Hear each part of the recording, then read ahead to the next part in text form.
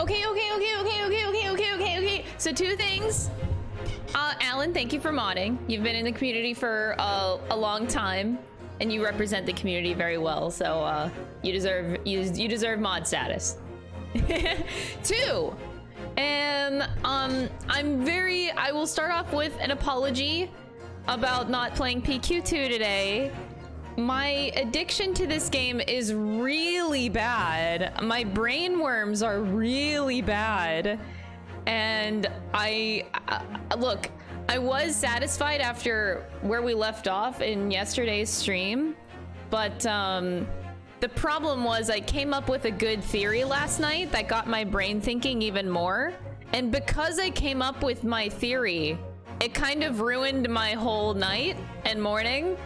And now I'm playing more Ace Attorney because I thought of a theory. So, yeah. So now we're here. I'm so sorry. It's so good. This series is so good. Wait, hold on.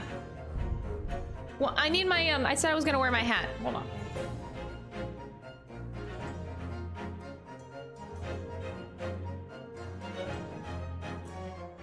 I have requests for the hat to come back. It doesn't go with my outfit very well though, but hat. Okay, so you guys want to hear my theory. Now, it's not so much of like a story theory, but something that I think is very relevant and I should pay attention to. So, I put this in the Discord as a log, so the Discord people can attest for what I'm gonna say. So I have come, obviously, I don't know how to start this. Obviously, I think about Sholmes a lot. He's very relevant in this whole story and this whole plot line. Like, he's very, very relevant. Attorney brain rot is real. Yeah, I do have a really bad brain rot. I'm so sorry. But so Sholmes is a very, very relevant character to all of the happenings in this story. I keep thinking about a lot of things, like why wouldn't Sholmes be on the hit list of the 4 people? That's just one of many questions. I have a lot of questions. Oh my god. But I think I have come to realize one thing about Mr. Sholmes the more I think about him. I have come to realize that I think it is very relevant what Mr. Sholmes remembers versus the things that he brushes off. And I think I'm gonna start paying attention to that a lot. He forgets a lot of things. And I don't think that's, like, it's a character quirk. But at the same time, I think that it's more than just a character quirk. Like, I think it's actually really relevant. If he forgets something, if he doesn't remember a person from a certain case, or if he doesn't remember how a certain case is playing out or how it played out before, it's because it wasn't relevant to him and it wasn't important to him. So he immediately, like, he has so much shit in his brain that he just, like, if something is unimportant, it just goes out of his brain. Like, he just brushes it off. And I think that's really telling to the important plot points in the overall picture, in the overarching picture of this game. So that's my theory. Not so much of a theory, I guess, but just something that I've come to pay attention to. One of the most interesting things that I think he remembers more than anything, seemingly. So there's 2 things. One, he never talks about Wilson. Ever. I don't think he's ever mentioned him. So there's that. Now that's just like an avoidance. I think there's really a lot. I think there's a really big packaged bag there that's just really relevant. The other thing is his remembrance of Mr. Barrick von Zeeks. He remembers him very well. And I also think that that's incredibly relevant. He doesn't remember a lot of people.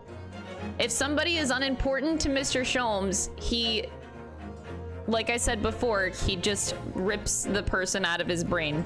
Not important. He doesn't need it in his head.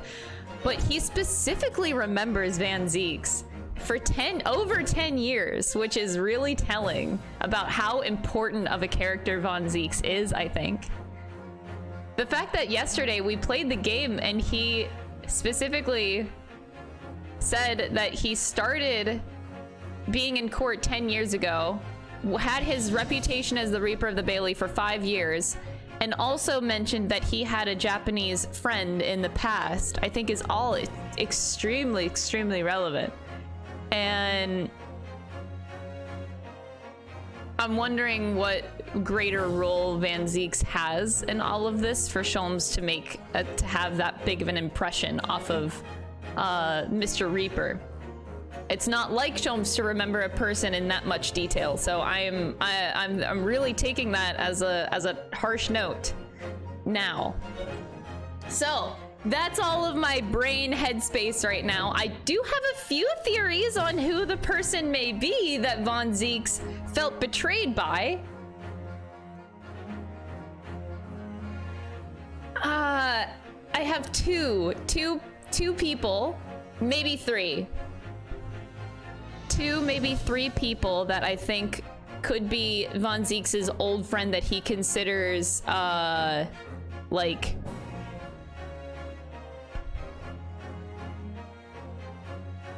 that he considered to be betrayed by.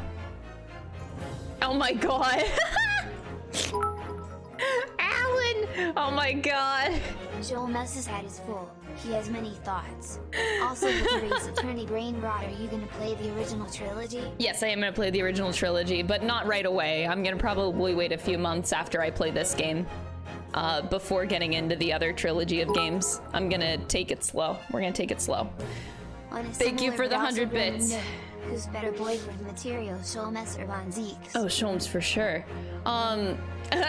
Also, Alan, I don't know if you have mod icons, but whenever you have mod icons in the chat, there's like a ban, timeout, and a delete message button. You get like 3 mod buttons. So usually whatever I do, what I do is I just click the timeout button and it's an automatic 10-minute timeout. So you don't have to like type it out necessarily, but those mod icons next to usernames are really, really useful. But don't worry about it too much. Take your time, take your time. But yeah, thank you for the 100 bits. So that's my headspace. I will give you the names of the 3 people that I think could be potentially Van Zieks' old Japanese friend that he keeps mentioning.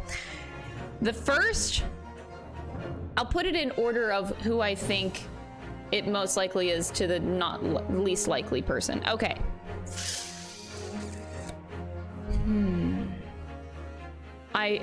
Okay. I think it's a character that we already know. I will say that. I do think it's a character that we already know. I think my biggest pick right now is going to be possibly Professor Mikitoba. I don't know how to think about that. Professor Mikitoba.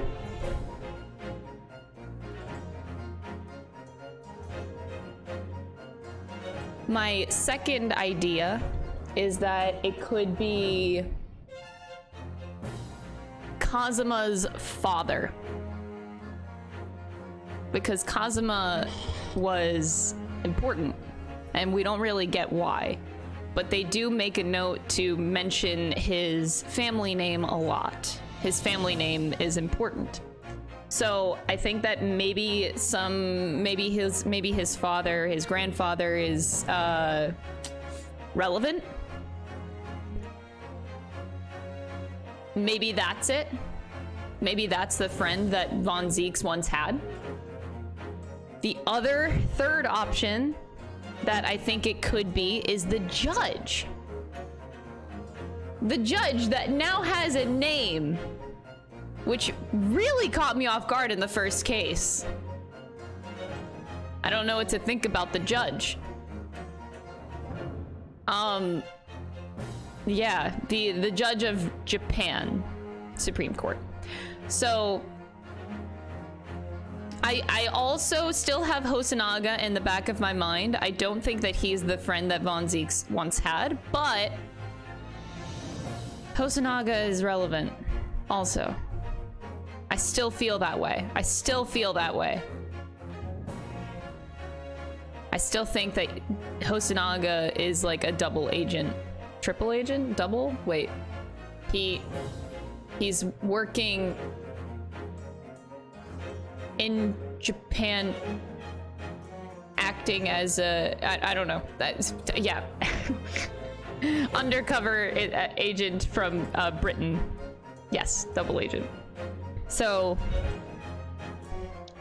those are my thoughts. I've been thinking all night. It's been terrible. My brain is a big pile of mush.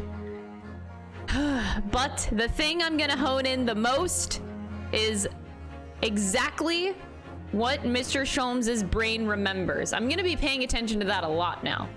So the stuff that he brushes off, I'll be like, okay, well, maybe that's just not relevant to the main plot, because if Sholmes doesn't remember it or he doesn't think it's relevant, I shouldn't think it's relevant. I'm gonna start off with that thought, and I'm gonna carry out that thought with the rest of the game. Which also tells me that Natsume isn't that important, because he consistently forgets Natsume exists. Natsume's cases are important, but not Natsume himself. He keeps forgetting Natsume a lot, so that just tells me that he's just like a throwaway character that gets caught up in all this shit. Poor guy. All right, so that's all of my theories put out there. That's all I have to go on for right now. And I hope that what I'm saying is like relevant in some way, shape, or form. Otherwise, this is gonna sound really stupid, because now I'm paying so much attention to Sholmes that if my theory about his brain is wrong, then this is gonna be very embarrassing the rest of the playthrough, because I am heavily going to rely on it. So, we'll see how this goes. But I think it's time that we play. We got a trial to do, and apparently Sholmes is attending this trial as well. So I think I'm ready. I think I'm ready. I think I'm ready. All right, where's my button? Okay, there we go. I'm ready. I'm ready for the trial. Trial part 2.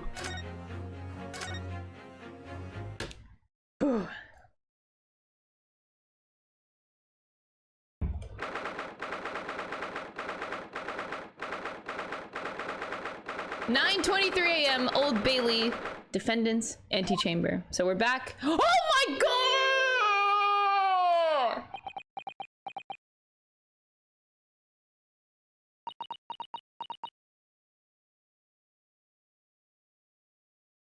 Why? I hate it so much.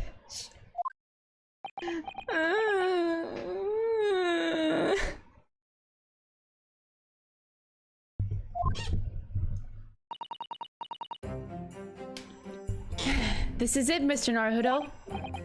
It's time to put an end to this. To the miserable curse that has been plaguing Mr. Natsume, to everything. And in my own small way, I shall do everything I can to help you. I always appreciate your help, Miss Sasato. Suffering! Sosuke! Selfishly sidelined! Sosuke, Sosuke. Good morning to you too, Mr. Natsume. Good morning! Good morning! Welcome to Mr. Naruto Esquire! Listen to you two chatting away happily as if the main player of today's trial isn't here. Why would you do that? Why? Oh dear. We didn't mean to cause offense, Mr. Natsume. I thought perhaps that because you had your eyes shut so tightly you were meditating, finding inner calm. It seemed wrong to disturb you. I was waiting!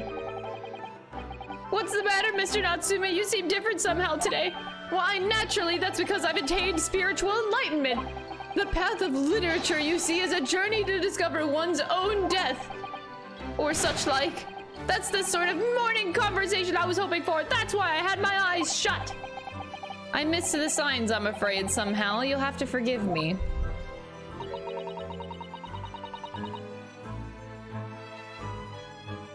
And you mustn't talk about your own path leading you to death, Mr. Natsume. That was just an example! Oh yeah, there it is, inner calm. You barely came to see me at all yesterday. I was sure you'd abandon me and return to our beautiful long-lost homeland. We've not even been in Great Britain a week yet.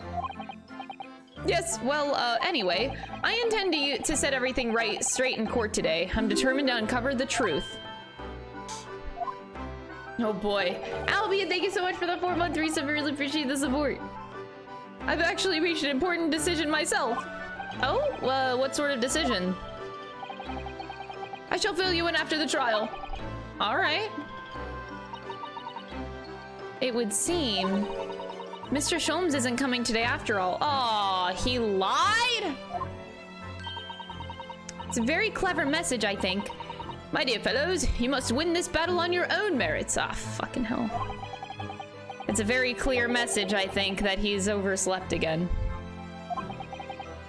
The great detective, my arch nemesis.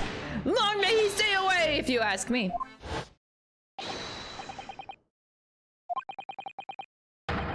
Trial's about to begin. Make your way into the courtroom immediately. Today, once again, we face the Reaper. And when the Reaper stands for the prosecution, the defendant's fate is sealed. But I don't believe in that legend anymore than I believe in Sosuke-san's curse. The truth is hidden here somewhere, and I won't let it escape me. I have to keep believing in my client and keep fighting to the very end. That's all.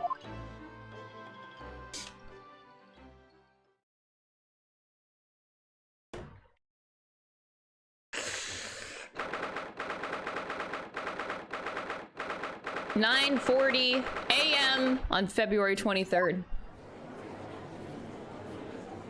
All right, we're back. In the name of Her Majesty the Queen, I hereby declare this court to be in session. I call upon the counsels for the prosecution and defense to declare their willingness to proceed. The prosecution is ready. Yes, the defense is ready. Very good. Now I shall call upon the 6 ladies and gentlemen of the jury, chosen by lot to represent the will of the people in this trial. Are you ready to proceed? Absolutely, justice will be done, you mock my words! I feel obliged to say, I feel especially ruthless on days when my hat is sitting just right. Oh well, I wonder if you could just adjust my hat for me, and please, be it as ruthless as you like. The thieves deserve to die if you ask me, especially ghast thieves. I've no sympathy for the man at all. Look, I said it yesterday and I'll say it again now. I don't have time for this. I've got my own problems. Oh, may the Lord show us the light here and lead his flock to a righteous verdict again today. Lord Van Zeek, so what can you tell us? The prosecution's report, please, for the court. In relation to the theory expounded by the defense yesterday regarding the defendant's tea. So he does have the results. All right. Chalice number 1. Wait, this is technically a continuation. Do we go with yesterday's numbers? Or do we have all new? No. I think it's the continuation of yesterday. So yesterday was 2 wine bottles, 4 glasses, and no legs. That was, I think we went through 4 glasses. So this is a continuation because it's the same trial. Same trial. Before the prosecution delivers the black news about the black tea belonging to the black guard in the dock. Pray, allow me a moment to savor a liquid of a more sanguine hue. In fact, I'll defer to the good detective for the report. Here's to you, Inspector. Yes, sir. Thank you, sir. As indicated by the defense, we found a bar of soap just outside the victim's window in the snow. and there was indeed a frozen reddish liquid and a little depression on the top of it. Yes, that's the tea. That's what Mr. Natsume brought with him that night. That's the tea. Ha ha ha ha ha. Okay. Well, the brains of the yacht analyzed it, and yes, you're right. It was tea. And there wasn't a trace of strychnine or any other toxic substance in it. No poison at all. In other words, the tea that the defendant brought with him to the victim's room is innocent. It's in the clear. What a revelation! As I suspected. This makes it quite clear. The defendant, Mr. Sosuke Natsume, is blameless here. Oh. My learned friend is jumping to conclusions again. A typical Nipponese reaction. What? Yes, it's true no poison was found in the few drops of liquid recovered from the soap on the window ledge. But what logic is that? Would you take a drop from the Thames and conclude that the water in the ocean isn't salty? My word, the water in the ocean is extremely salty, Counsel. Ah, let's say that's glass number 5. I think we went through 4 glasses last time. I'm fairly certain about that. So that's number 5. Somebody can cross-check for me. Unfit for drinking, just as the victim's tea was on the night in question, as the court has already heard. Bitter was the precise word from the lips of Mr. William Shamspeare, whom the prosecution now calls back to the stand.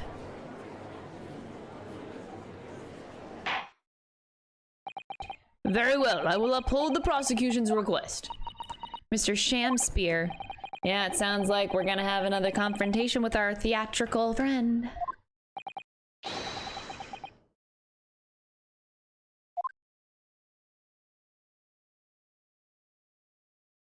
Oh god, there he is. Oh god. Mr. William Shamspeare, the victim of this despicable crime. Oh heaven, oh hell, do you command me to remember?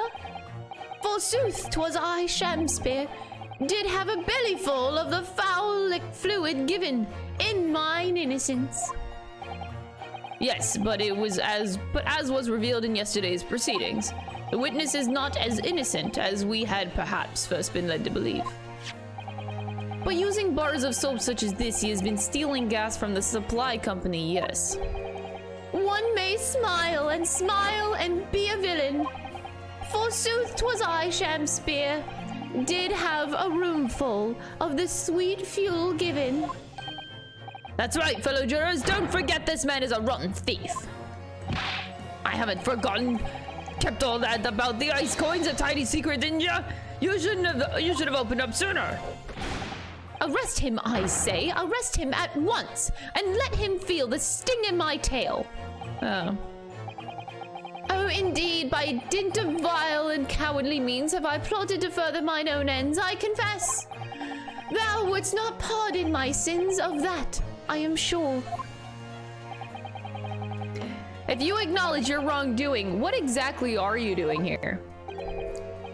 Cowards die many times before their deaths, and for a coward such as I, death be well deserved. But would it that a still greater crime passeth unpunished?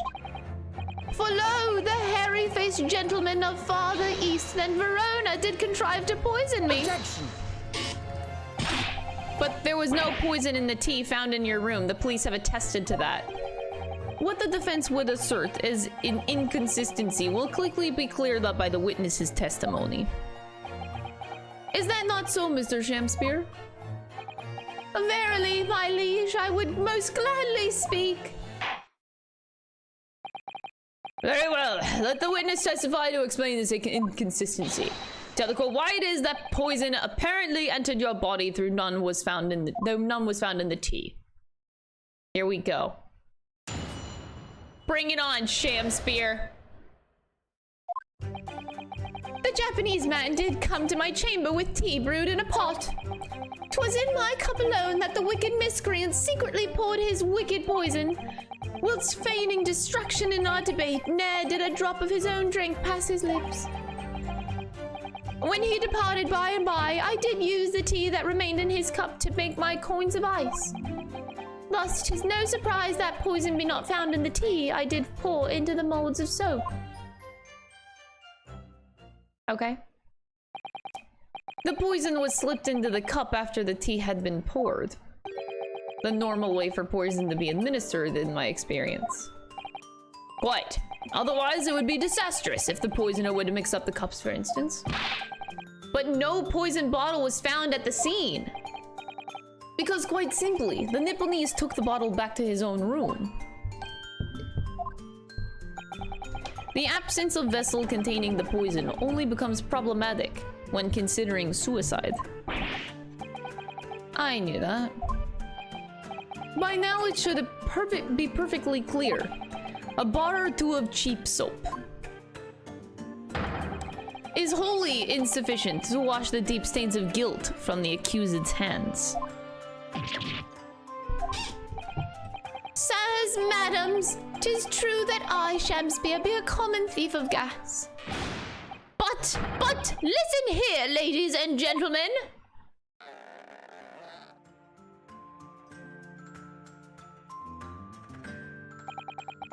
Wherefore would I lie? Verily, I have no cause. I have naught to lose. Well, I do declare. Thank you for your testimony, witness. Counsel, proceed with the cross-examination. Yes, my lord. Here we go. First one of the day. Let's go. The Japanese man did come to my chamber with tea brewed in a pot. Yes. 'Twas in my cup alone that the wicked miscreants secretly— Okay, what? Hold it! Are you saying that you saw the moment when the poison was added to your tea? To have witnessed the act and then drank the tea? Thou dost describe the actions of a fool. Quite so, quite so. But no one likes going thirsty, do they? Sooner would I die quenched than parched. Would I have the choice? What? Actually, on the night in question, the water main was frozen, I believe, wasn't it? Were it not for the tea, in sooth, I would sooner have died frozen than quenched or parched. Right, no ice coins means no heating. The witness has more than one brush with death on the night in question, it would seem. Remind the court, Mr. Shamspeare, as to whether the accused drank any of the tea which he brought with him. With the greatest of pleasure, my liege.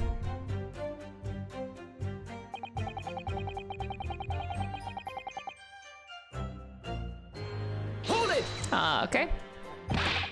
But the teacup Mr. Natsume drank from was found completely empty at the scene. And let's not forget the defendant's maxim, drink tea while it's hot. I did gulp from the poisoned cup that night, and in mine agony did I writhe uncontrolled.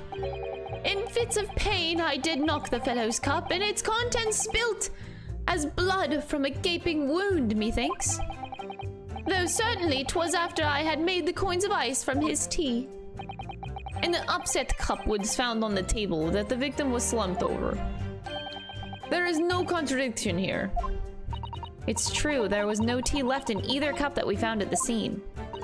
But still, something about this statement is troubling me. I know what it is. It's Mr. Natsume's wise drink tea while it's hot maxim, isn't it? No, but no, I'm not sure that's it.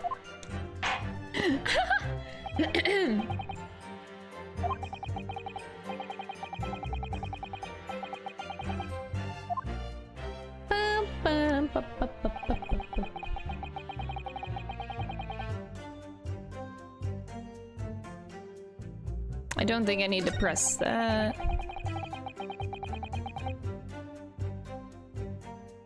I think I know what to do here, but I'm just gonna end it and see what they say.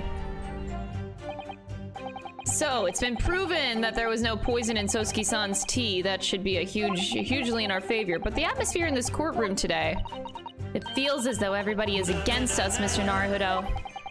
It must be the Reaper's poison. Yo, Shotkage, thank you so much for the tier 1 sub. I really appreciate the support. I hope you enjoy the emotes. I'm afraid that if we don't find a significant flaw in this testimony somewhere, the jury will pounce and find Mr. Natsume guilty. Really feels like we've jumped into the fire here.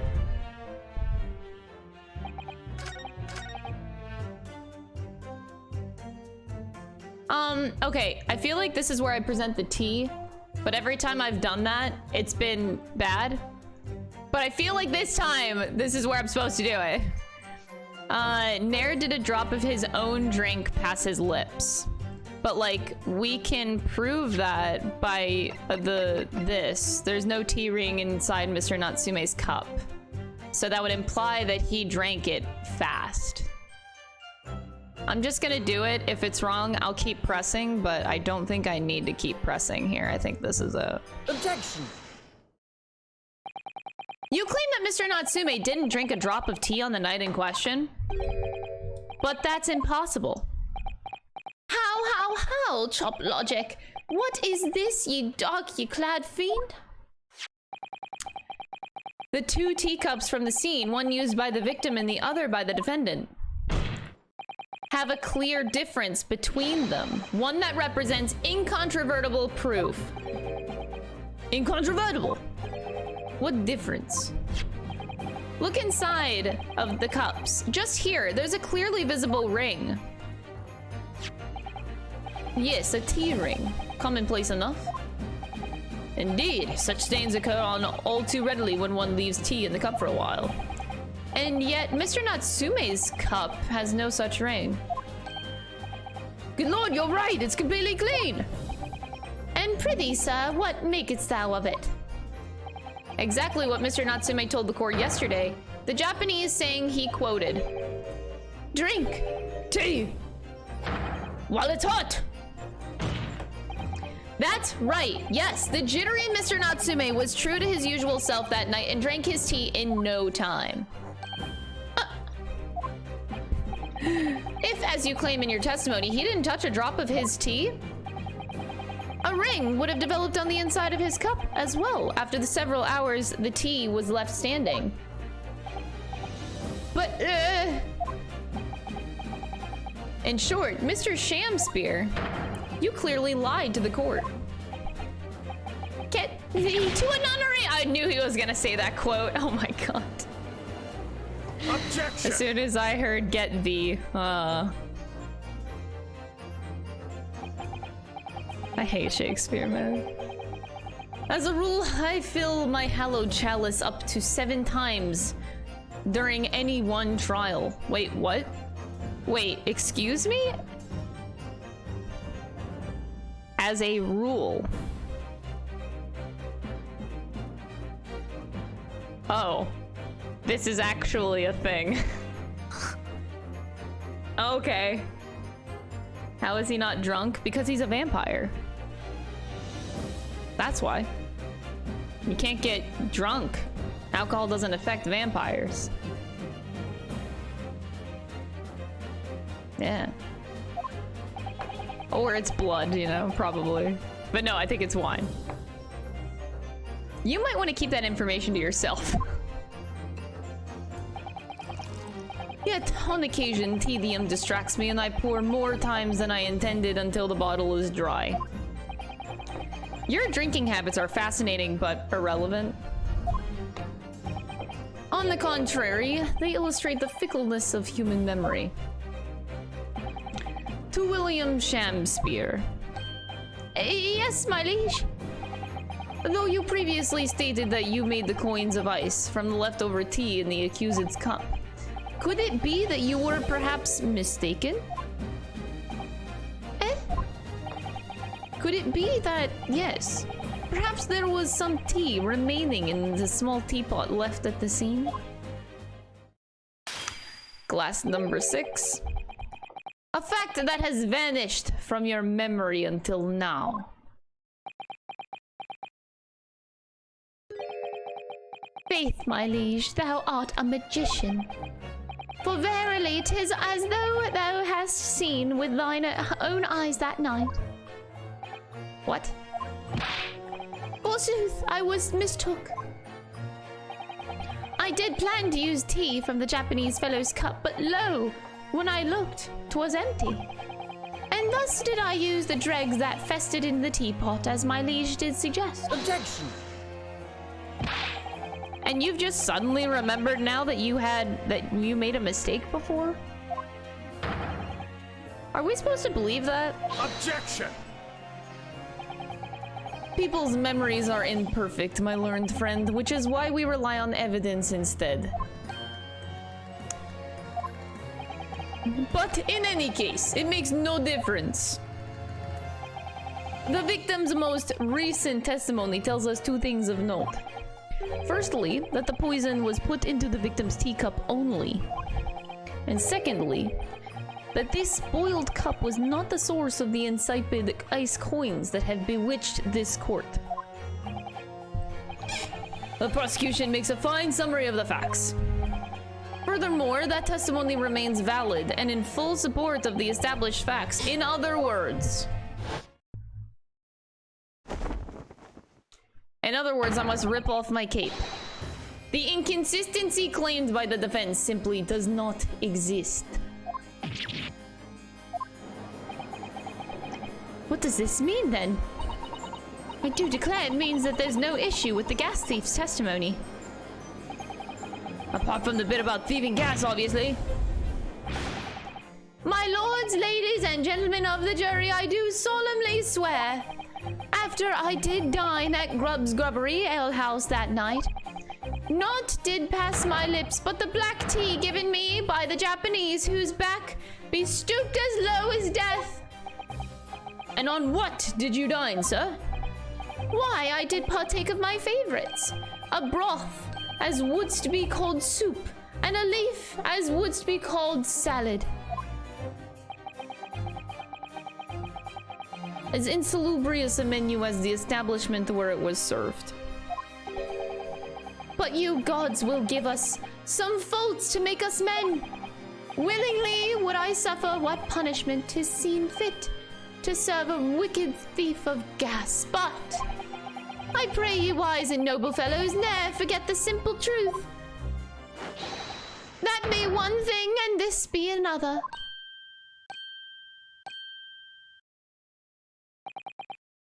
Jurors all, your humble servant Shamspeare doth entreat you, punish the Japanese fellow for his sins.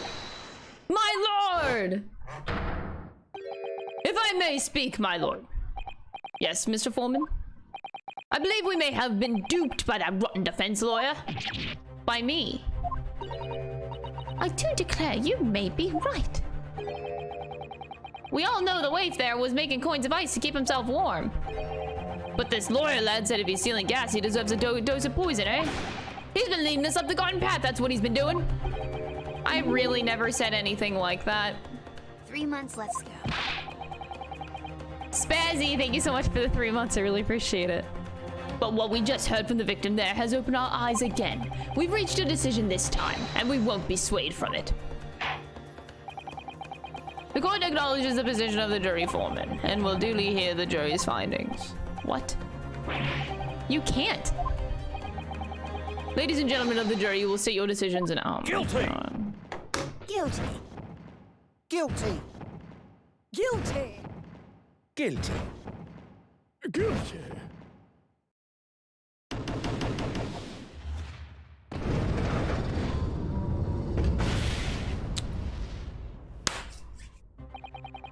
All right, here we go, bitches. Oh, happy day. How is this happening? My lord, the defense asserts its right to carry out a summation examination. Very well, the court upholds the defense's right. Typical. My learned friend is unable to accept the obvious truth. This trial will therefore enter its second summation examination immediately. Jurors, the court calls one each of you. To state the grounds upon which the defendant is guilty find crime which he is charged.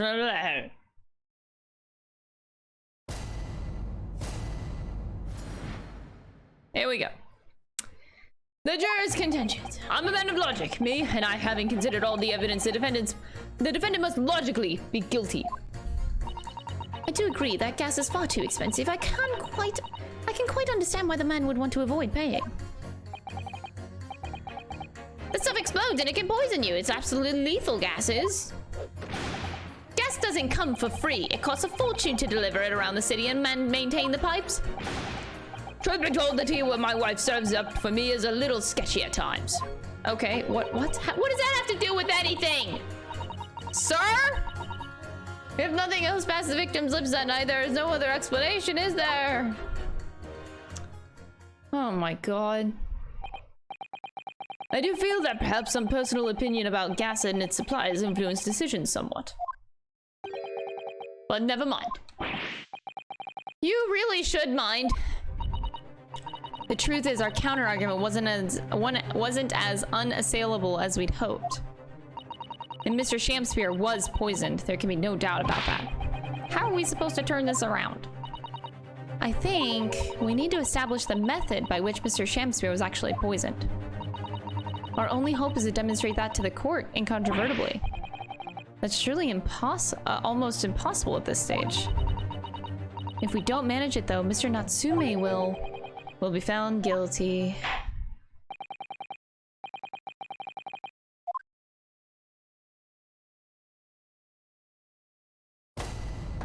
I hate how the smile, the fuck in the background just smiles. Ugh.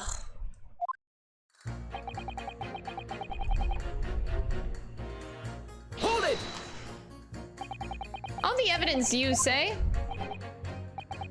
There's no room for doubt. It's all pointing at that Japanese man with the big mustache. Says the Englishman with the bigger mustache. Which means we need to show the man some new evidence to make him change his mind. If only we had that kind of evidence. Don't worry, the summation examination has barely started, really. Perhaps there will be a shift in the situation that shows an existing piece of evidence in a new light.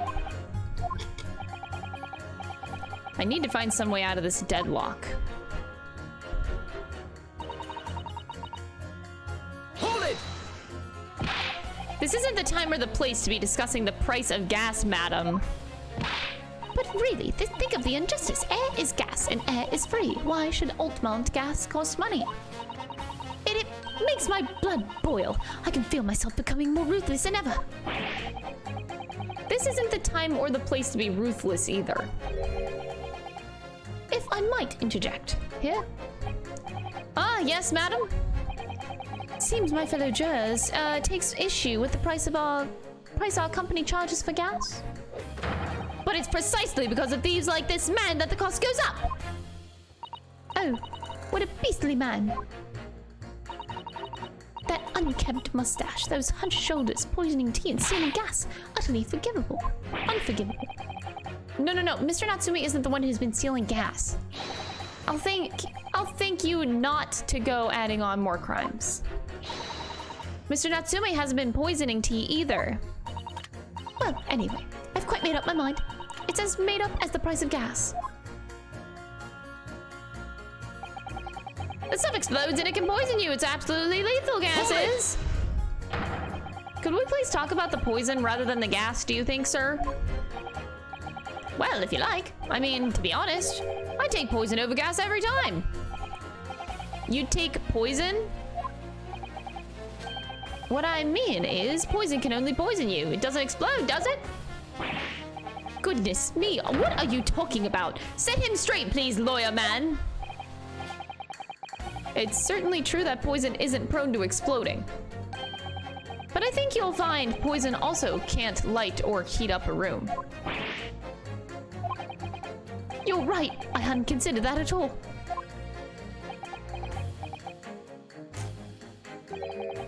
Young lawyer man? Yes? You have a good head on your shoulders. We could use someone like you as our company's legal representative. Well, I wasn't expecting to pick up more business in the middle of a trial, that's for sure. Anyway, the point is I haven't had the best experience with gas companies in the past. Gas doesn't come for free. It costs a fortune to deliver it around the city and maintain the pipes. Hold it! Can we please refrain from all this talk of gas? There's an all-out attack underway here, in case you hadn't noticed, against my company's gas. And I'm supposed to sit here and take it, am I? I don't think so. She's really buzzing now. Aw, thank you, Alan. Best mod ever. Thanks, man. All I've heard about our wonderful fuel is explosions and poisonings. What about electricity? What about getting electrocuted? What about that? A little explosion here and there is nothing in comparison. Any explosion could hardly be described as nothing, madam. Nevertheless, the theft of your gas is deplorable. My point exactly, but the gas thieves aren't even the worst of our enemies. We have far more devious reprobates to contend with on a daily basis, you know? More devious who, madam? Other gas companies, of course. Other gas companies? Not quite what I was expecting. We generate gas and we deliver it to our customers fair and square. Indeed, nobody is questioning that, madam. Altamont is an exemplary gas company. But there are other unscrupulous gas companies here in London that don't even have any gas at all. What? But if they don't have any gas, how do they go about selling it to people? You wouldn't think it possible, would you? But they steal our gas, you see, and sell that. They steal your gas? How on earth is such a thing possible? Gas companies like ours deliver gas to people's homes via a network of pipes. But these devious reprobates secretly disconnect our pipes and divert our gas into their own rotten pipes. Then they make a contract with the household supplied by those pipes and take money for the precious gas that's rightfully ours without us even knowing. They're diverting gas into their own pipes illegally. What a brazen form of theft. When we visit customers' houses to collect the money from their meters, we always have to check whether or not one of these devious companies has been up to its tricks. Excuse me. Do you have something to say about that, juror number 3? Oh golly, you mean me? I'm terribly sorry. I was just thinking to myself. I really did catch him off guard there. Thinking about what the lady next to you was saying, correct? Well, yes. I just got a little riled about it recently, you see? Go on. An Altamont gas worker visited my house the other day to investigate the pipe work. We need to ask for your cooperation while we carry out a secret check of your property, sir, the fellow said. So I let him in, and do you know what he did? I'm afraid I have no idea. Please tell us. He proceeded to take one of my lights off the wall. Then he grabbed the exposed mouth of the pipe and started blowing into it. What do you think you're doing, young man? You're giving away company secrets there. Oh, please, everybody knows. But it was very nearly the death of me, I can tell you. What do you mean? I'll explain if you don't mind. As I said before, these unscrupulous other gas companies connect customers to our pipe network.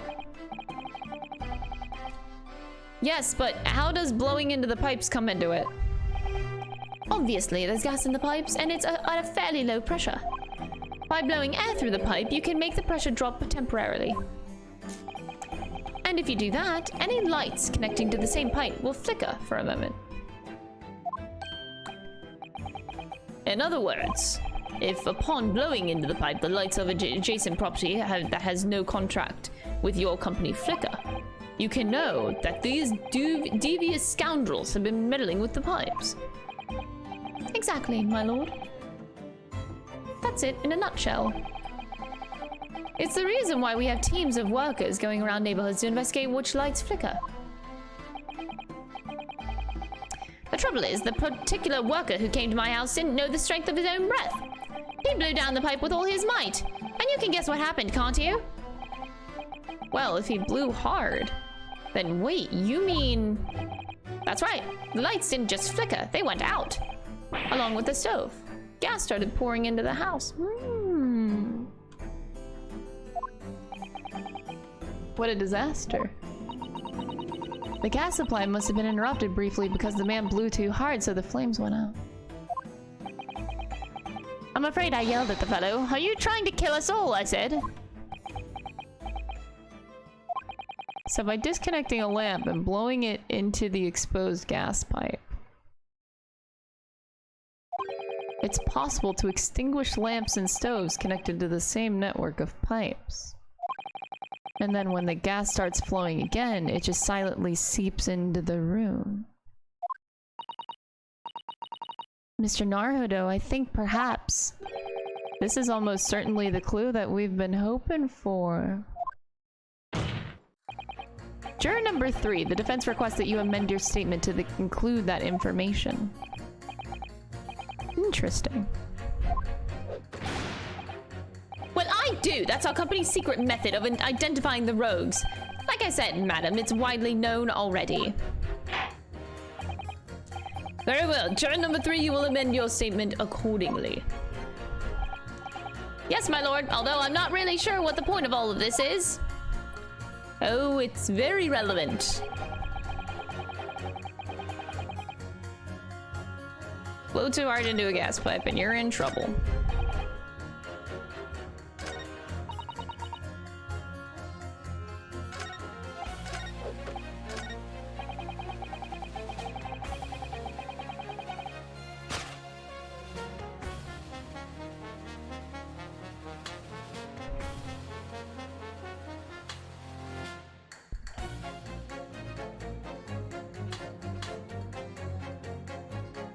Maybe I shouldn't do this so fast, but whatever, I have 5 strikes.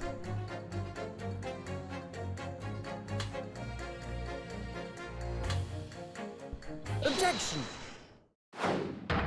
Those 2 statements clearly contradict each other. Juror number 6, did you hear what juror number 3 just said? Well, yes, of course. I hear him mumbling about something or other. There is another explanation here, I believe. Something besides Mr. Natsume's tea. Indeed, in a manner of speaking, past the victim's lips on the night in question. Explanation. I wonder, did the police check the mouth of the gas pipe feeding the wall light at the scene? To see if there were any traces of poison there? I was curious to see what your floundering would result in this time, but the mouth of the gas pipe? Scotland Yard have enough to do without exploring such irrelevance. What a piece of work is a man. What are you trying to say, Mr. Shamspeare? What speakest thou, prithee? Is it not strange and strange? That is what I say to thee, sir. I thought I'd been quite clear, but let me put it another way.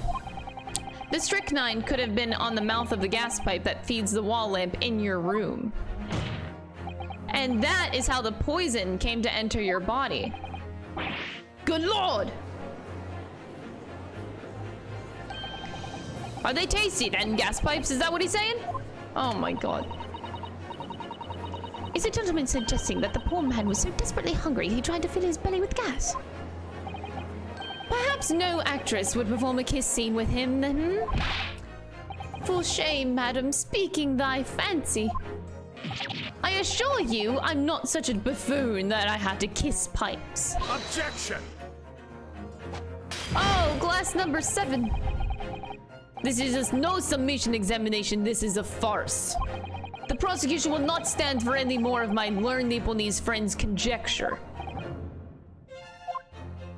Oh, and immediately brings out number 8. To begin with, the lamp in the victim's room is high on the wall. In order to place his lips to the pipe that feeds it, he would have to be a contortionist. These are empty assertions. Oh my god! And chalice number 8 goes immediately! Record-breaking, chalice-breaking! Ah! There's no possible proof that the man did as you say. Objection! It's true, I have no proof that Mr. Shamsphere put his lips to the pipe. However, I can say with some certainty that on multiple occasions, Mr. Shamsphere has been doing something in front of that lamp on his wall. I have evidence to prove it. We do. Thank you, Mr. Sholmes. All right, you got our attention, lad. I'd like to see how you can be so sure of yourself. So would I. I'd like to see this evidence then. Now that I've got the jury's ear, I need to make this opportunity count. This is the proof that time and time again, Mr. Shamsphere stood in front of his gas lamp. Thank you, Mr. Sholmes. What the? These are, wait, what are they called? Yes, skin prints that were found at the scene. Skin prints, Council. I've never heard of such things. The Justice Ministry is currently assessing whether or not to permit fingerprints as evidence in court, however. My lord, this is an exciting new forensic technique developed by the great detective, Mr. Herlock Sholmes. It reveals all of the places that Mr. Shamsphere touched in his room. I've never seen anything like that. I mean, that's black magic, isn't it? Well, if anyone could invent something like this, it's the great Miss Sholmes, fellow. That's for sure. I agree. This month's edition of Engineering Thumbs was quite fascinating. We found skin prints in many places that you would expect on the table, on the costumes. However, Mr. Shamsphere also appears to have been touching some very unexpected places in his room. For example, here, around the hanging picture there. Indeed, multiple handprints appear to be visible. Well, I wonder, could he have been appreciating the artwork, perhaps? At first, my colleagues and I thought the same. However, imagine standing with your hands where those prints are, and you would find yourself directly in front of... Ah! I don't believe it. The gas lamp. Though the reason why isn't immediately obvious, it's clear that Mr. Shamsphere has regularly been standing with his hands to the wall in front of that lamp. Right. What have you been up to, you nut? I'd ask the court to recall juror number 4's earlier statement. You said that blowing into a gas pipe would make the lights in the entire building flicker. And now, if you'll recall juror number 3's statement, when the gas worker who visited his home blew with too much force into the pipe, it caused all of the lights in the gas stove to go out and gas to start leaking into the rooms. Obviously, that incident was an accident. However, the simple fact is, if Mr. Shamsphere were to have blown hard into the gas pipe here in his room, he could have extinguished every other light and gas stove in the building at will. Are you suggesting that the man purposefully caused the gas to... Objection! Oh, okay, glass number 9. We haven't gotten a leg yet. Whilst I acknowledge that the prosecution has required to remain silent during a summation examination, I must toast my learned friend's utter disregard for the letter of the law. What is the meaning of this, Lord Van Zeeks? This curious photograph, or whatever it is, presented by the defense, this so-called skin prints, clearly that cannot be accepted as any form of usable evidence in this case. Damn, he really has it out for Sholmes. But it's an exciting new forensic technique developed by a great detective. It's nothing! A mere toy developed by an amateur sleuth with too much time on his hands. Chalice number 9 is gone and he fucking hates Sholmes. Certainly, even research of this nature by the esteemed Mr. Sholmes cannot be recognized by the court as formal evidence. But... Please, my lord, if I may. Mrs. Sato? It was not the defense's intention to submit the skin prints as formal evidence. We merely wish to present the results of the great detective's investigation of the scene as a tool by which to explain a possibility to the ladies and gentlemen of the jury.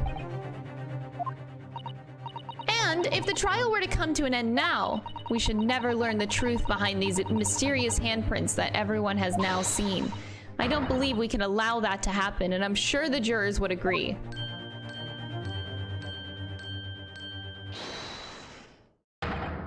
You're right. Whether those strange handprints are a significant clue or not, it's down to us to decide. Juror number 3. Oh yes, I do declare the great detective's investigation results sound absolutely fascinating. And I want to hear what that shady fellow has to say about those shady handprints. Only 2. I only got 2. Come on, I need 2 more. What's the matter with you two? That was foolhardy. I did say it, didn't I? And I don't like to break a promise. No, wait! You heard his lordship. It's not fair to dink him evidence. Yeah, get him, old man! One more!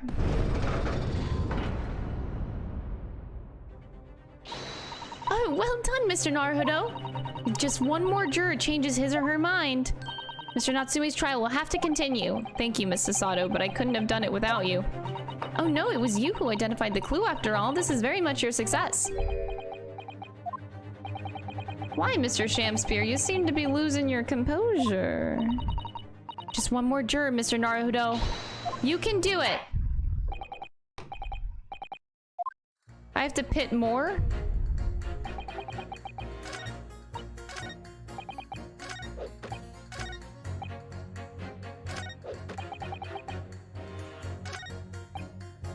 Hold it! You mean it's poisoned? That's right. It happened a tiny few times now. This is most troubling indeed.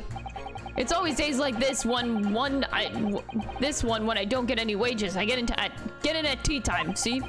And I see her doing it, my wife. She gets that devilish look on her face and she slips some white powder into my cup. You mean like sugar? And you drink it anyway? I was brought up pauper, I was. If someone gives you a cuppa, you drink it. And what happened to you? What did it taste like? It was god-awful, believe you me. Salty as hell. Salty?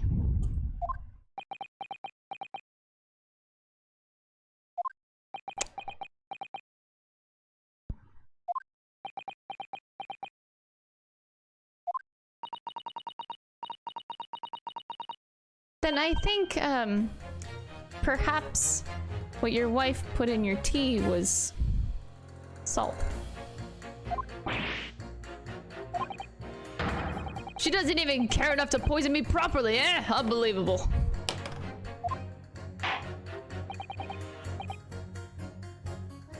Let's move on, please!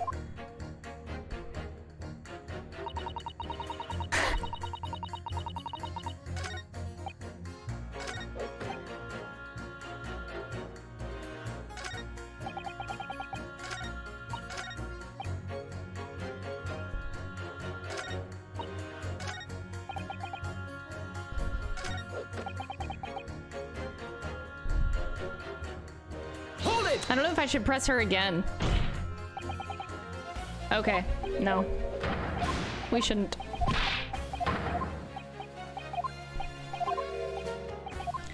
So... do I pit them? It's like my only 2 choices here. I only have 3 people left.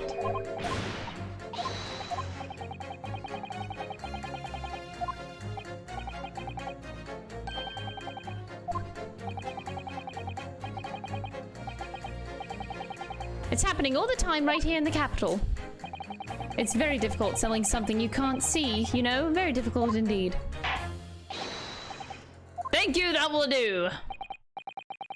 Clearly this is a very involved subject, but I feel we have to digress rather too much already.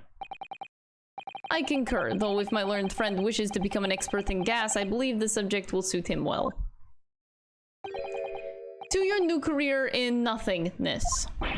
Thank you so much. You will turn your attention to the next juror's assertion, please, counsel.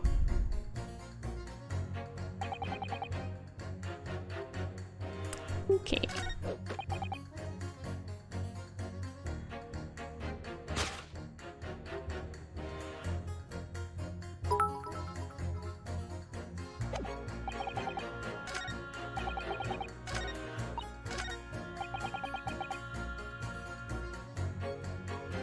Spazzy, thank you so much for the 100 bits. Wait a second, hold on.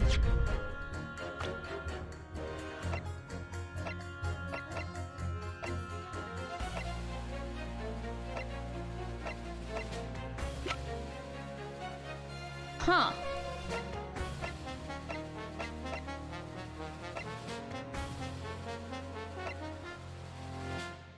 Von Zeeks is a lot younger than I thought. 32.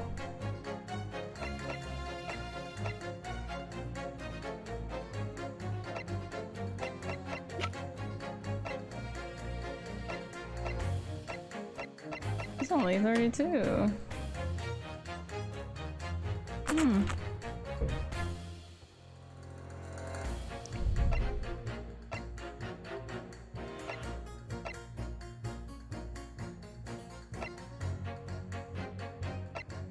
Sorry, I'm not, this is completely unrelated to what we're doing right now. So Sholmes is 34. Gregson, 44. 32. Interesting. Okay, anyway. I need to do something here. Hold it! All the evidence you say, that's right, there's no room for doubt. It's all pointing on that Japanese man with the bug mustache. Why is my... The defense just demonstrated another possible explanation for the events on the night in question. What do you make of that? Your so-called skin prints. It's an exciting new forensic investigative technique, developed by the great detective himself. The numerous handprints on the wall are clearly out of the ordinary. And if Mr. Shamspeare has indeed put his mouth to the gas pipe on the night in question, it can't be denied that there's a possibility that's where the poison was. I won't deny that it's playing on my mind. But as the prosecution rightly says, we should pay no heed to unacceptable forms of evidence. And besides, even if the fellow has been up to some mischief with the gas pipes dozens of times before, doesn't mean he got up to the same shenanigans on the night in question, does it? If you can't make your case better than that, I'm afraid I can't change my stance.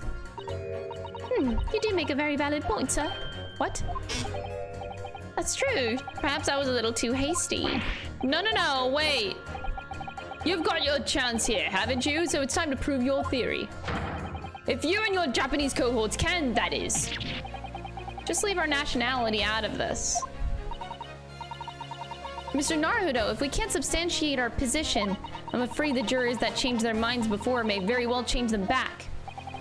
What can I do? Is there any more proof that I can give here? Can I show that Mr. Shamspeare really did blow down the gas pipe on the night in question? I have supporting testimony. Oh, Mr. Garadab. Can we present Mr. Garadab? Is that possible? Let's try it. That's all I have to go on right now. In truth, I don't have any evidence to support my theory. However, there is a witness testimony that substantiates it.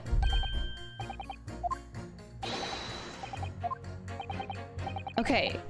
Yeah, it would make sense because Mr. Garadeb knows about the lights flickering and the lights going out. He has knowledge of all that. So, Mr. Garadeb. Take that! Well, Mr. Foreman, does that convince you? I hope so, because I got no other ideas here. I don't think he was listening. Fuck! Why wouldn't that work? I don't understand.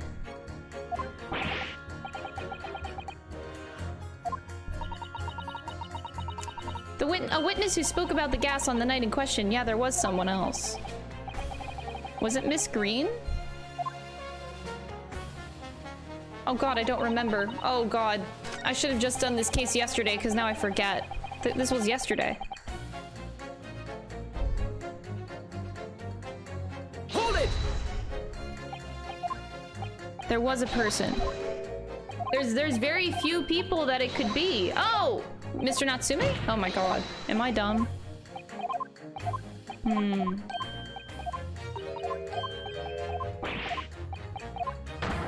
It can only be like 2 people.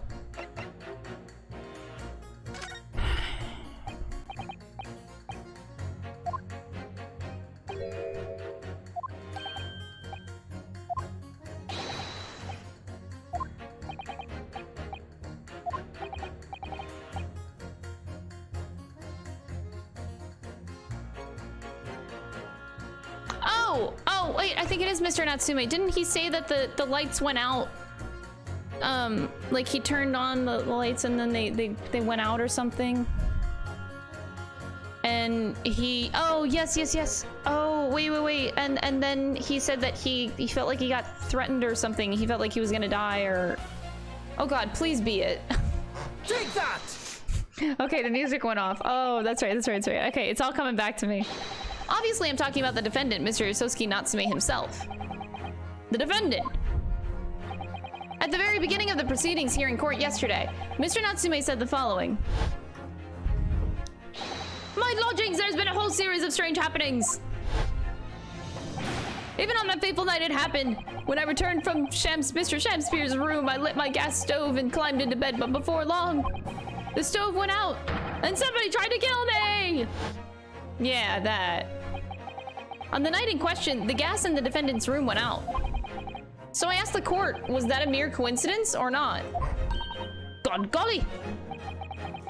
So that Shamspeare fellow blew air into the gas pipe to make the man's stove go out on purpose?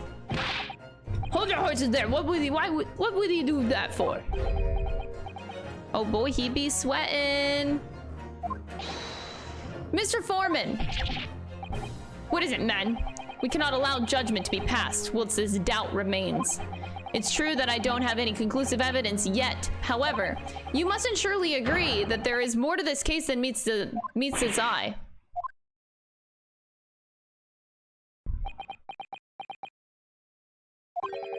Fair enough. Like I said at the outset, I'm a man of logic first and foremost. Oh, are you? Okay.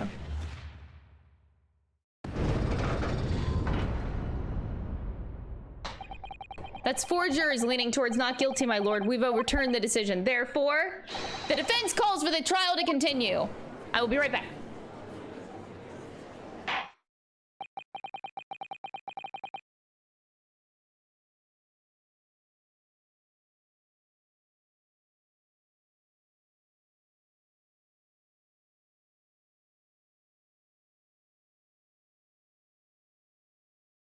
I am back. The summation examination has concluded with a majority of jurors altering their decisions.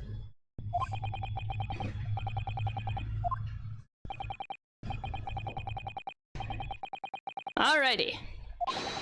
Continuation of the trial. Yay! We did it. Good job, chat. Everybody did it. We all did it. We all worked together. My lord, how can I, humble Sam Shamspeare, serve thee? What say you in response to the various revelations made during the summation examination? So God mend me, I do solemnly swear. I recall aught of either the lamp or the pipe. Your handprints have made a tiny mess all over the wall there. How do you explain that, eh? Chad did something? Yeah, you did. 3rd wine bottle?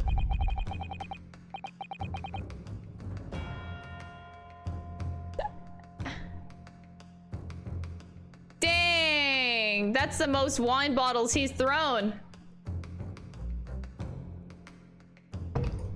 I'm done with this. The dignity of this great courtroom has been sullied enough already. Juror number 5. As I went to some pains to point out already, a print from the self-professed detective's toy has no place in the British court of law. As such, whether or not this man did indeed stand before the gas lamp with his hands against the wall remains at this time unestablished conjecture. You would all do well to remember that. Objection! The prosecution must concede that it would be extremely simple to verify. Just order the mouth of the gas pipe feeding that lamp in Mr. Shamspear's room to be examined. If there are traces of poison there... Objection! What appears to be extremely simple is my Nipponese friend's mind. You will recall that in order to check for the presence of the poison in the tea, some remnants of tea were required. Therefore, it shouldn't be able to be beyond your wit to imagine that even if poison were to have been spread on the pipe, it would have completely evaporated by now, making any analysis impossible. I didn't think about that. In any case, counsel, I failed to see what could possibly have motivated the man to do as you describe. Why on earth would this fellow have wanted to blow air into the gas pipe work where he lived? There's only one possibility that I can think of, and that is to use the leaking gas to commit murder. Got him, sucker. Precisely whose life do you propose this man was plotting to end? The answer couldn't be simpler. Now we're unraveling the mystery this far. Mr. Shamspear wanted to end the life of Mr. Natsume. Take that! If a gas lamp were to go out, it would be noticed immediately, of course. But a gas stove, on the other hand, could be silently extinguished by the killer without anyone noticing. I live around these parts myself, so I know what it's like. I can tell you trying to sleep without the stove lit is pretty much suicide. You'd freeze to death in no time. Mr. Garadev, the landlord, has a large fireplace in his part of the residence on the top floor. In other words, it wasn't the landlord, but a fellow lodger whose life Mr. Shamspear was trying to end. Outrageous! I'm talking, of course, about the defendant. Mr. Natsume isn't the villain in this case. He's the victim this man was trying to murder. Objection! Got him. What do you say to that, Van Zeeks, huh? The accused is actually the aggrieved. Interesting. However, the fundamental facts of the case remain unchanged. Namely, that the accused is the aggressor here. What? How can you still claim that? Let us indulge your fancies for a moment and assume that there was indeed poison on the mouth of the gas pipe. The question then arises is who put it there? Who did put it there? The only logical conclusion is that the person responsible was aware of this man's trickery with the gas supply and his intent to kill. That would seem indeed logical. If the assailant were unaware, how would he or she have known to lace the end of the gas pipe with poison? So now we must ask, how can anyone have known of Mr. Shamspear's murderous designs? You mean to suggest? Naturally, the sole possible answer to that question couldn't be more obvious. Only the man whose life was being threatened could possibly have known. What? In other words, the person who put the poison on the gas pipe is in what was a clear retaliatory attack can only have been the accused, Mr. Soseki Natsume.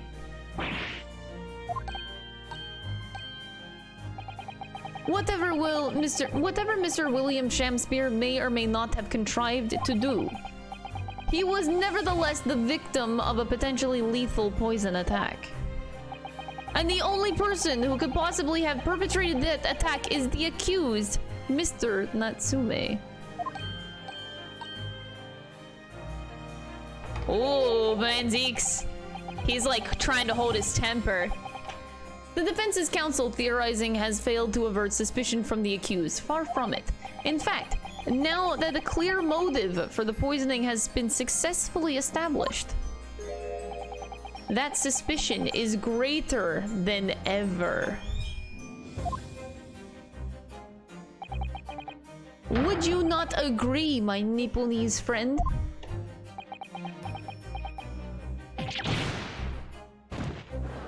Time is very important.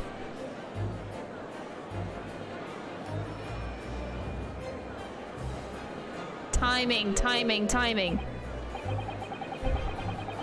How did he manage to turn that around me so rapidly? We're still missing about 2 hours of time. Mr. Naruto, you must respond. Otherwise, the members of the jury may very well change their leanings against us again. And this may be our last chance to gain the advantage. What advantage? It would seem that somebody put poison on the gas pipe in Mr. Shamspeare's room. So we must name that person now and absolve Mr. Natsume of guilt. You mean name the true culprit? Lucky number 7 smile. Thank you, the killer. Thank you so much for the 7-month resub. I really appreciate it. I know it might sound impossible, but if we fail to do that, I have no doubt that Mr. Natsume's fate will be sealed once and for all. As it happens, one possible culprit does come to mind. The evidence, the poison, it's all pointing to a particular person now. It is? Yeah, it totally is.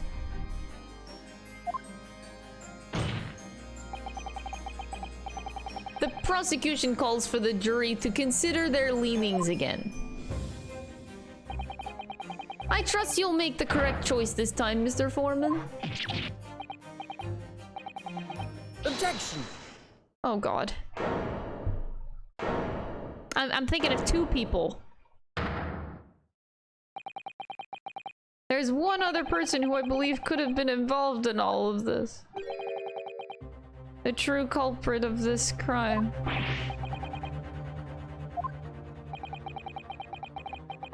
The term found only in second-rate novels featuring third-rate great detectives, my Nipponese friend. But why not? This farce has gone on for so long already, I see no reason to cut it short before its disappointing climax. Thank you. Tell us, my learned Nipponese friend, what is your latest theory? Uh-oh. Okay, I have 2 thoughts. I feel bad. I feel really bad because I don't want to suspect. She can't have done it. Wasn't she comatose at the time? The meter man?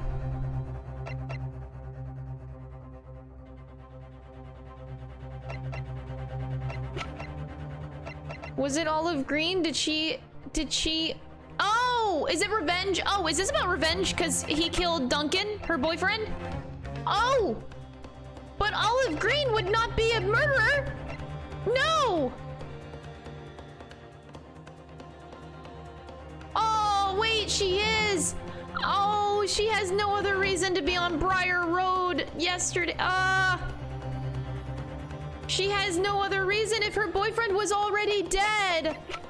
Her boyfriend was already dead a month ago. So her only reason for being on Briar Road that night. Oh. She had no business there. She doesn't even live there. She doesn't even go there. Oh, poor girl, no! I don't know. Nothing else makes sense. Oh no, oh no. I don't want to accuse her. Take that! Please tell me it's wrong. I'm wrong, right? I'm wrong.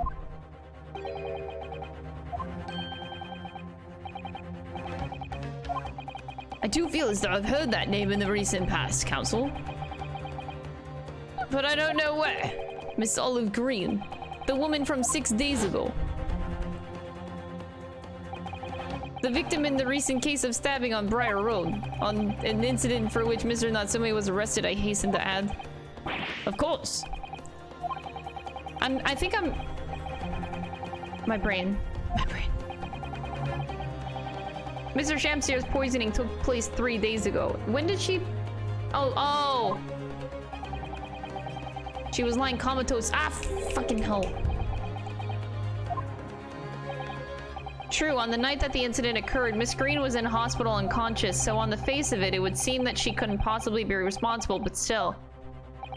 My colleagues and I visited Miss Green in hospital yesterday. Wait, did I actually get it right? They're making me doubt.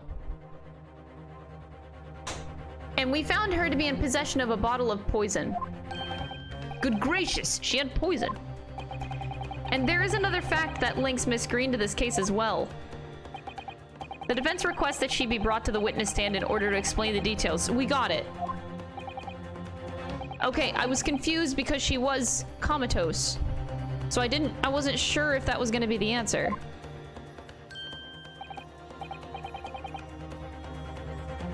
Pray, what be thy bidding? Are you acquainted with Miss Green? No, never heard of her. Judging by the look on Mr. Shamsier's face, I think perhaps he genuinely doesn't know her. At least, not by name. As the voice of Her Majesty's prosecution here, I adhere to my word. We will see my learned Nipponese friend's farce through to its conclusion. I appreciate that. The prosecution requests a short recess, my lord, in order to subpoena the witness and bring her here. Miss Olive Green. Indeed, my lord, 1 hour should be sufficient.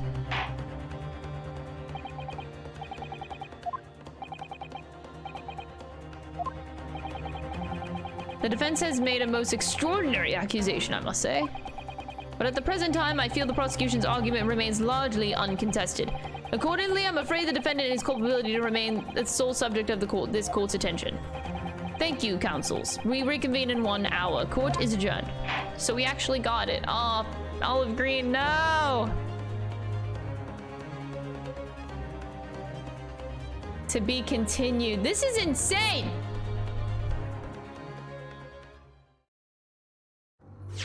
Von Zeke's be on fire. He is so fed up with our shit. Oh, boy.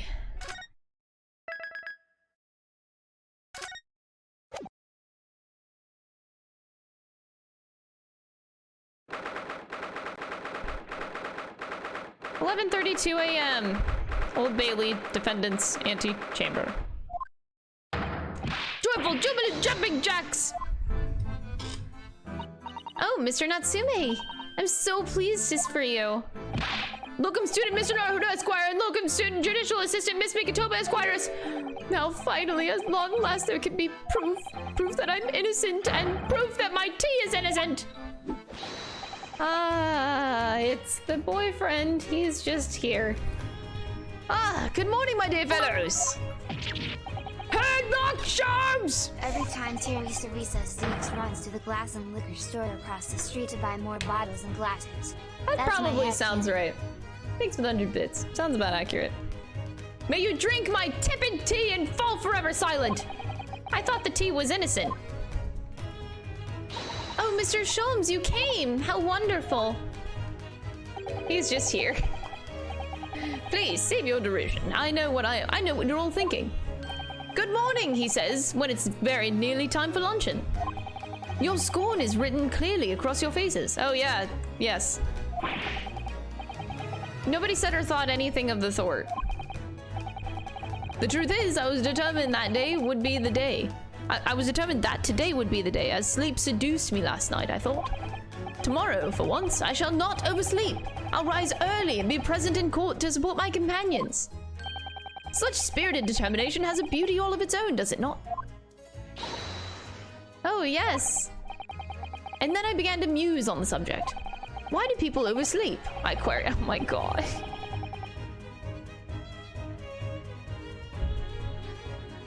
Why, time after time, do they make the same foolish blunder? And the answer came to me at once. It's so delightfully simple. People oversleep because they sleep.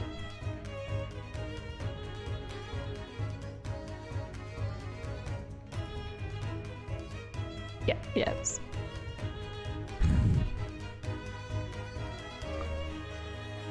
Great.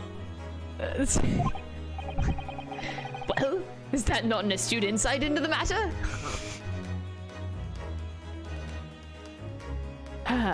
Okay. Yes. Okay. Upon which realization, I attempted an experiment. I didn't sleep a wink last night.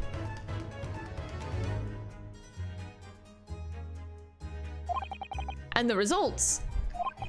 By first light, I was exhausted and began to be assailed by fits of drowsiness. Shocking.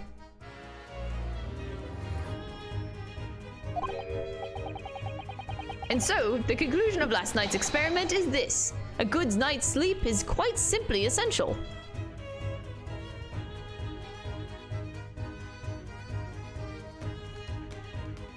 Okay. How old are you again? You are 34? And just now figuring this out. Okay. Got it.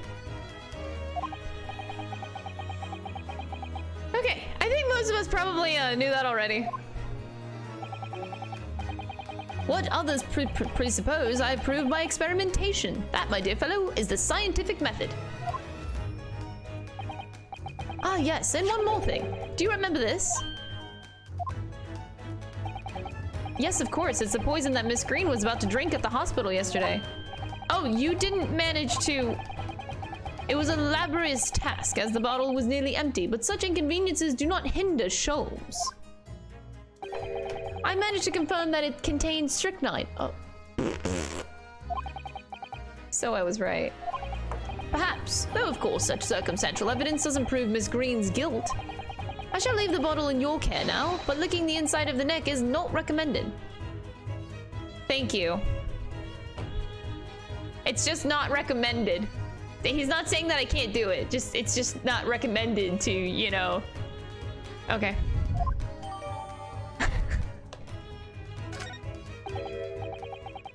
Can I have a word? Gregson, how good of you to come. Forget it, excuse me.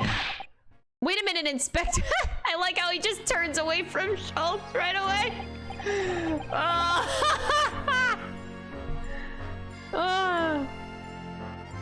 Just immediate, like, oh fuck, I immediately regret talking to Sholmes at all.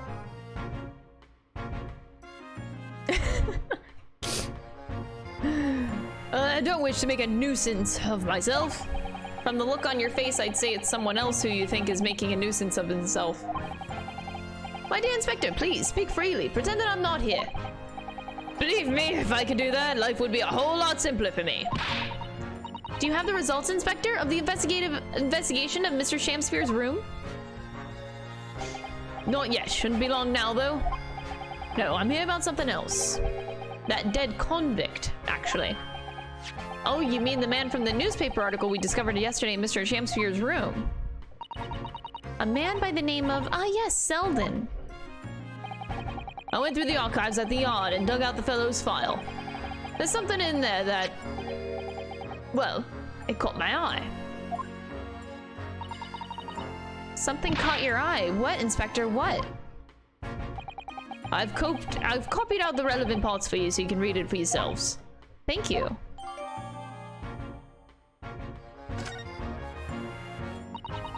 These documents include the details that were in the newspaper cutting we found in Mr. Shamsphere's room.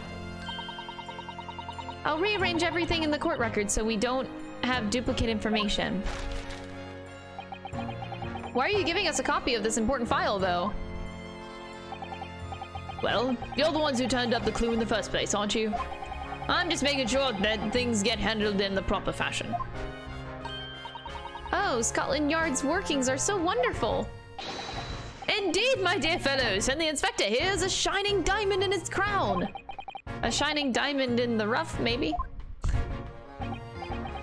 Look, I just don't want to be beholden to a lawyer, that's all.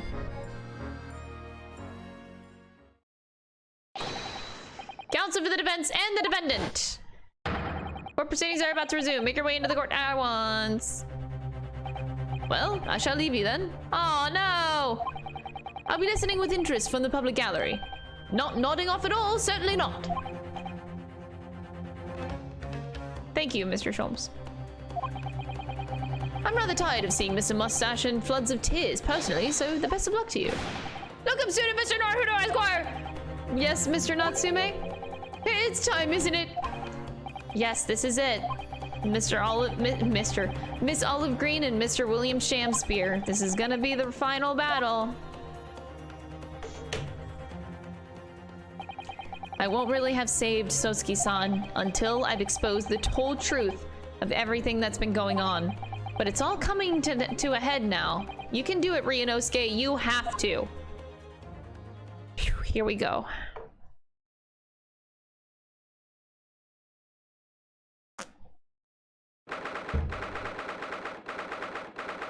$12:30.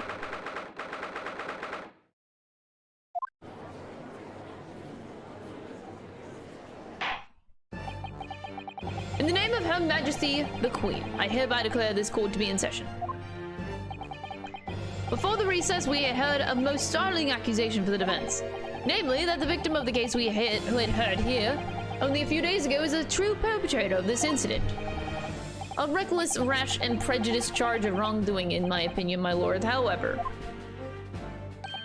the prosecution has tried to extend every courtesy to this amateur newcomer with dubious Eastern shores. From dubious Eastern shores. Thank you for that backhanded consideration. A rather cold assessment from the honorable British prosecutor, I must say. So, Lord Van Zeeks, is the new witness present and ready to take the stand? Ready and waiting in the witness's antechamber, my lord. Very well. Bailiff, bring the witnesses in.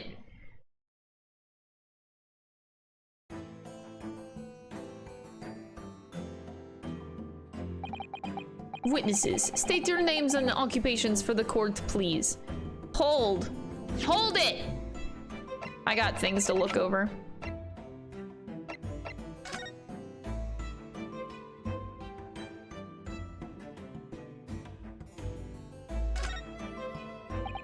So this is the poison we've been hearing so much about, strychnine. There are a few remnants on the bottom of the bottle here, look.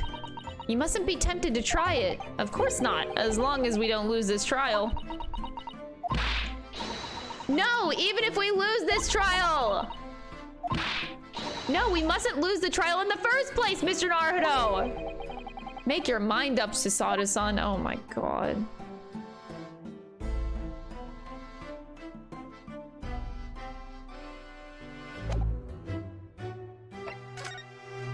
Okay, wait, let me go back. Selden, article about him dying of illness in prison. Investigative findings related to Selden. 18 counts of burglary, 6 counts of suspected murder. Died of natural causes whilst in prison. His final moments witnessed only by his cellmate. The estimated 1,000 pounds worth of loot he stole remains unrecovered. Condemned criminal dies of natural causes in prison. Manchester's Strangeways prison announced the death of convicted murderer and burglar Selden by natural causes in the early hours this morning. He had been suffering with fever since the end of October. Alerted by the shouts of his fellow cellmate, medical staff arrived to find him already dead before his capital punishment could be carried out.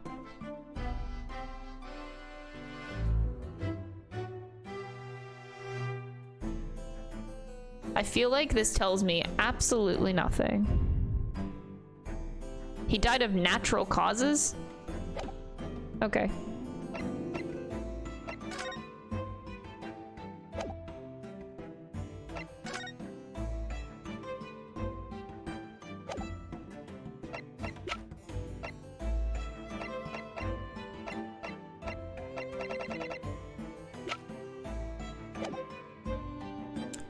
Okay.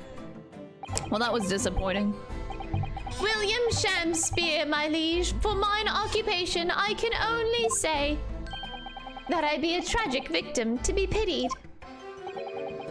Currently unemployed, in other words. I'm Olive Green. I'm a fledgling artist. Well, no. And not a fledgling, really. A hopeless failure who's too weak-spirited to admit that she has no real talent, I suppose. Also currently unemployed, in other words.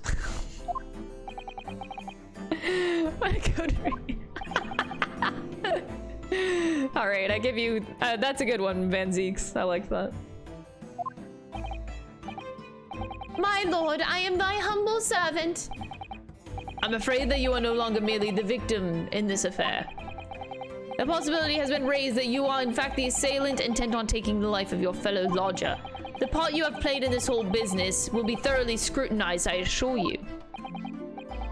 I would for naught else, my lord. And Miss Green, Yes? you are aware of the reason you have been summoned to this courtroom today, I presume? Yes, the officer did explain. He said I poisoned this ridiculous buffoon. And? Do you accept the charge, Miss Green? I don't know anything about any poisoning.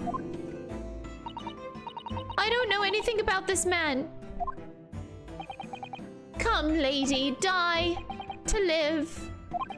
Verily, I know not thy prickly pea-pigmented personage. Very well, let us proceed with the matter at hand. That being to ascertain whether or not Miss Green has any involvement in this affair. It's all very strange indeed. Why would you suspect me? I barely even ever go to the East End anyway. It so happens that I passed by that neighborhood 6 days ago, that's all. And on the night that this man was poisoned, I was still in the hospital fighting for my life. Yes, having been unfortunately caught up in the incident on the street outside the Garrett household. An incident that rendered you unconscious for some 3 days. I was struck in the middle of my pack by a knife, though no fault of my own, and now I'm under suspicion? What other irrelevant things might I be suspected of? It's all very disturbing. Your energies may be better spent worrying about random knife attacks, I feel, Miss Green. At this point in time, all that appears to connect you with Mr. Shamspeare's lodgings is the Briar Road incident of 6 days ago. That's why. We would like you to testify formally now about exactly what happened. The incident 6 days ago? You mean you want me to relive that awful incident? Unfortunately, yes. Please tell the court what happened that day. And of course, we will be interested to hear from you about your movements that day too, Mr. Shamspeare. But what happened 6 days ago is nothing to do with me being poisoned. Oh, but it is. Let us proceed then. The witnesses will present their formal testimony to the court. On the subject of the incident that took place on Briar Road the evening of the 17th of February.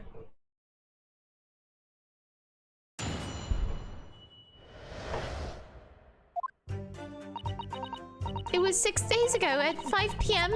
I was walking along in the snow when I was suddenly stabbed in the back. Coincidentally, it happened to be just outside the house where the men in this case have their lodgings. I was at the tavern on the eve of which thou speakst, for I had bespoke my supper. It was the first time I'd been in the area. I had a little matter to attend to, that's all. Anyway, I was admitted straight to the hospital, so I knew nothing about all of this business.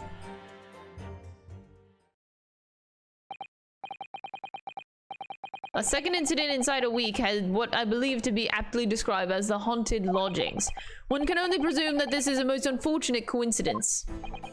Meanwhile, you say you are not in your room, Mr. Shamspeare? 'Twas the following morn when I did awaken that I learned of the dire events. Mary, what a commotion did the officers of the law make on the floor above mine? When Sosuke-san was arrested on suspicion of attempted murder? As suspected, there is nothing connecting these two witnesses by happenstance. It's true, it does seem as though they're unrelated at first glance, but I'm not so sure. There's something lurking in the shadows here. I feel certain of it. And this is my one and only chance to expose it. Counsel, you may now cross-examine these two witnesses if you wish. Yes, my lord.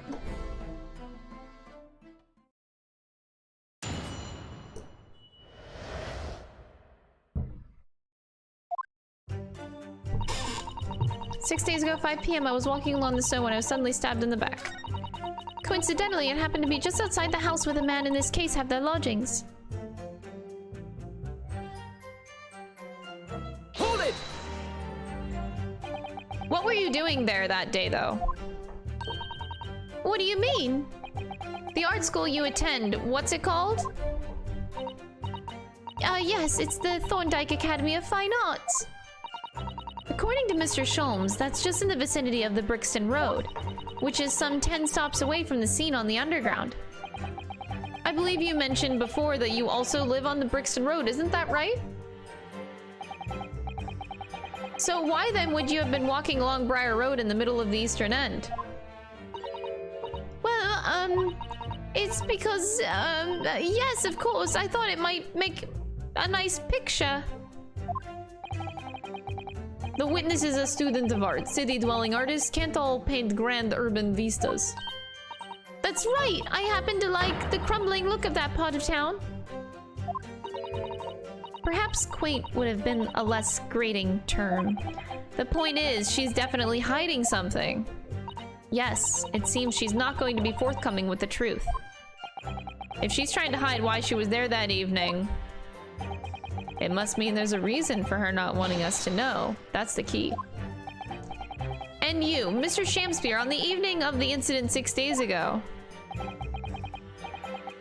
would you tell the court what exactly you were doing? 'Twould be my pleasure, sire.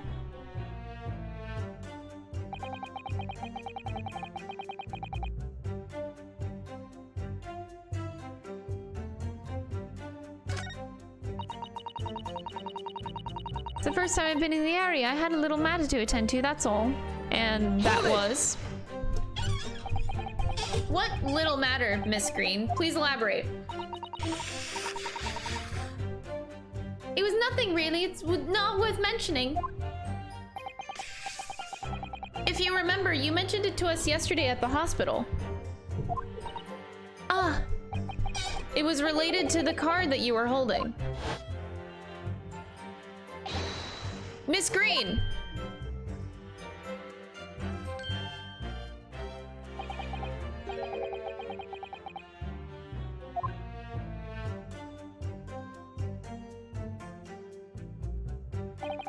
From memory, I believe the card contained a note that read, "I have information regarding the death of Duncan Ross."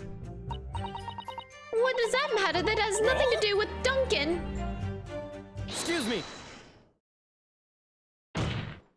Mr. Shamspeare, do you have something to share with the court? To be or not to be, that is the question. Ah, pray forgive me, the great bard's word springeth from within me with ne'er a thought. Don't tell me it's because you're possessed by Shakespeare's spirit, right? Hearing Miss Green's words a moment ago seemed to make you think of something. Something of relevance, perhaps? Well, nay, sire, it was nothing at all. Presumably you know the name, though, Mr. Duncan Ross, I mean. After all, you were both lodgers in the same house. I would it were so, but sadly nay. Lodging be a lonely occupation, sire. My lodging fellows be rarely known to me. So you haven't heard of him, even though he passed away in the room just one floor above yours? Miss Green. Me, my lord? Have I done something wrong? The card that was mentioned before containing that note, do you have it upon your person? I do, yes, but I don't need it anymore. In fact, I should throw it away, really. Before you dispose of it, the court will take it as evidence, please.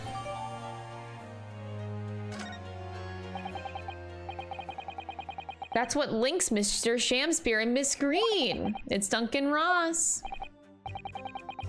Continue with your testimony, please. I was admitted straight to the hospital, so I knew nothing about all that sort of business. Oops. Oh, yeah, I guess that's fine.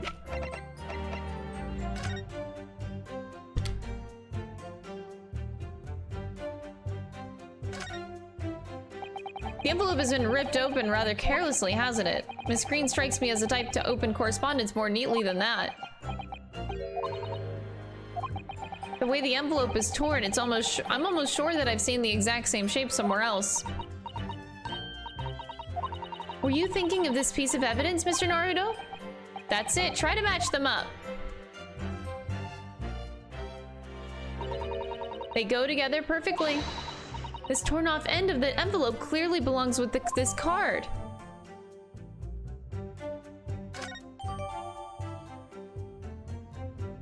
Fits perfectly with an envelope in Miss Green's possession.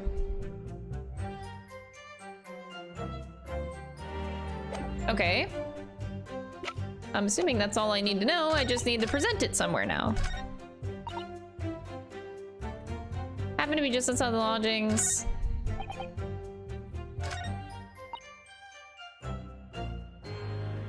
It was the first time I'd been in the area. I had a little matter to attend to. Is this where I do it?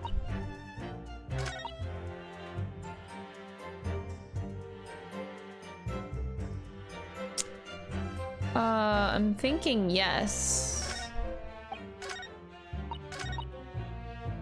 Yeah. Okay. So I think it has to be this statement, but I had a little matter to attend to. But she's claiming it was the first time that she had been in the area. But this letter was after, so I don't believe it might be the evidence that we're supposed to be presenting here.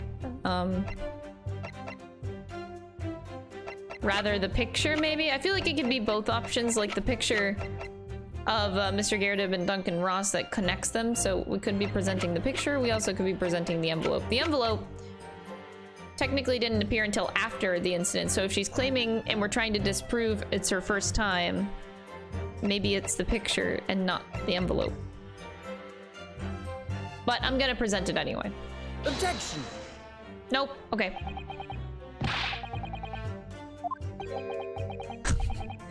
This contradicts everything, says Ryunosuke.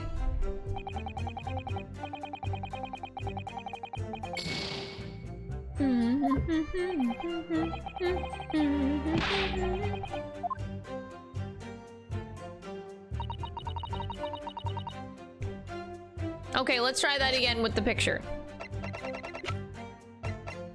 Objection! Fuck!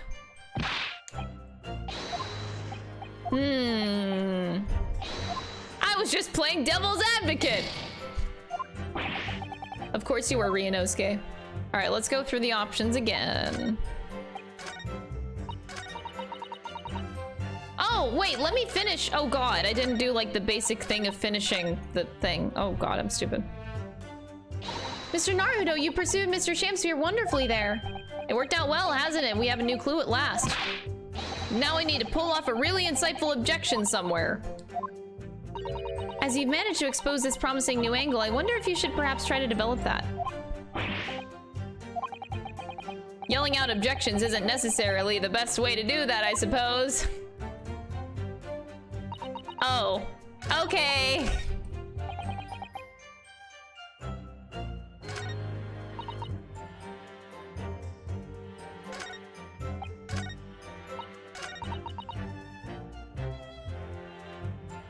I feel like nothing else is relevant, but okay, I guess I'll question this. I wasn't going to, but it's okay.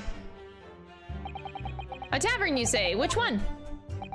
'Twas the Slug and Salad where I did tarry. 'Tis a jewel in the East End. And a little unexpected, I feel. What do you mean, Lord Van Zeeks? The Slug and Salad offers unusually fine dining, for the locality at least. Not an establishment you'd expect to be patronized by a man with not even a crumb of bread in his room. It's true, the menu lists premium crusts of bread and glasses of water at different levels of cloudiness. I would have expected the grub's grubbery in the local vicinity to be more appropriate for your means. Watery soup and mushy peas, or rather soupy water and pea-like mush. All equally appetizing. I just wanted to try some water in a different pub for once. What's wrong with that? How different can water really be? Perhaps there's a more plausible explanation. A specific reason why he had to go to that particular establishment. The fact that on that day of all days he dined at a place he wouldn't normally, it does stand out. So Mr. Shamsphere's own actions on the day of the incident 6 days ago were slightly suspicious. I wonder if we have some evidence that can explain those actions.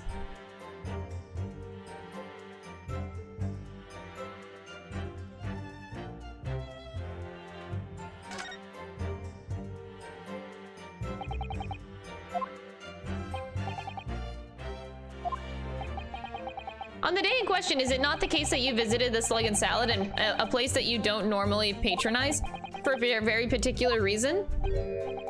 I don't know what you're talking about. Pray, if thou hast some purpose, speakst.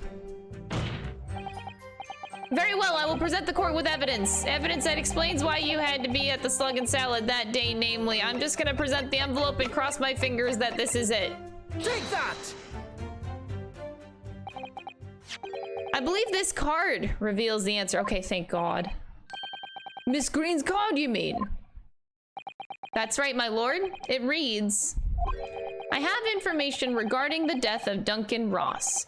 Come to the Slug and Salad on Briar Road at 5 p.m. on the 17th. Don't tell anybody else about this letter or the meeting.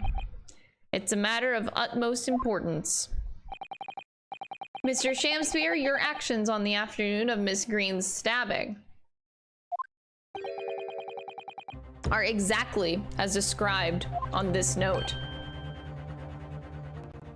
Oh, I forgot what the letter actually said. If I would have remembered that, that would have been more obvious. But yeah, they mentioned it before. Personally, I find it hard to believe that that's a coincidence. Don't you, Mr. Shamsphere? Well... Excuse me, can I say something? Yes, Miss Green? That card was delivered to me. It doesn't have anything to do with this odd man, does it?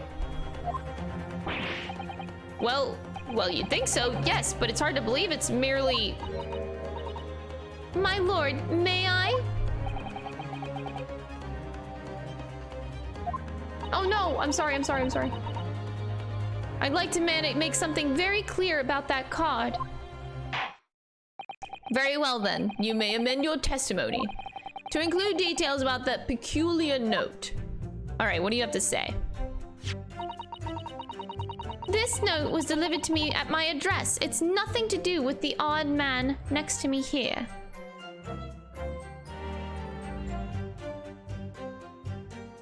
Hold it! Huh? I think you said that you received it the day before the incident, didn't you? That's right. There appears to be no indication of the sender's name or address on the envelope. It was in my letterbox, and that's all I know, I'm afraid. I have no idea who sent it. I have no information I have information regarding the death of Duncan Ross. Who is this Duncan Ross, please? A friend of mine. He attended the same art school as I do. He passed away in a tragic accident a month ago now, though. I wasn't sure what to make of that note, to be honest, but in the end I decided to go. So you found out what the information was. Of course I didn't. You're not thinking straight. Whilst on her way there, she was stabbed in the back. As my learned friend hopefully remembers. Ah, yes, of course. She never made it to the meeting.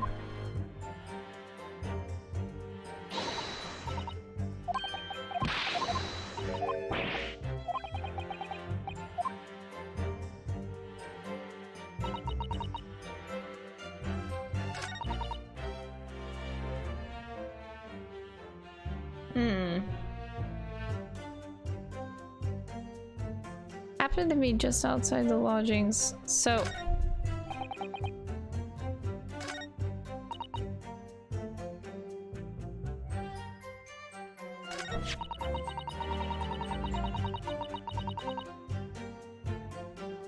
Do I have a way of proving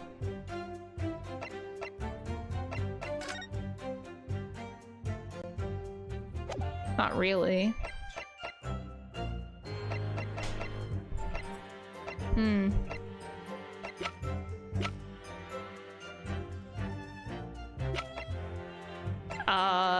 Good question.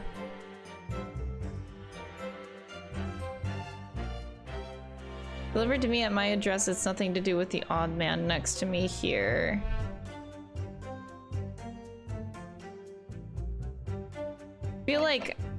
I feel like I don't have enough, which is weird. Hold it! I'm well acquainted with the case. I'm sorry you had to go through that. It was awful. I still can't believe I was unconscious. I woke up to find that the case had been solved and the culprit arrested. Yes, the incident had been resolved already. Perhaps it would help you to consider it a bad dream that ended with your awakening and should now be forgotten. Yes, I suppose. Thank you. But before you put it completely behind you, Miss Green, I need you to remember the details one last time. You must tell the court exactly what happened that day for us to arrive at the truth about this case. The trouble is, there's nothing to tell, really. Oh, fuck.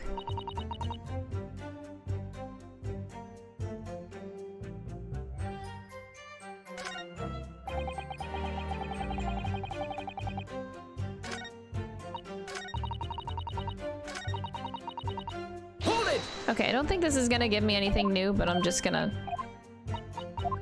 test and see.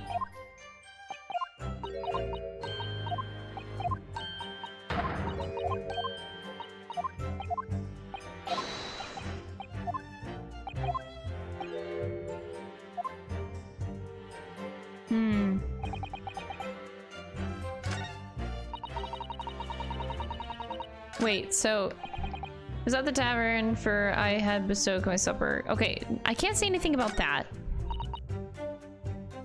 I had see it first time I'd been in the area, had little matter to attend to.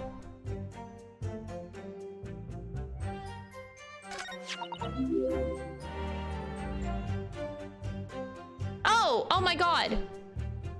Oh, I'm so stupid. Yes, the other half of the envelope that was in his apartment, in his lodgings. This part was found in Mr. Shamspeare's room. Oh my god, I'm so stupid. I'm not thinking of the other half. Objection! Oh, Jesus. That was really obvious. The day before the incident, exactly 1 week ago now, this note was delivered to your address. And upon carrying out the instructions in the note, you found yourself in a hospital. Joda, thank you so much for the 14-month resub. I appreciate it. Thank you. It's terrible, everything that's happened to me. Yes, it is terrible. If it's all true, that is. What do you mean? Miss Green, have a look at this, please. It's the torn off end of an envelope. Is it? And it so happens that it fits together perfectly with the envelope of the note that you received. Where did you find that? In Mr. Shamspeare's room. In my room? Mr. Shamspeare, do you perhaps remember this note from somewhere? Your actions that afternoon follow the instructions in the note to the letter. Come to the Slug and Salad on Briar Road at 5 p.m. on the 17th. And so that's exactly where you went. Let me ask you again, Mr. Shamspeare. You already knew about this note, didn't you? And you, Miss Green. What did I do? As this torn off end of the envelope proves, the note was originally in Mr. Shamspeare's room. So how is it that it came to be in your possession? I don't have the first idea. I'm just a fledgling artist after all. There is only one explanation. You broke into Mr. Shamspeare's room and stole it. You did what? Sorry, thou hast what? You broke, I mean, thou were in my room? Uh-oh, he's losing his Shakespeare. All is going to shit now. What on earth do you want with me? It would seem that both witnesses need to testify again.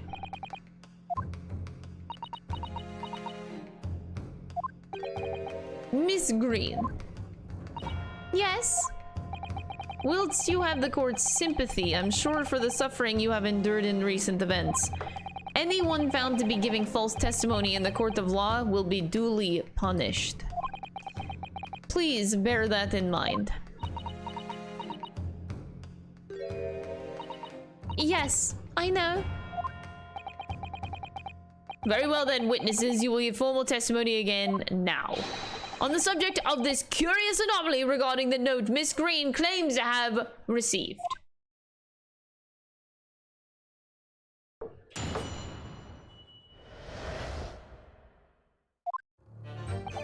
I do remember now, 'twas a week ago. Peradventure, that note was delivered unto me. On the day written therein, I did tarry a long hour at the Slug and Salad, yet nobody came. Thereafter, on the evening, I shared the company of the Japanese fellow. I did see the note had vanished. I don't know what you mean. You think I snuck into this man's room, do you? Why would I? I can point out the villain here, and as for that torn off piece of the envelope, I don't know anything about it. Oh.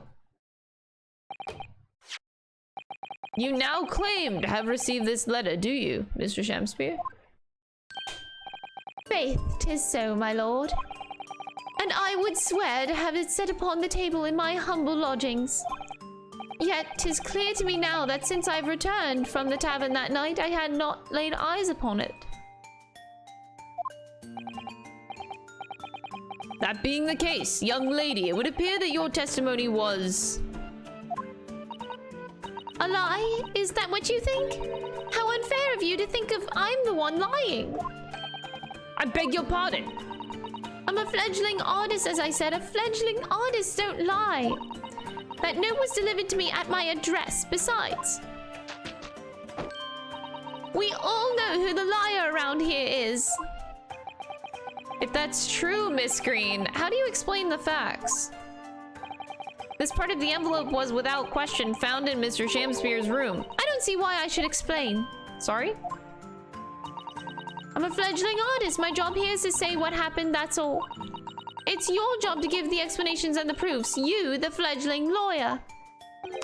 The fledgling would do his best. Evidently, my learned friend's cross-examination is our only hope of learning the truth.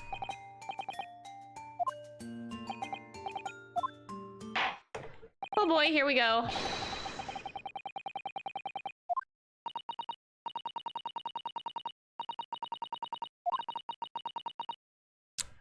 Now that she's acquired the note, yes, two facts that are starting to lead me to a possible explanation for all this. And it's not a pretty one. It ain't a pretty one. I don't want to believe it either.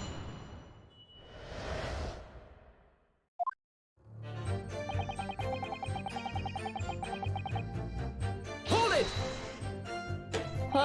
And can you shed any light on the contents of the note at all? Nay, sire, 'tis as strange to me as a foreign tongue. Even with a knowledge of literature as great as mine own, verily, 'tis impenetrable. But Mr. Duncan Ross had lodgings in the same household as you. And in fact, he was your neighbor, so surely you knew him, didn't you? Alack, if the choice is betwixt I knew him and I knew him not, then 'tis with foreboding that I be forced to declare we were by some small measure acquainted. Despite your claims, though, you followed the note's instructions and went to the Slug and Salad. Presumably, that was nothing to do with your knowledge of literature? Marry, naught will have the better of me, sire, save for the lure of curiosity. 'Tis true, I was compelled by mine own eager heart to betake myself to the tavern. Yet in the end, my curiosity was not satiated.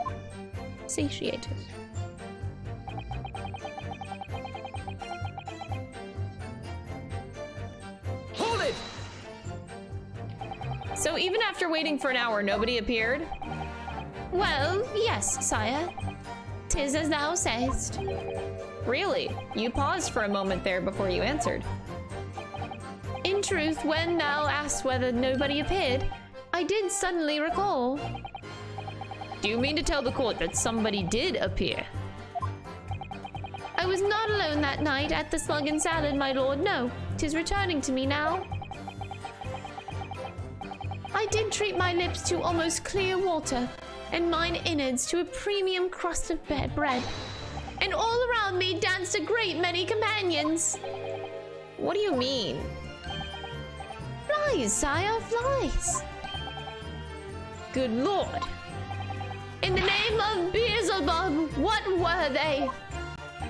Fairies, perchance, from a midsummer night's dream, come to taunt me. I think they were just flies. I can't help thinking that the flies ought to choose something more wholesome to buzz around. Is that wrong of me? You know what? No, Mrs. Otto, it's not wrong of you.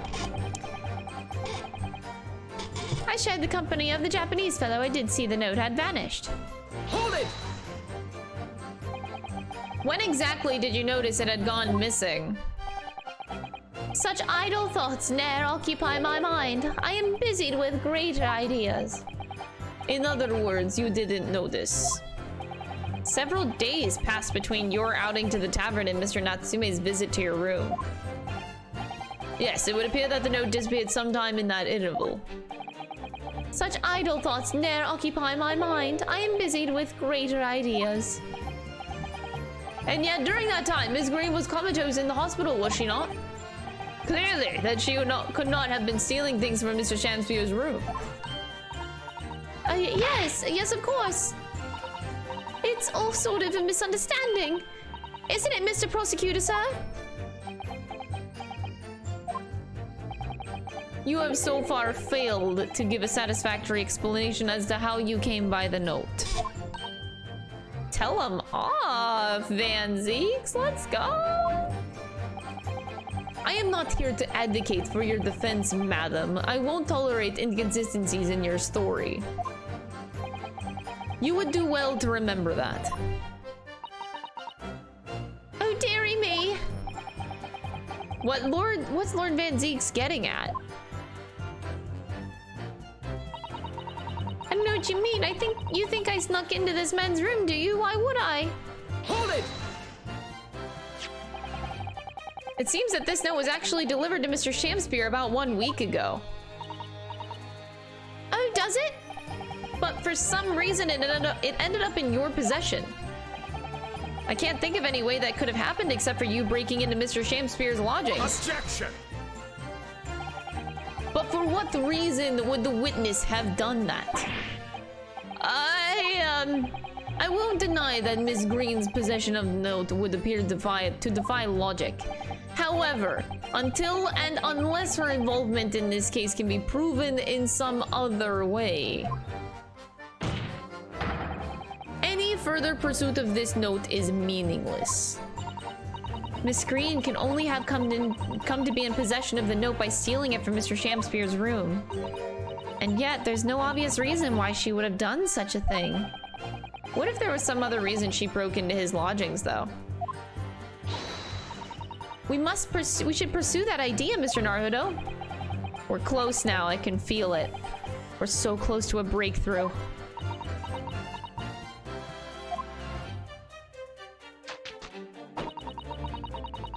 I can point out the villain here, and as for that torn off piece of the envelope, I don't know anything about it. Hold it! So you don't want to tell the court the truth about the letter, is that it? I'm a fledgling artist, remember? Artists are nearly always introverted characters. Introverted? Fie, this fledgling doth readily cast aspersions about my nature. Yet I am an angel, a seraph. Birds do harmonize with my song. The wind doth frolic on my wing. Oh pity, wherefore dost thou accuse one so pure of heart, ample woman? Pure of heart? I don't think so. Even a fledgling like me can see that you're just a failure. Tragedy. Thou shalt not know the true heart of an artist unless thine instruction hereafter by death. Oh, the days, oh, the years, alas, to enlighten thee, thou must wait so long and in vain. Mr. Naruto, interject with some clever remark. This is your chance to shine. I'm no Shakespearean actor, Miss Sasato. As far as I can tell, the only thing that's going to resolve this argument is evidence.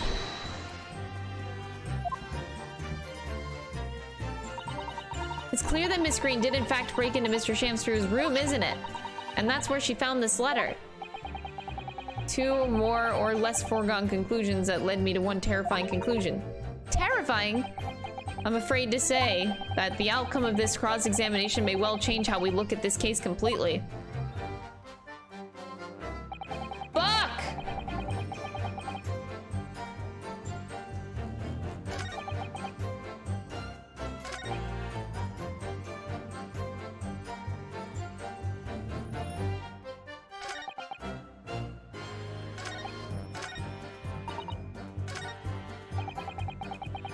Hold it!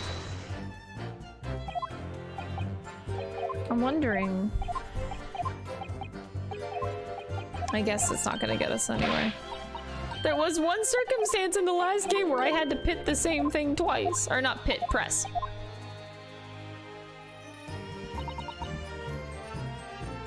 Hold it! Objection!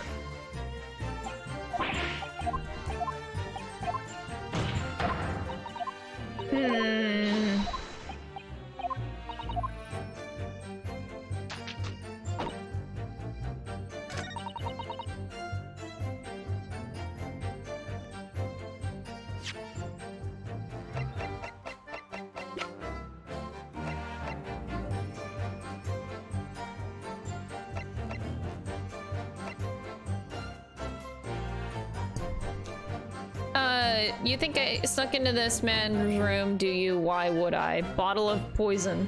Oh god, what if I present this? Oh god. Oh god. Say it ain't so. This can't be it. Objection! Fuck! No! Yesterday at the hospital we saw you with this bottle. Oh god, I don't want to accuse this girl. I thought the contents spilled during the course of our meeting. A small quantity remained.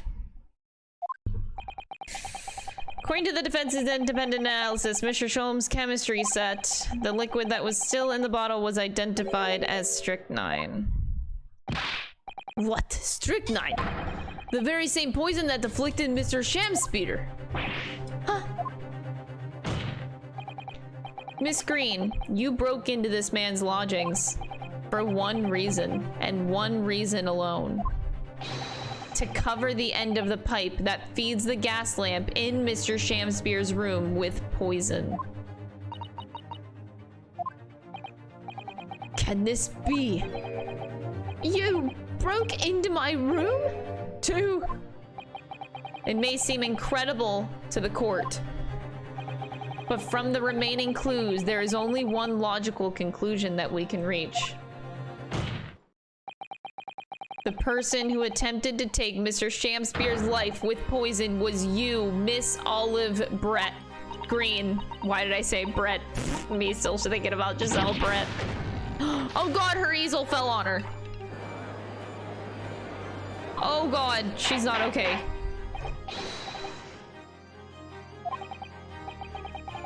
Oh, counselor, are you seriously suggesting this woman put poison on the end of the gas pipe with intent to kill? Yes, my lord, there's no other way to explain the facts. But if Miss Green did indeed set this odious trap 6 days ago, and the victim had put his mouth to the pipe that very evening as expected, the attempted murder would have happened 6 days ago, surely. Well, that's a very good point. Perhaps not, my lord. Oh, Van Zeeks! Oh! There was a significant police presence in the area that evening on account of the incident on Briar Road. Local residents were being interviewed throughout the night as part of the ongoing inquiry. A circumspect criminal would likely have chosen not to carry out any wrongdoing at that time. Lord Van Zeeks. High five, man. And of course, the following morning, there was more activity at Mr. Shamspeare's address. You mean his fellow lodger, Mr. Natsume, being arrested on suspicion of murder? That's right, and the defense has already proposed. Mr. Shamspeare was meddling with the gas in the pipe for a very sinister reason himself, to cause the gas stove in Mr. Natsume's room to go out, thereby asphyxiating the occupant. But once Mr. Natsume has been arrested, his room was under constant surveillance by the police. In the circumstances, Mr. Shamspears had no reason to blow air into the gas pipe. His intended victim being in the prison cell. With the need to tamper with the gas removed, the poison on the pipe lay dormant. And then 3 days ago now, the situation changed again. Right! Mr. Natsume's trial, which took place here at the Old Bailey, came to an end. The trial in which the man stood accused of stabbing Miss Green in the back, but was duly acquitted. That resulted in Mr. Natsume returning to his lodgings for the first time in 2 days. And that very night, his gas stove mysteriously went out, and Mr. Shamspeare was mysteriously poisoned.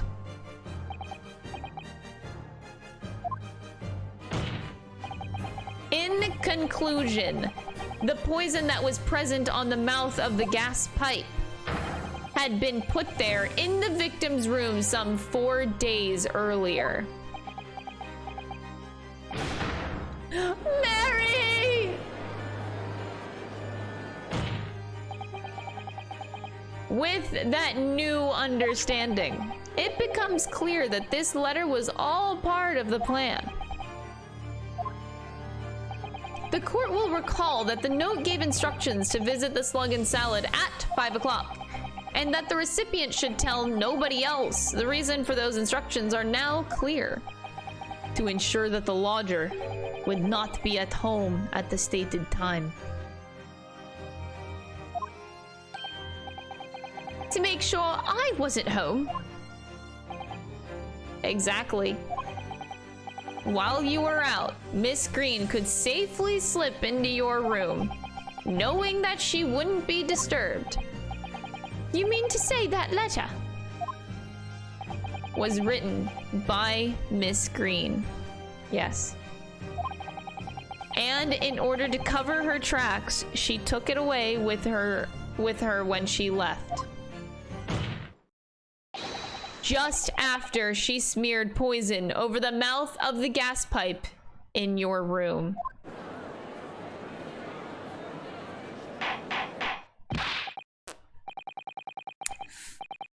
What do you have to say for yourself, witness? This is very spicy. Just who are you? Why did you try to kill me? Miss Green's motive should be obvious. Because you killed Duncan Ross. It's all tied up with someone whose name we've heard several times already during the course of this trial. So that's what's behind all of this. You will share your apparent understanding with the court, please, counsel. Which person is behind this woman's motive for the attack on the victim's life? Take that! Duncan Ross. That's right. Before the defendant, Mr. Natsume, took up residence in the lodgings at Mr. Garridub's, somebody else was renting the room. Mr. Duncan Ross. I knew I'd heard that name somewhere else before. It was all over the papers a month ago when the man died in strange circumstances at the Haunted Lodgings. That does ring a vague... Ah, of course, yes, I remember now. The young man they claimed was strangled by the convict's curse or some such. Sadly, my lord, it wasn't a curse of any kind. Nor was it an accident. The man died as a result of Mr. Shamspear blowing into the gas pipe and causing gas to leak into the room. It was murder, plain and simple.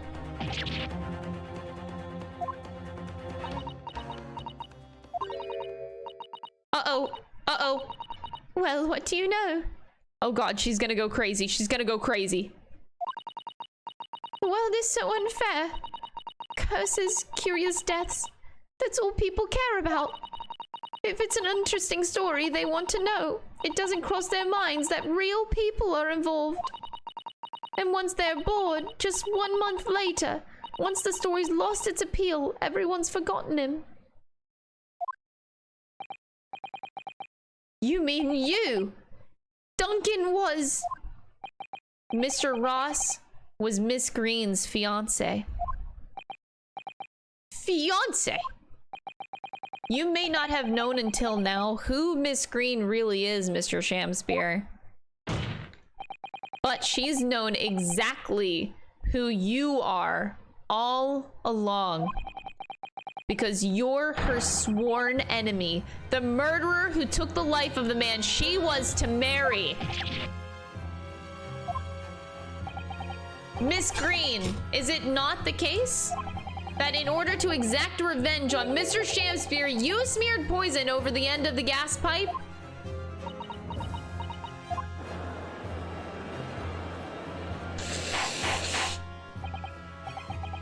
This is all quite extraordinary. Am I correct in my understanding that you now accuse both parties, counsel? Each on different counts of murder?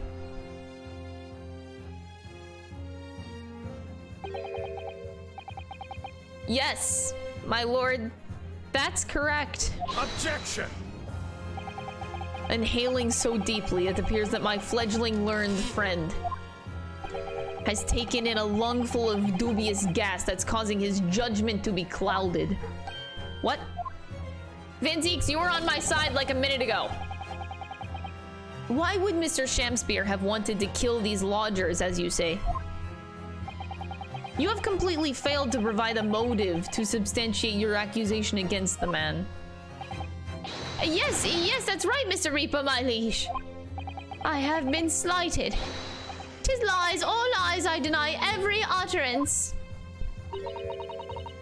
And you'll have to forgive me, Mr. Naruhodo, sir. But I don't intend to admit to anything either. Whoa! All right, we gotta fight both of them. Let's go, bring it on. Miss Green. I'm sure you'll think I'm being very rude, but I'm going to be sent to the gallows for the likes of this. I'm not going to be sent to the gallows for the likes of this scoundrel. Objection! But you broke into the man's room. If you didn't do it to smear poison on the pipe, what was your reason? I thought I'd have a look around, that's all. Sorry? You're right, I suspected him. So I thought perhaps I might find some evidence of something in his room. Evidence that it was him who took Duncan's life. Oh vileness, oh villainy, oh tyranny, oh rotundi of woman. But in any case, whene'er I leave my room, I do turn the key in the lock. That whole place is falling apart. The lock's on the door, no different. Duncan showed me once how to unlock the door with some terps and a piece of wire. Awfulness, oh artfulness, oh tyranny, oh profanity of woman.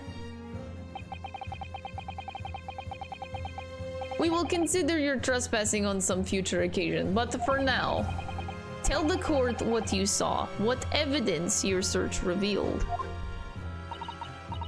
I spotted the note that I'd sent him flying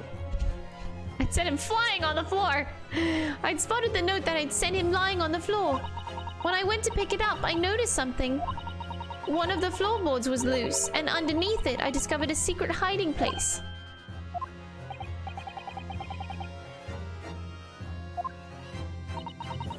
Inside, we found a newspaper cutting, a photograph, and an empty tin box. Yes, well the thing is, when I found it, It wasn't empty. There was something in it.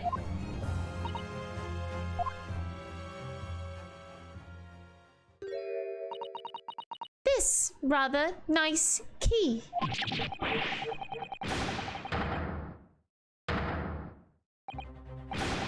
What are you doing with that? What the?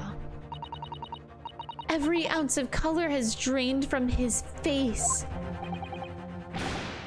Give it here! Give it here to me now! It's mine! I inherited! What was that, witness? What did you say? You inherited it. No, I... What's all this about? He inherited that key. It was obviously important to you since you'd gone to such lengths to hide it, so I took it. I don't know what it's for, but you took something precious from me, so I took something precious from you. So what if it means you can't open something now? I don't care. Give it back this minute! Give it to me! Calm yourself, witness! So Mr. Shamsphere has tried in one case succeeded to take the life of 2 lodgers now. Yes, his motive for doing so is the key to everything that's happened. It's true that there appears to be no motive to support the accusation against Mr. Shamsphere at first. But considering everything we know now, I think there is actually something that could explain it.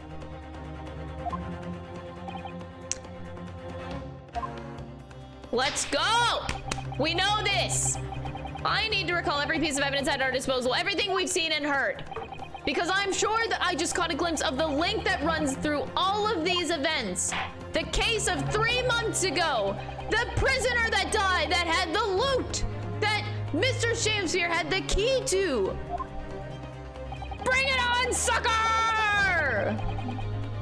Roar! Take that! That's an official police report, is it not?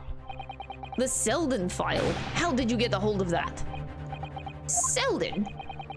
The now sadly deceased Mr. Ross and the defendant Mr. Natsume have only one thing linking them. The fact that they had lodgings in the same room. Well, yes, we know this, certainly. A room that was formerly occupied by Selden. Until, that is, he was arrested by Scotland Yard for his involvement in multiple burglaries. And it so happens that the convict Selden left behind one very substantial mystery when he died. The some 1,000 points worth of loot that he stole, which is yet remains to be found. Yes, of course, it's coming back to me now. It's written in his file here. 1,000 pounds lost en route to hell. That was how the papers summed it up. And it seems that one particular fellow inmate was with the convict in his final moments. It's not hard to imagine Selden entrusting that inmate with his most closely guarded secret, the location of the stolen loot, and perhaps a key to unlock whatever container the valuables were in. And you mean this key is... Mr. Shamsphere, it was you, wasn't it? You were at the capital offender's side when he died, were you not? What are you talking about? 'Tis a false charge, I tell you, a false charge. The name of the inmate who was with Selden at his death isn't noted in this file, but a simple telegram to the prison where he died would quickly tell us how false the charge really is. Even if it's true, why would the man be so intent on killing every subsequent occupant of the convict's lodgings? There's only one explanation for that, my lord. It was in that very room that Selden hid his loot.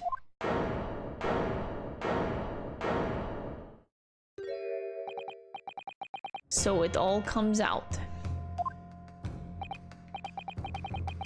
And having established that, all of Mr. Shamsphere's subsequent actions start to make perfect sense.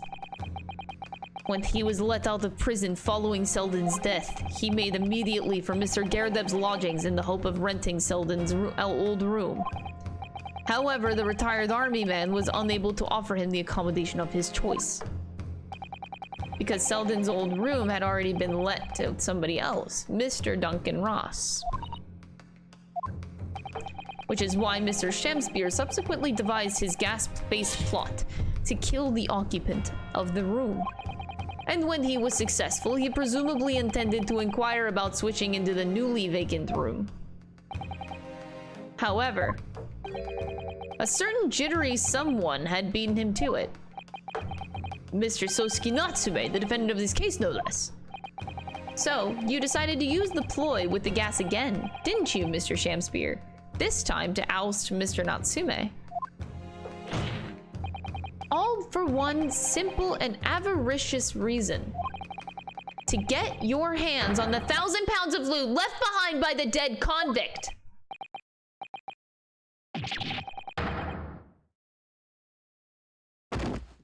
Oh, he did.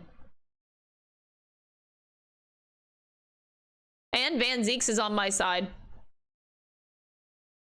Looks like I'm going to have to snuff it before they get to stretch me neck. Listen, I want you to have me loot. Anything to stop the coppers getting their mitts on it. It's hidden in the room where I was lodging, where they got me. Here, this is the key. Take it. Always stay one step ahead, mate. See you in L. I guess. Shemspeare.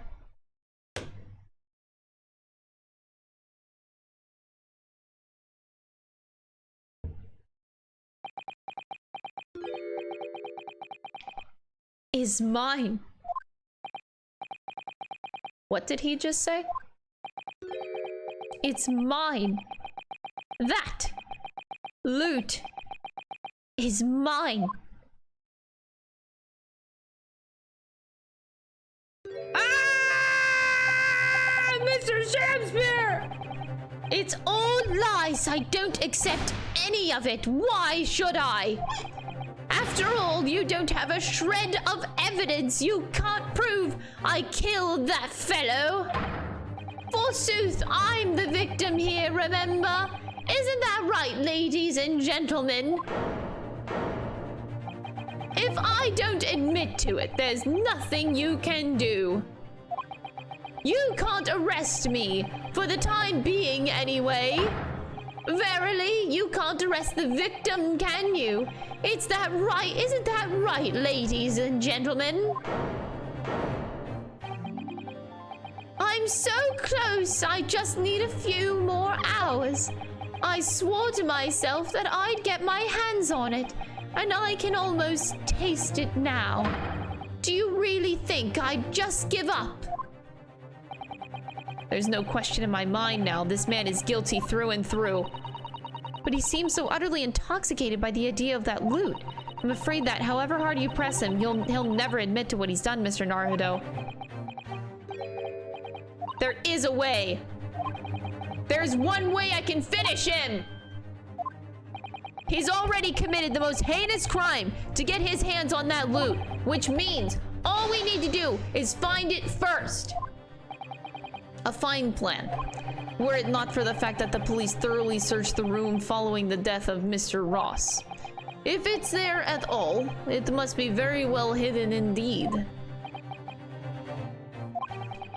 Without conclusive evidence, I certainly cannot rule. If only there was some way we could find the convict's loot quickly.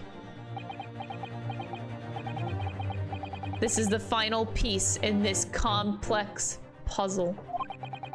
But I think we might have it in our possession already. Or rather, I think we may have something that can help us find where that loot is hidden. My lord? The defense would like to make a proposal about how to find the late convict's hidden loot.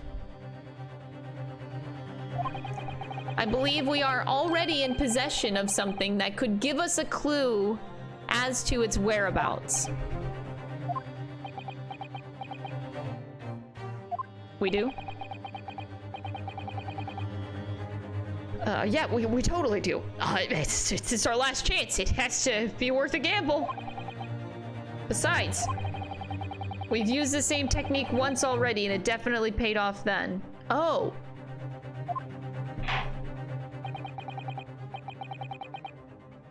Let the court hear your idea.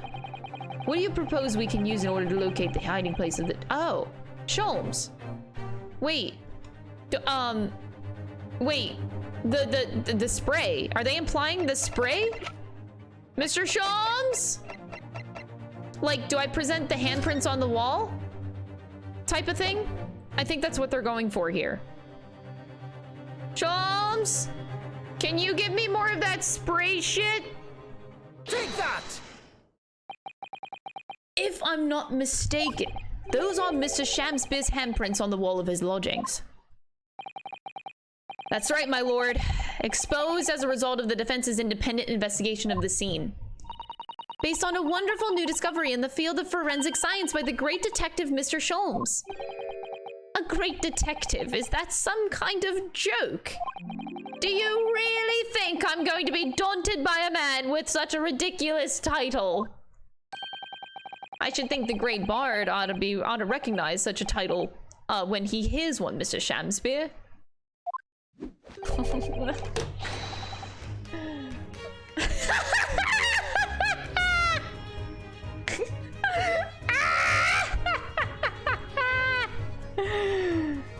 Alrighty, let's go.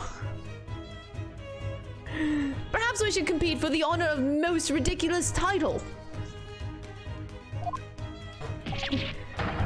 'Tis Herlock Sholmes himself! What are you doing here, great detective? Your usual haunts are the filthy backstreets of the capital, are they not? Ah, Mr. Reaper, it's been too long. And I see your complexion has worsened since we last met. Oh my god!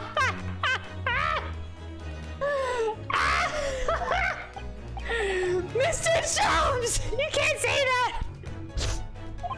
He does know Lord Van Zeeks. Well, enough to say something like that in any case. Mr. Sholmes! Though you may be heralded as a great detective by the population at large, that does not give you the right to come and go in my courtroom as you see fit. If I may, my lord, Mr. Sholmes' newly developed scientific method has helped us to uncover vital clues in this case already. Clues, you say? I call them skin prints, my lord. My method identifies every location touched by an individual under scrutiny. It's the method by which we were able to ascertain this gentleman's gas pipe activities. You need only a small sample of something the individual has previously touched to make an indicator solution. In your case, sir, I used the teacup you had been holding. Elementary. So now, Mr. Naruto. Yes! What am I to use as a sample to make the indicator solution this time? Thank you for offering to help, Mr. Sholmes. When the convict was arrested, he was living in what is now Sosuke-san's room. Wait, I have to present... Sholmes, come on. Why do I have to do this? We need a sample to help locate Selden's loot that's hidden in his old room. Present a person? Wait, I'm very confused. Why can't we use the teacup again? Oh, is it too old? Shit. I'm confused. Sholmes, you were supposed to help. Why can't you just carry me to the end of this trial? You're making me work, you son of a bitch. I don't like working.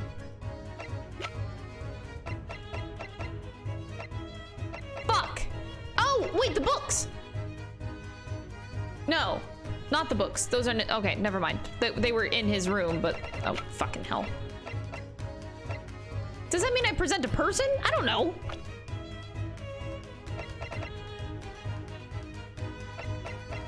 What the fuck am I doing? Oh, Mr. Meterman, maybe? No, not Mr. Meterman. I genuinely have no idea. I'm so caught off guard.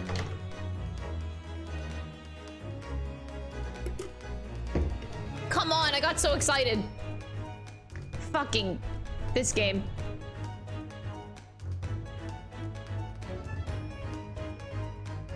What did he touch? What did he touch?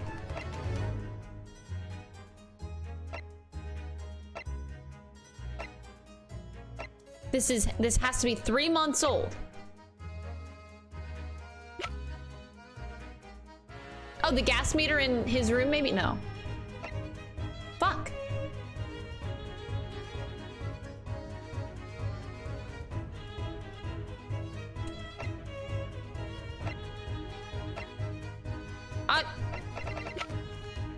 Oh god.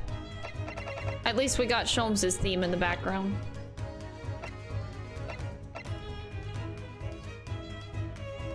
Maybe Mr. Natsume? Because he was staying in the lodgings? No, that again wouldn't make sense. Mr. Garrideb? Does he have something from the room that Selden stayed in?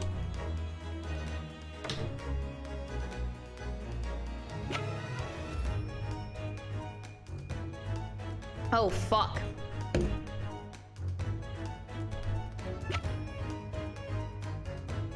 Tilden was here 3 months ago, dude. That's a long fucking time.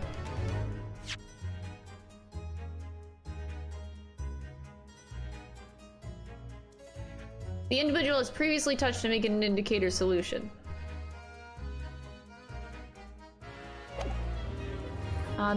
Does Mr. Garrideb maybe have something? I think it has to be a person because all of our evidence that we have are, all of our items are not old enough. None of these are like 3 months old.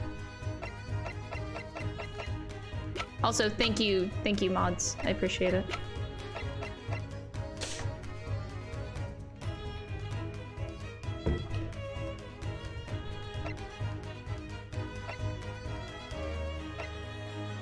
I think it has to be a person, but how does that make sense? I'm thinking either Mr. Garrideb or Natsume.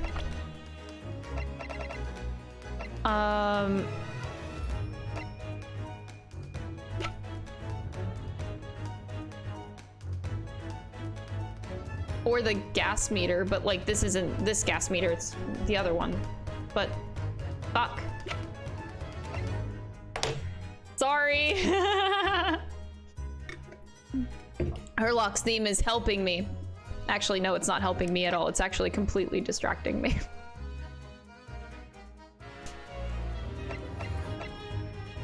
Okay, I think it...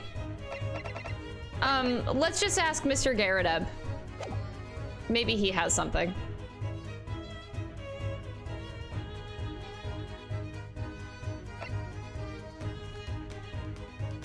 I have no idea. We will need something in Selden's in order to create an indicator solution to find his loot, and something the convict owned happens to be in the possession of somebody listed in the court record. Wait. Upon my word, Mr. Naruto, your powers of reasoning appear to be on the up. They are? So, which particular person do you have in mind? From whom can we obtain a possession of the late convict Selden to create the indicator solution?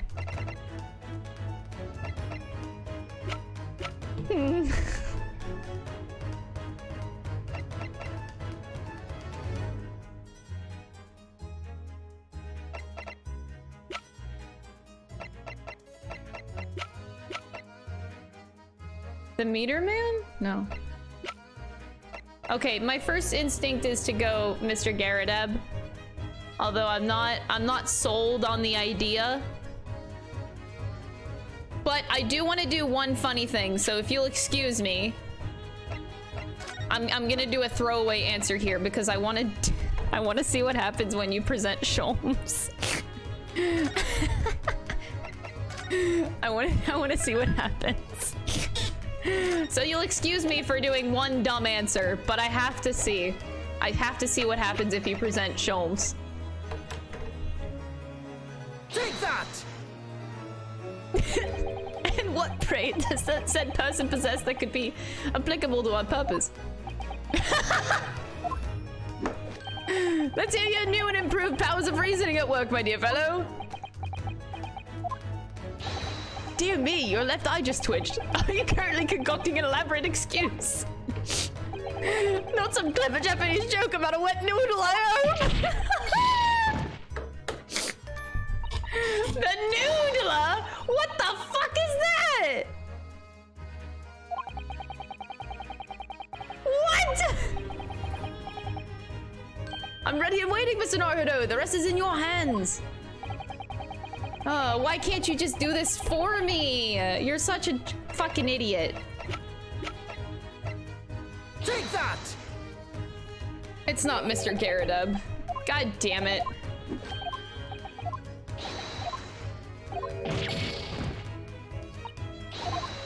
At least we got the person part right. It's not evidence, it's a person, so we at least got one. We got halfway there, but I'm... It can't be...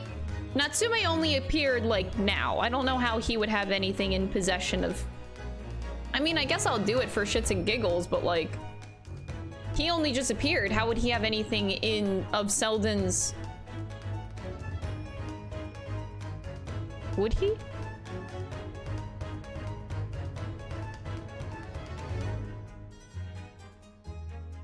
I genuinely can't remember for the life of me. Mr. Meterman? No. Okay. Take that! Ah, fuck. Sholmes, I'm not stupid, I swear. I swear I'm not stupid. Crap, I'm not impressing my boyfriend enough. This is terrible. Fuck.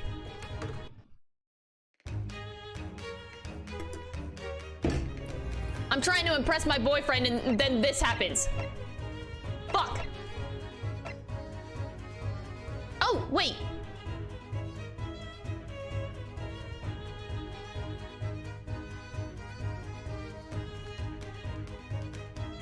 Gregson. Oh.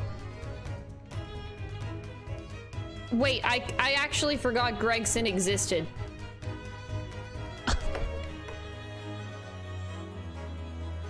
Wasn't he there? Oh. Take that! Please be Gregson. Fuck! It's not Gregson? Sholmes! I'm gonna fucking kill you!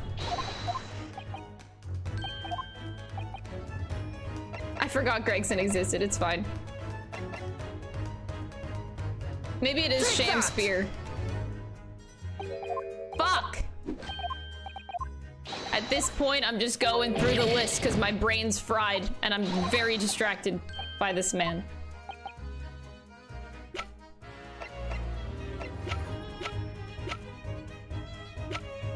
I'm just gonna accuse everyone. Okay, Mr. Meterman, it's clearly you. Take that! Fuck! Sholmes!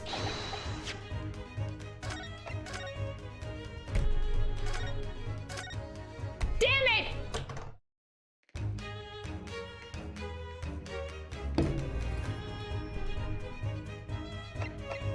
I think I've gone through most people.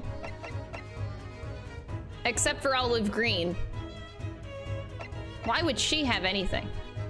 Oh! Oh my...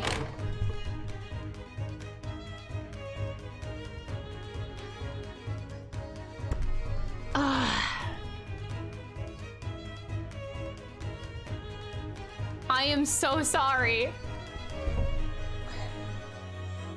Oh my god, she has the key! You dumb idiot, Crystal! Oh my gosh! She has the key! Oh my god, I'm so stupid! Take that!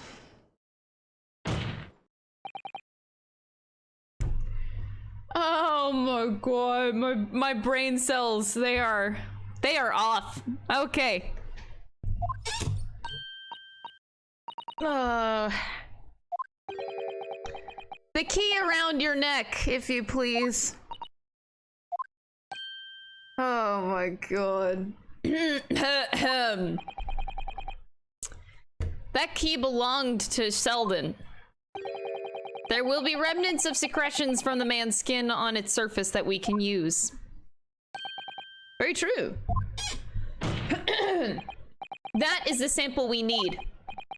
Using it, we can create the indicator solution required for Mr. Sholmes' skin print seeker. And find out exactly what Selden touched in the room that he used to rent. Mr. Shamspeare is one great to another, I assure you.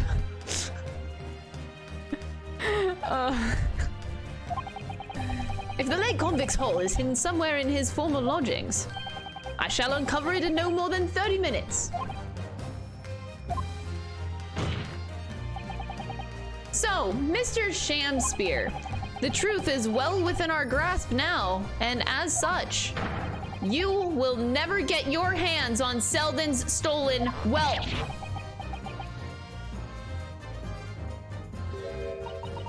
In that case, I'd gladly let Mr. Sholmes have this key.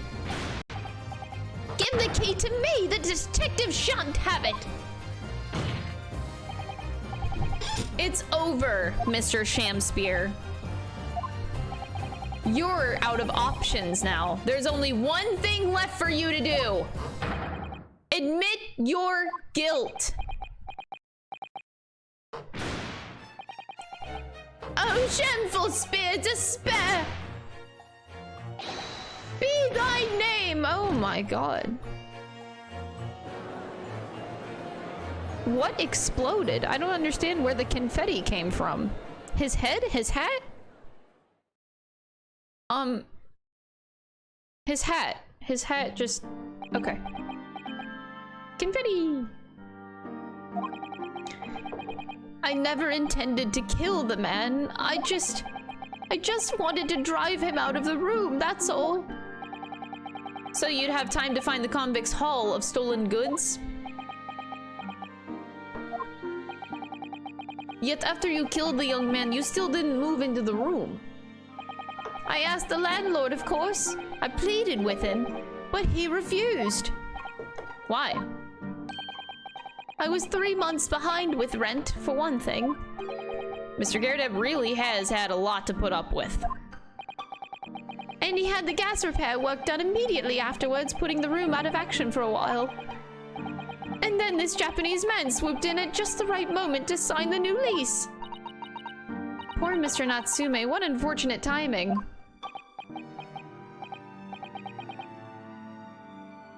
Then 5 days ago, after the incident on Briar Road, when the Japanese fellow got himself arrested, I thought I'd finally find my chance, but it wasn't to be.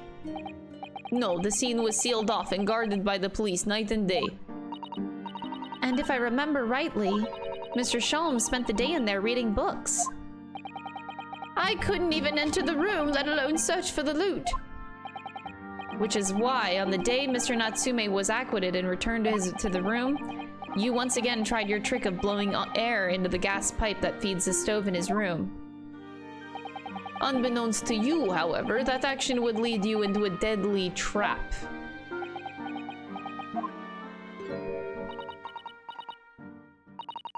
William Shamspeare. How does it go? To be or not to be? That is the question. From Shakespeare's Hamlet, Act 3, Scene 1. Well, let me tell you, in your case, it's not to be. That is the answer. You deserve to die for what you've done.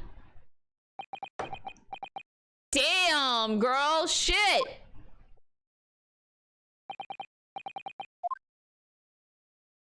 Tell him off, queen! Except for the part where you, like, tried to murder, but whatever, we overlook that.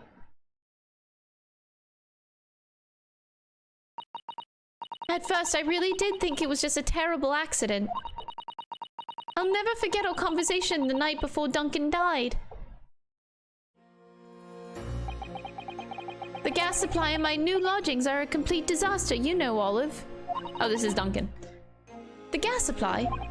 Yes, the stove always seems to go out in the middle of the night for some reason. That's no joke. They say it's the convict's curse. Oh, Duncan, please, don't stay there. I don't care how cheap it is. Alright then, if it's that important to you, I'll start looking for a new place. There's some spare rooms at my house. Why don't you leave that horrible room tonight? No, I'd better not. We'd say that we'd wait until we graduated before we told our parents, remember? But that was the last time we ever spoke. That very night, he fell victim to the gas. If only I'd known it was going to happen, I'd have insisted he left that horrible room that instant. But instead, all I've been left with is bitter regret. I stopped going to school. But something kept drawing me back to the house on Briar Road. I saw a stooped Eastern-looking man with a mustache coming out of the house one day whenever I was there. He walked up the road to Grub's Grubbery for some food, so I followed him and sat myself down next to him. He had some watery-looking soup and started to pick a quarrel with the publican. That place is cursed, I tell you, cursed! The ghost of that convict who used to live there is trying to suffocate me! I woke up in the middle of the night, freezing to death because the stove has gone out. The room is full of gas and can hardly breathe. But the pipes have been checked, no problem there. It's like, I'm the problem, that's what they're thinking! How could that be? Duncan was gone, and now this man had almost suffered the same fate. Could it really be a curse? Then I remembered. I remember a rumor I'd heard about how the gas companies go about investigating the gas installations. A rumor? You mean? Yes, everybody's heard the stories, it seems, about how they go around checking the pipes. How anything connected to the gas can be extinguished by blowing air into the pipework.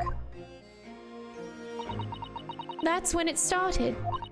A little flicker of doubt in the back of my mind that just wouldn't go away. Was it really an accident, though?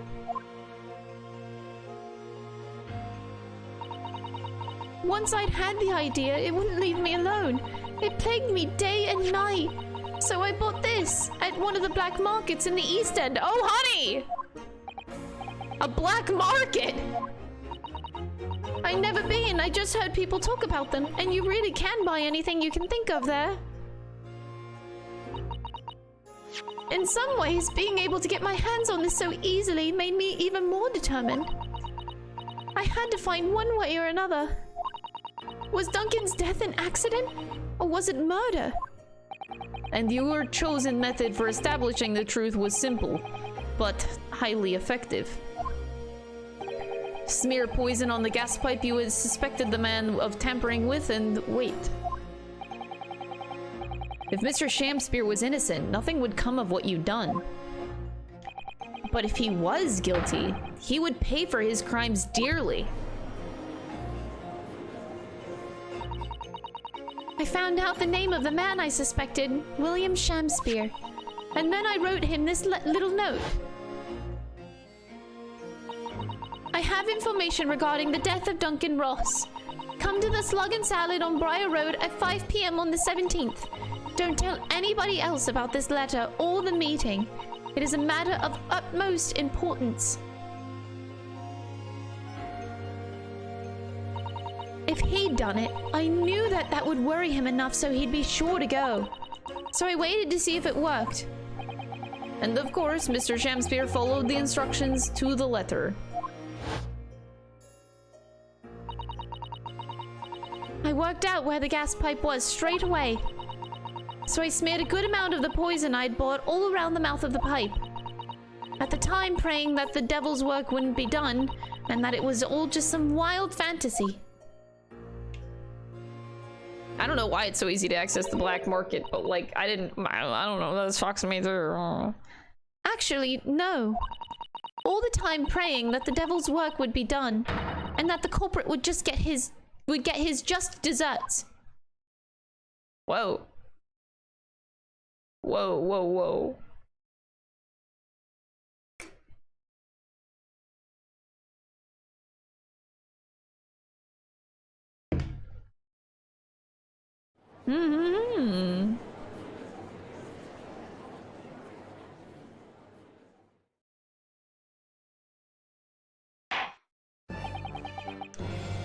3 days ago, when you were first stood in the dock before me, this whole affair seemed relatively straightforward.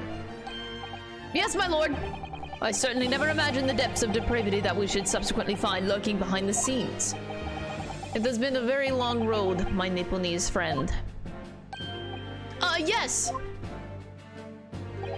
And one I certainly didn't envisage walking with you.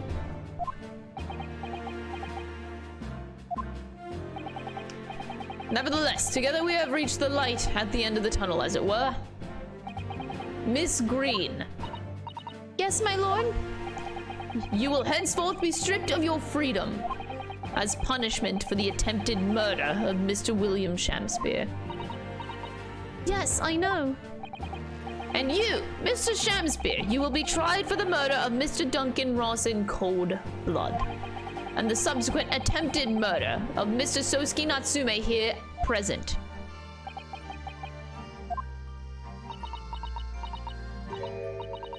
Mr. Naruto.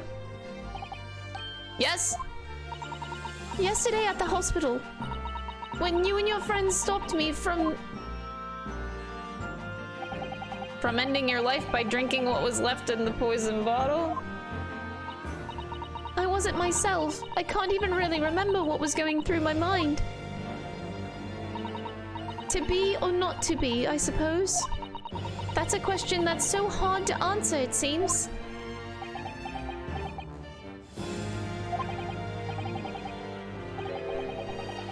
Well, personally, I'm glad of your being here, Miss Green. Oh! And I'd like to believe that it's a blessing Mr. Shamspeare didn't die when he ingested the poison. For your sake, at the very least. Oh.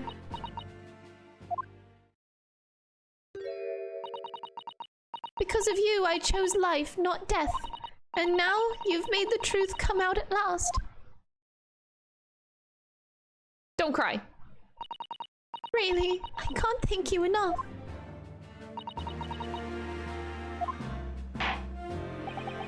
Quick tinker key! Oh my god, Ryder! No, we don't get the loot. Yes, my lord? The court declares that you are exonerated from all blame in this matter. Accordingly, I would call upon the ladies and gentlemen of the jury to present a verdict of not guilty. In that case, I hereby declare the defendant not guilty! And now, for some reason, we stop being a lawyer for months. Which is strange. This is our last case. Oh, wait, no. We still have the 5th case. No, wait, yes. We still have the 5th case. And then we stop being a lawyer. Wait, I'm so confused. Oh, wait, no, okay, I'm getting myself confused on timelines. But still. So this whole thing was a flashback. I have to remember that. This whole thing was a flashback. Something has to happen. I'm so confused. What was relevant about this trial that the professor made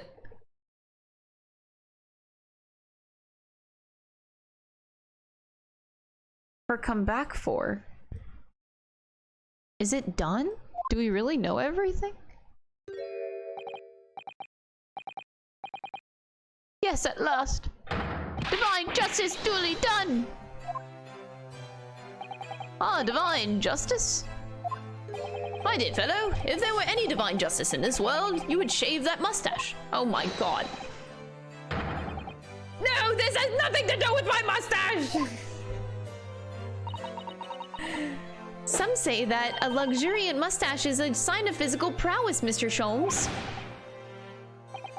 Look, I'm student Mr. Naruto Esquire once again. You've saved me from doom! I'm very happy to have been able to help, Mr. Natsume. Congratulations on your acquittal. Your second in almost as many days. I was first acquitted with and gained affection for English literature whilst in our great homeland empire. And then, by a twist of fate, I was brought to the land that bore the fruit of that literature.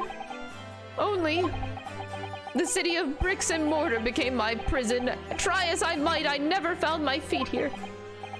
In the end, I confined myself to my room, lived life through friendly old books. And you've had such a difficult time, haven't you? Ah, but a week ago, I dragged you out of that dark and dingy room of yours, did I not? You did, and I've seen more of life in this week than in all my years to date. And for the first time, I feel I've begun to see the true face of the English that's so far from being hiding from me behind the wall of fog. My dear fellow, there is nothing special about the true face of the English, as you put it. Wheresoever one goes in the world, humans are human. There are few genuine differences. Yeah, I think you're right. I finally started to see that, and I've come to understand something. I've worked out why I was so attracted to English literature in the first place. It made me see that whatever our nationality, we humans all have the same hopes and fears. We're all just doing our best to live. Well said. I've come to feel the same way. I've made a decision too. Yeah, he mentioned, I'm gonna cut short my study tour here and return to Japan. Yeah, this is where he leaves and then tells Professor Mikotoba, and then Sasato gets sent back. And then court number 5 case happens, and in the middle of it, she leaves. Right. Huh. Just when we'd become friends here in England, what a terrible shame. I see, I know, that does tug at my heartstrings, it really does, but I've decided I'd like to take everything I've learned here in Britain and write something of my own. A novel of sorts, I suppose. Oh my, so you'll be creating your own literature, Mr. Natsume? How wonderful. Oh, well, no, I mean, I wouldn't presume to call it literature! Why not? When that is precisely the definition, Mr. Mustache. I suppose you're right, yes. It will, in a way, be literature. But as of now, all I know is that I'd like to try my hand at writing. I have no delusions of grandeur. I, for one, would love to read your work.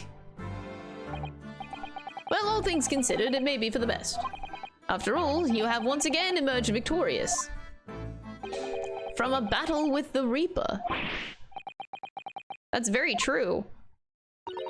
And there is no salvation for a person in the dock when the Reaper is the prosecutor. Sasato?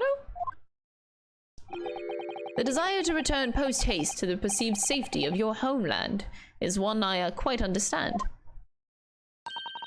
My goodness, yes, faced with such a terrifying prospect. Nobody would consider that cowardly, I'm quite sure. But that's not why I'm leaving, I mean it! Objection! Oh, this game is so charming. That was the case that we found ourselves embroiled in 6 months ago. Sosuke-san did indeed return to Japan and submitted a report about both cases to the government. It was on reading that report that Professor Mikotoba was prompted to visit the scholar, and barely any time later, Sasato-san was given the news that she must return to Japan as well. On the back of a telegram stating falsely that her father had fallen gravely ill. The only possible explanation that comes to mind is what happened after the trial on the following day. Okay, the important part, because none of that trial seemed important. The day that we uncovered the loot hidden by the now deceased convict in his former lodgings. Oh my god. We're gonna be left with another cliffhanger. Oh my god. Oh god. What's the loot? Well done, Mr. Sholmes. How simply marvelous of you. To uncover the secret hiding place in just 1 day. Wasn't it supposed to take 30 minutes? As I believe I told you, my dear fellows, skin prints, hold on. Before this, I need to... I'm gonna go pee really quick. I need to... Yes.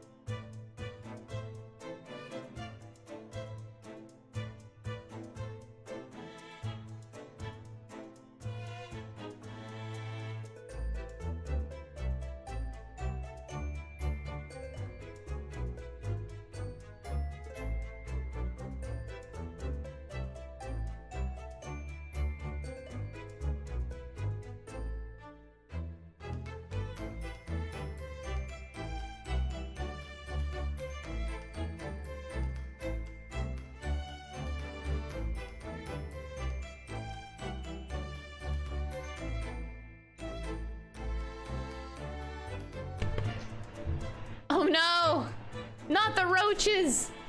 Jeez, chat. Man, okay, here we go. The loot. The loot, the loot, the loot. We gotta find out about this loot. It's important. As I believe I told you, my dear fellow, skin prints are extremely useful in such situations. Wouldn't you agree, Gregson? Oh god, Gregson is very aggressively... Okay. Gregsy's been happily munching in agreement this whole time, you know, Hurley. Happily, I think perhaps humorlessly it might be closer to the truth. So, it transpires the man fashioned a hiding place in the ceiling. And what's in it? What exactly is the loot? Let us look then, if you're ready. Let's examine the late burglar's hole.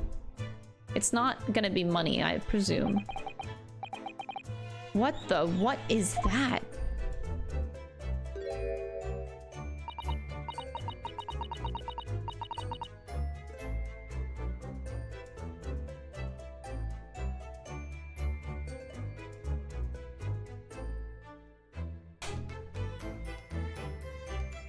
Some sort of neckband or collar. A collar, it's huge though. And look at all the gemstones set in it. You can see why it was claimed to be worth £1,000. Perhaps I could have it as a belt. Have you noticed on the inside there are some dark stains? You don't think they could be blood, do you? There's quite a lot of it. On second thoughts, perhaps I won't have it as a belt. Iris, good one. Then of course there's this emblem here. A large letter B and a small crown.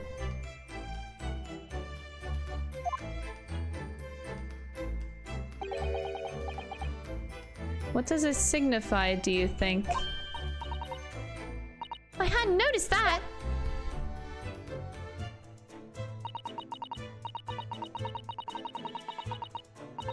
I feel as though I've seen that emblem somewhere before, you know? Where could it have been? That's enough of that. He knows. I knew right away he knows. All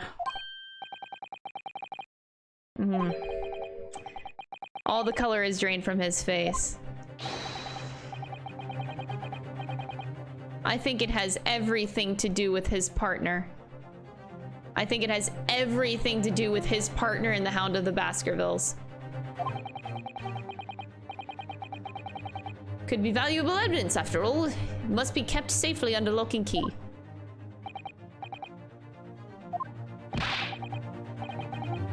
Get your grubby hands off that now, you lot! Hand it over now!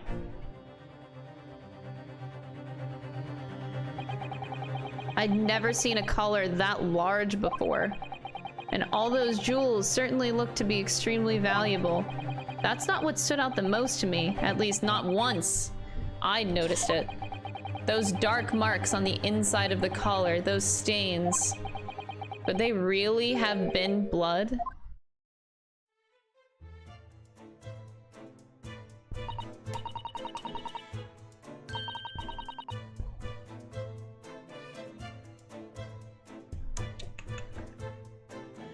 Ooh, yeah.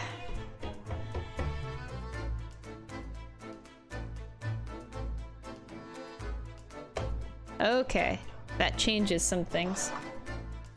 That was a funny case, wasn't it? But it's all buttoned up now. And you look very pleased, Iris. I am, because I was starting to wonder what I could use as the basis of this month's story in the magazine. But this case will be perfect. Oh no, it won't be. You're talking about the latest installment of The Adventures of Sherlock Holmes, I presume? The mystery of the knife in the mist. And the mustached man in the convict's curse, perhaps. Oh, you can do those ones, sure. I can make a 2-part story. I can't wait. A word, please, Iris. What is it, Hurley? I'm sorry, but you can't write about this case. It's out of the question. Why not? It's a great case. I shall have to insist that you limit yourself to the first of the two titles. The second must never be written. Is that clear?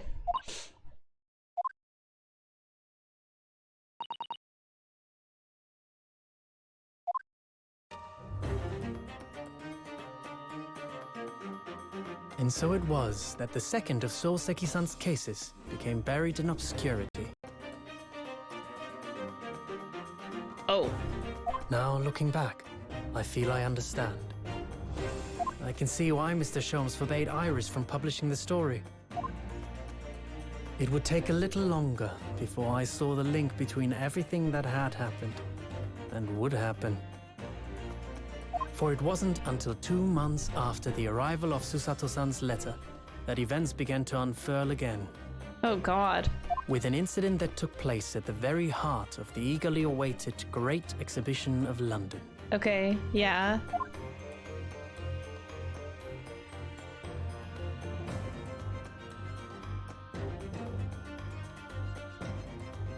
Oh man, dude. Whew. Ooh, the juicy. Juicy. Juicy,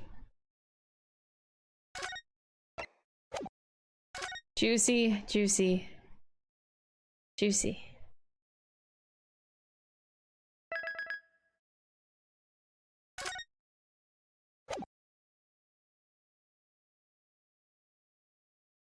The return of the great departed soul.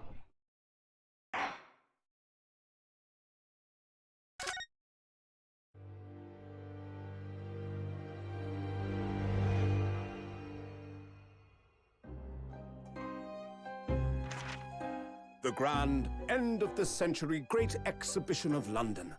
Surely there is not a soul who has failed to hear of it. Wondrous new works of culture and industry from every corner of the globe had converged on Hyde Park, welcoming over 50 million visitors. The last great hurrah of this century. Astonished and delighted people of all nations, and ended on a note of resounding success.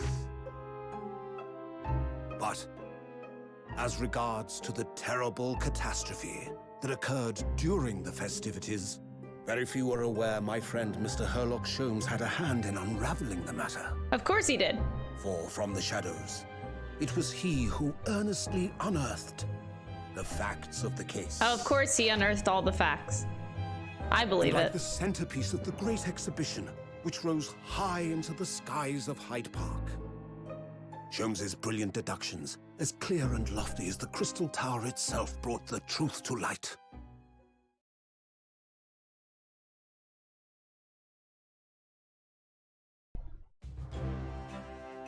We're here at the showground of the Great Exhibition, which is absolutely packed with people. The weather is unusually fine, and we're about to witness a most extraordinary scientific experiment. Ladies and gentlemen, the 20th century will see steam engines and electrical power dominate the world. Horse-drawn carts will give way to the motor car. Ships will sprout wings and take to the skies. And today, we showcase even more advanced technology. A glimpse into the future. A world first. A demonstration of my super high voltage instantaneous kinesis machine! What?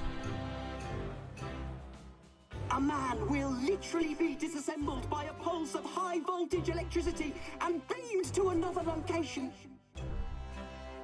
Whereupon his body will be reassembled by a series of complex calculations exactly as it was before.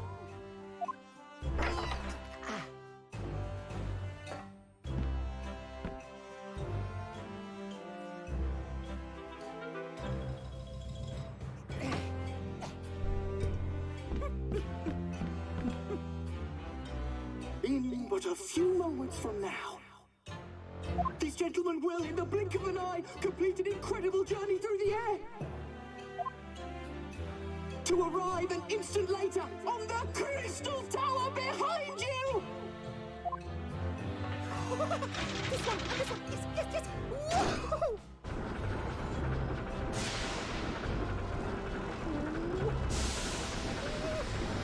Yes, yes, yes, yes!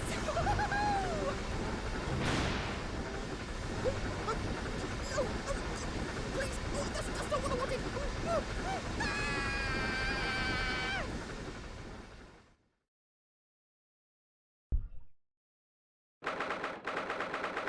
October 22nd, 9:36 a.m.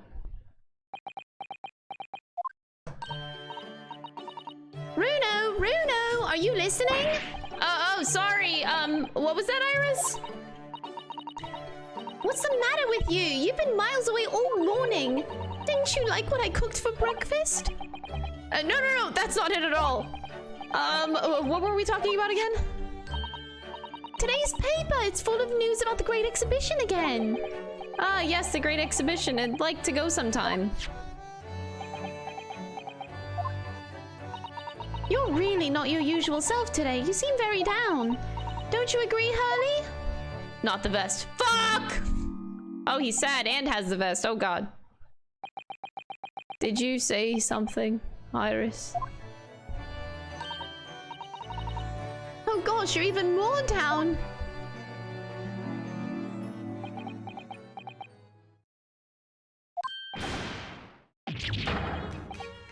When did you arrive, Mr. Naruto?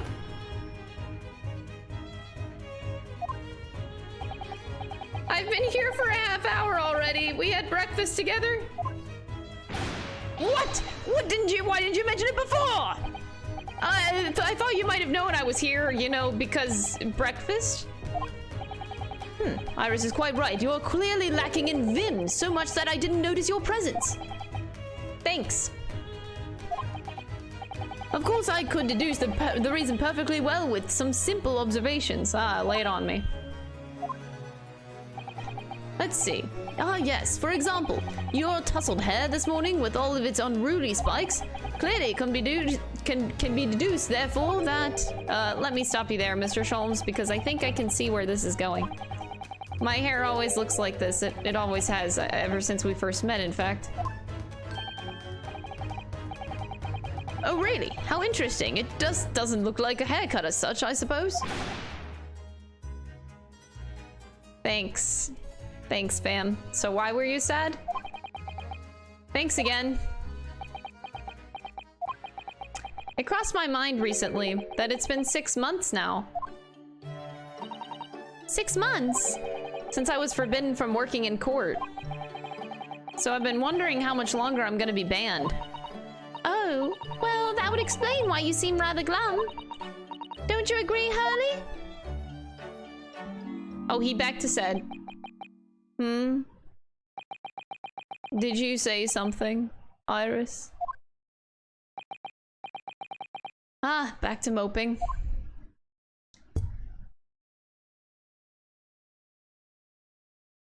So, what's the matter with Mr. Sholmes today?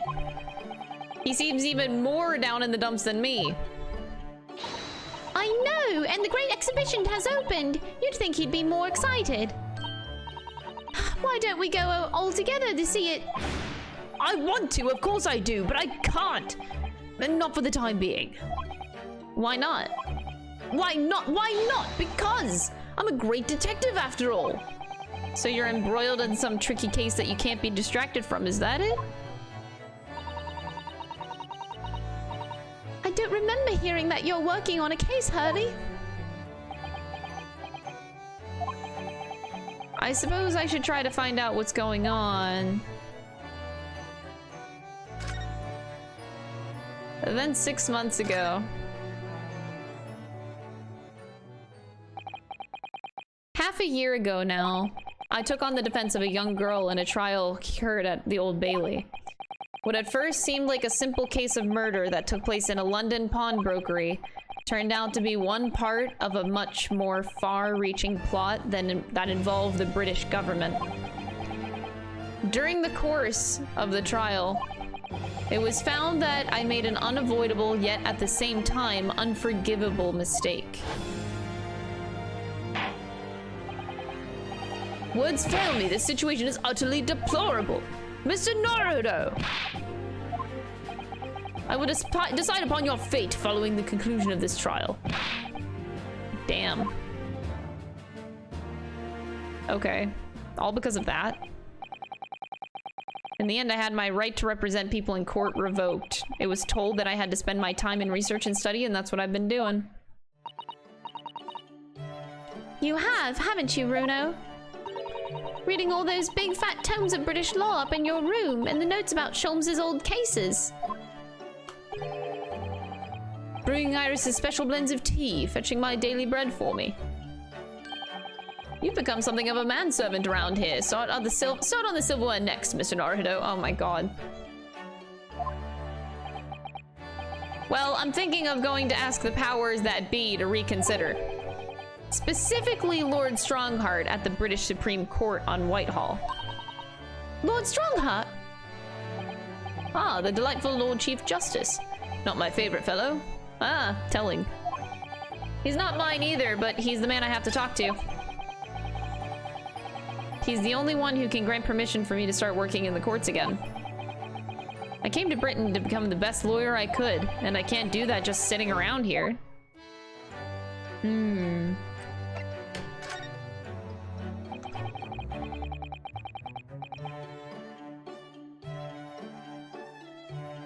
The whole of London has been swept up in this great exhibition, hasn't it? The most advanced science, the most modern technology, the finest works of art and feats of engineering.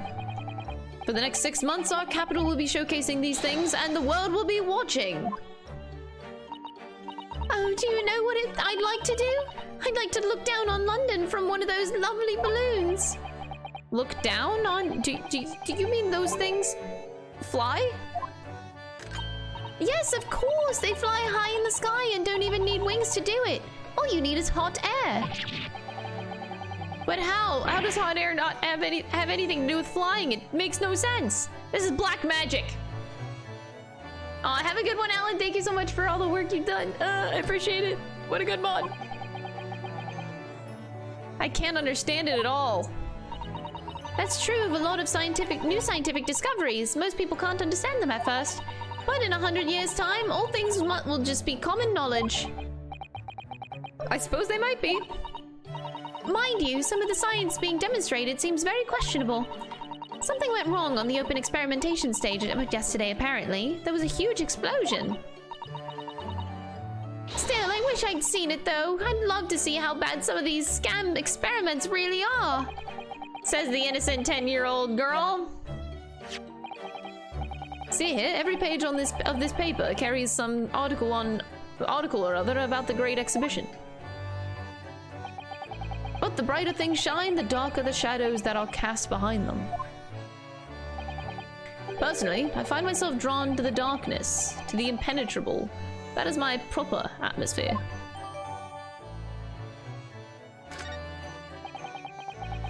Shadows cast behind. Is that a metaphorical way of referring to the back page of the paper? Alright, I'll bite, Mr. Sholmes. The Reaper attacked. Lost cat! I don't care about the Reaper attacking the lost cat! So many glowing reports about the Great Exhibition and everything that's going on there. Other than this rather gloomy looking one, that is. The lost cat, I know. Wait, what? What's the matter, Bruno? Ah, no, the lost cat! The Reaper attacked. That's Lord Van Zeeks. This must be what Mr. Sholmes was talking about. Does he know any more, I wonder?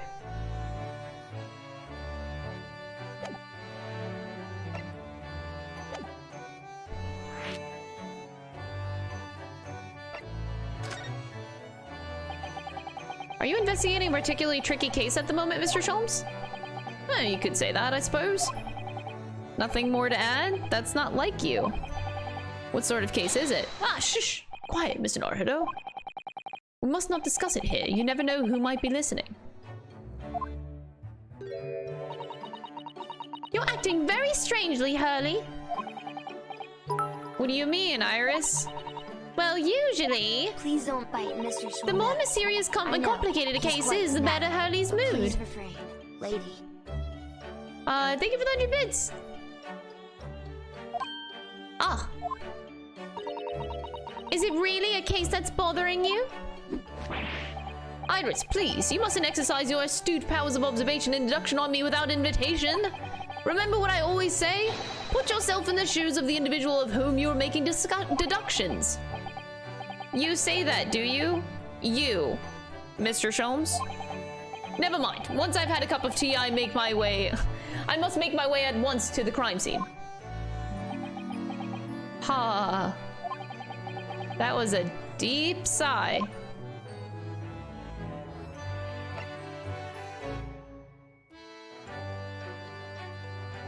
One day we will get this man to talk. One day we will get him to talk about his partner.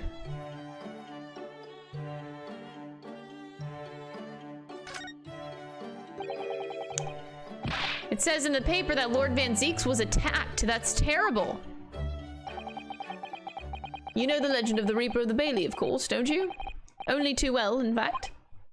Yeah, Prosecutor Baron Von Zeeks.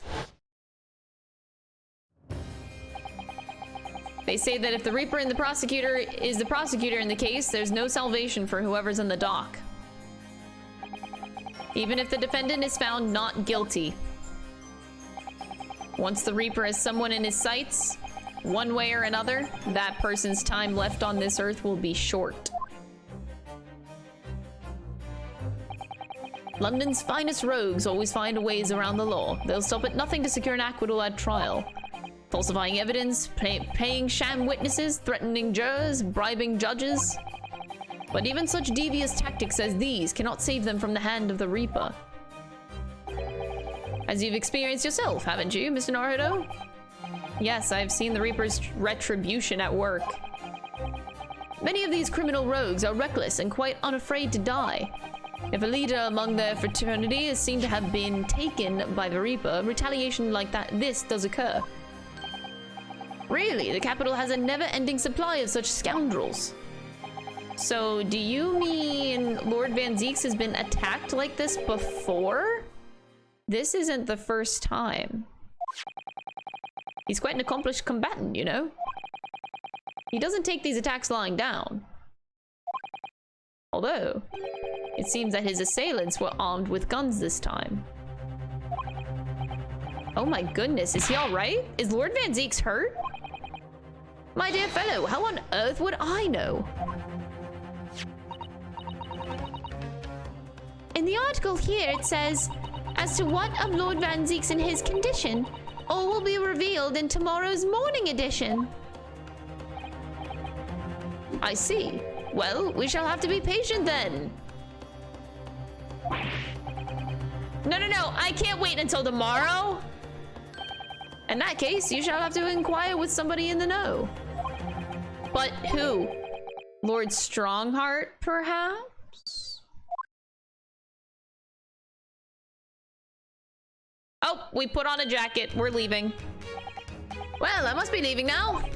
Yes, understood. See you later, Mr. Sholmes.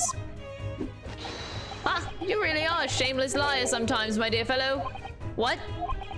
You seek to put me off my guard and follow me, don't you? Well, you would be wasting your time. The thought hadn't crossed my mind, but now I'm wondering where you're going. Well then, see you later indeed. Huh?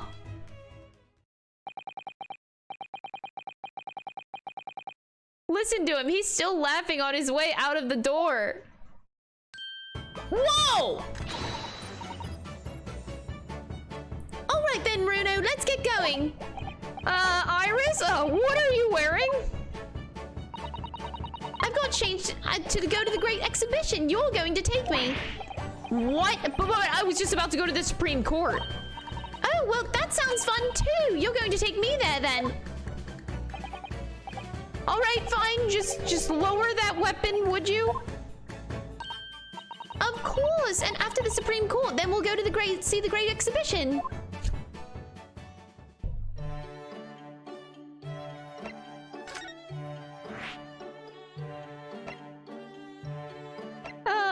Iris has her cow. Okay. Wait, can I do anything else?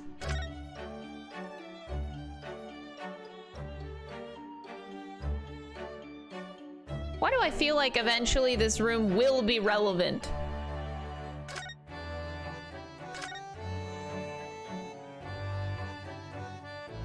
I keep observing the things in this room, thinking one day something will actually be relevant in here and not just a place that you sleep. Sholmes, I'm looking at your office. What are you hiding, bitch? I'm not mad.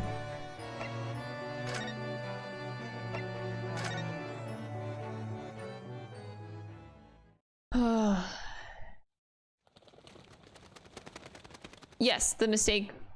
Yes, that's in case 5 at the end of it. The cat flapper.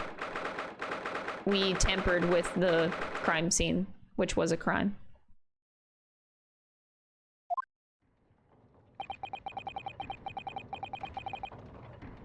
And also, well, yeah, that was it.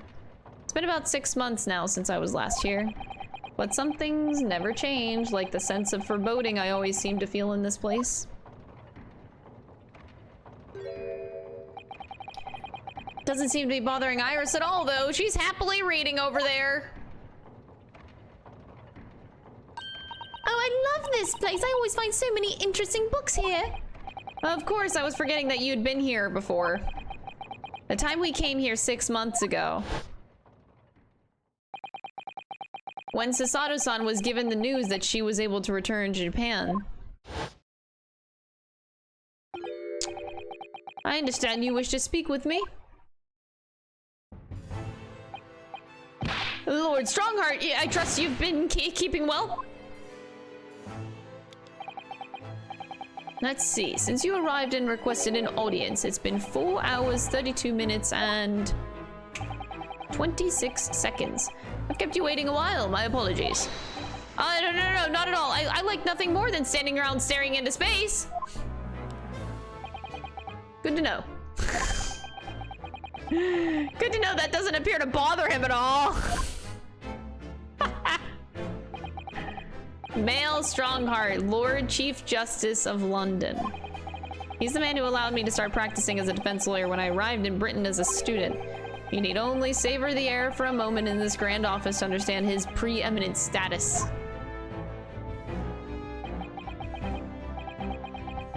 As you will be aware, the Great Exhibition of London is now underway at last. We're extremely busy as a result, policing the grounds, guarding the new technologies, dealing with petty crime. And furthermore, as of next month, we shall open the International Forensic Science Symposium. Well, if that ain't fucking relevant as hell. International and forensic science,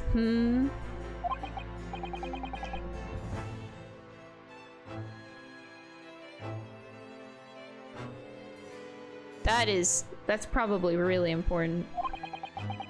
Investigating authorities from 40 countries around the globe will be taking part, including from your own land.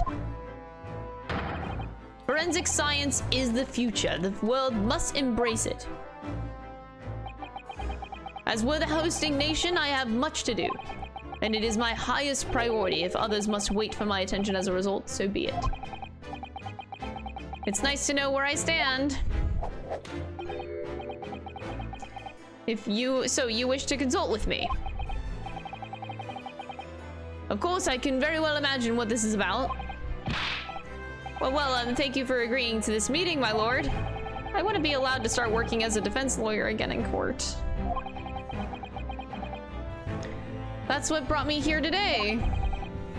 But actually, there's something else playing on my mind as it happens. Runo, just take a deep breath and come out with it. I'm not ready to come out with it. So permission to work.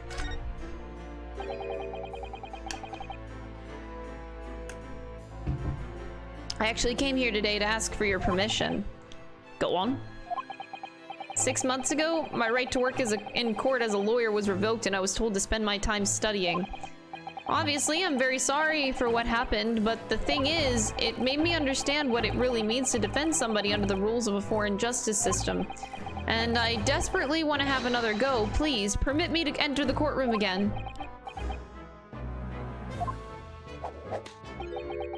Mr. Naruto.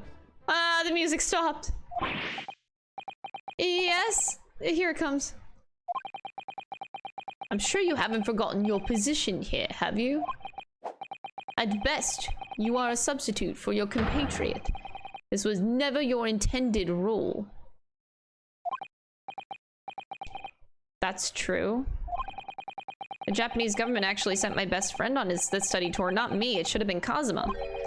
He was so determined to bring change to our own justice system at home. That was his calling. They really gotta bring up Kazuma all the time. Like, fuck.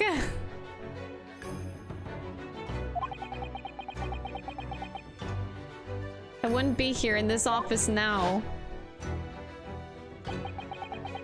Me not fucking crying, dude. Mr. Asagi was my best friend, you see. That's why I can't leave it unfinished. I have to fulfill his calling for him. Calling, you say? Has it never occurred to you that perhaps you know nothing of his true calling? Yes, it has occurred to me a lot, actually. I think about it a lot. The mission with which that young law student was charged, what do you suppose it really was? Mission? He's not making any sense.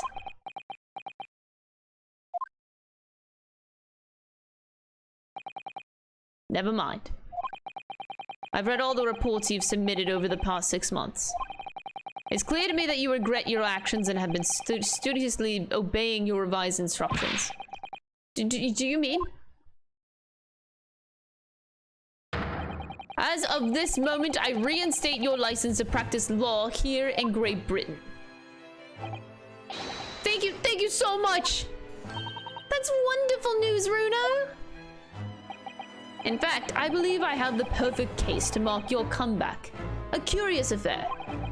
You'll consider it, I hope. Of course, please tell me more.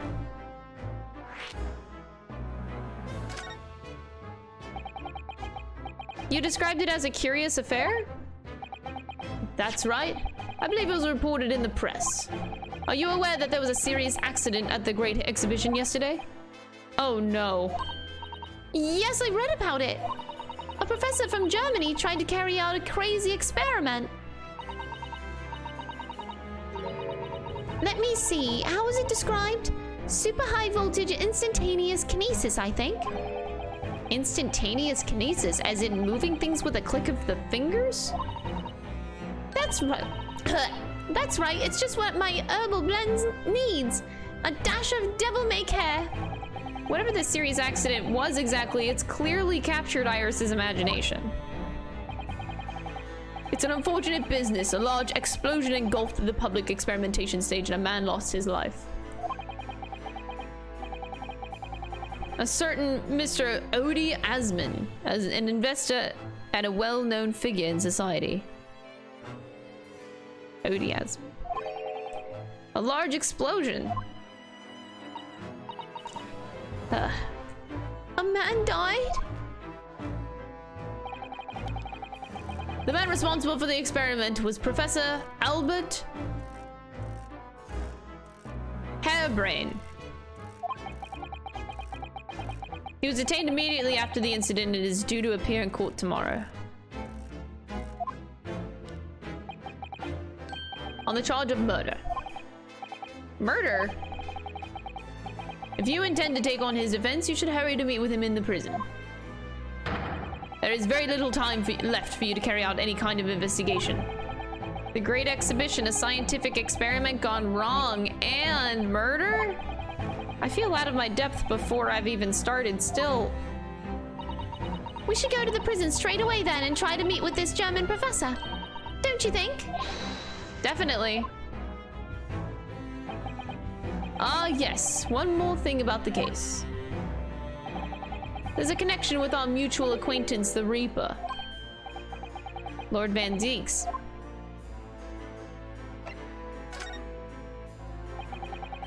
All sorts of conferences have been taking place around the world to coincide with the Great Exhibition.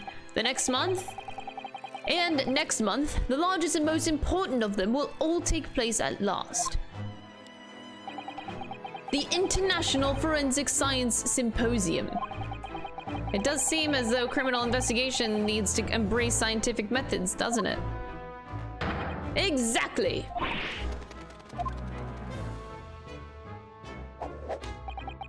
London, the globe epicenter of culture, science, and wealth, now has a population exceeding 6 million. Sadly, crime in the capital is growing at a similarly startling rate.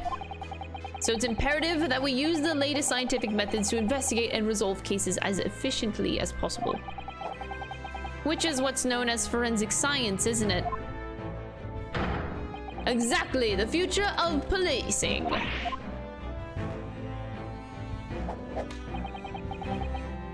Whew. Regrettably, however, Britain is currently dragging its feet when it comes to the adoption of forensic methods. Oh dear, that's alarming. Exactly, it's extremely alarming.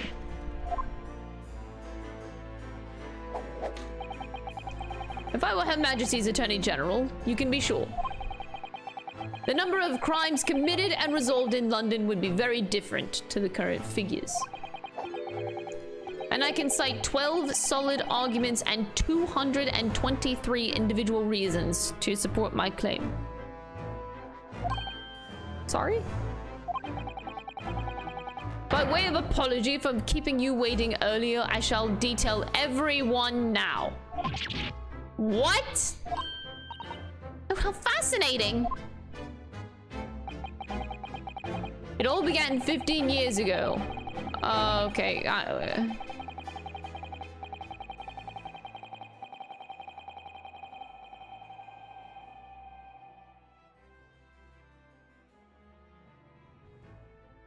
Okay.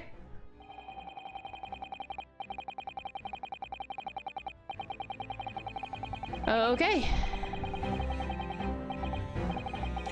And that more or less sums up my feelings on the matter in the simplest of terms, of course. Essentially, to formally establish a forensic investigation division within Scotland Yard.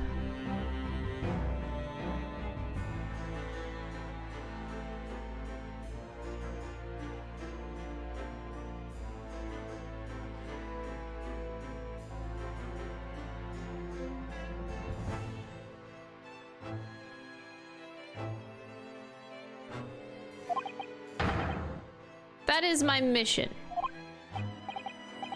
Right, yes, that's wonderful. Exactly, wonderful is precisely what it will be. Iris isn't paying attention at all. She's got her nose in another book now.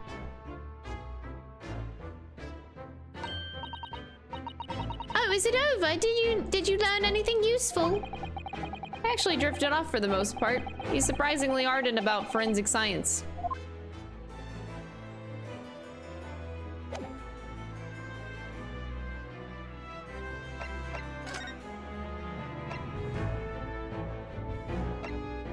I don't know why I'm doing this.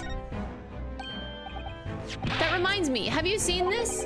The reports of overwhelming success of the Great Exhibition, of course. No, not that. The story on the back of the page.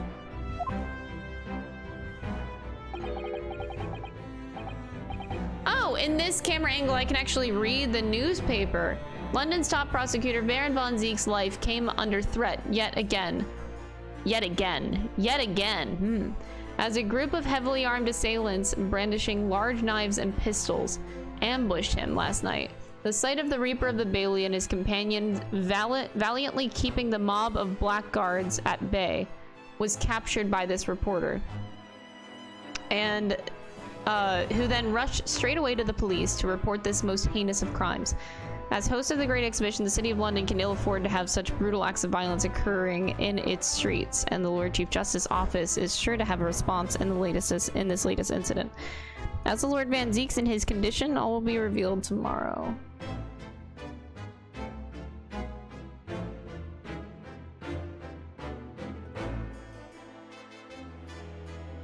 Well. You've enjoyed some victories in court against my #1 prosecutor, have you not? Poor Mr. Reaper, what happened to him? He wasn't killed, was he? There's no need for concern. Lord Van Zeeks would not be so easily dispatched, I assure you. Can you tell us what happened? I'd really love to know. Very well. If it interests you. It does, strangely.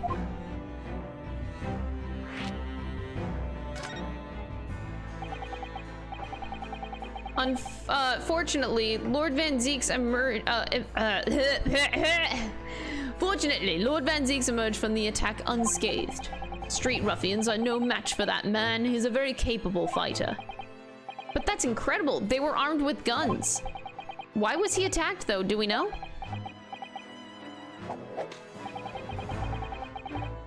It's related to events that occurred a month ago.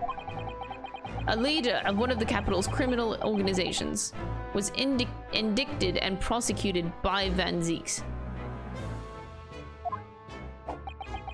But the man was acquitted. I have no doubt large sums of money were involved behind the scenes. A deplorable situation. Members of the jury were bribed, it seems. However, despite winning his freedom, the man in question met a dramatic end yesterday. You're not suggesting that was the work of the Reaper, surely? The victim's henchmen certainly seemed to think so. He was a man by the name of Asman, Mr. Odie Asman. Oh.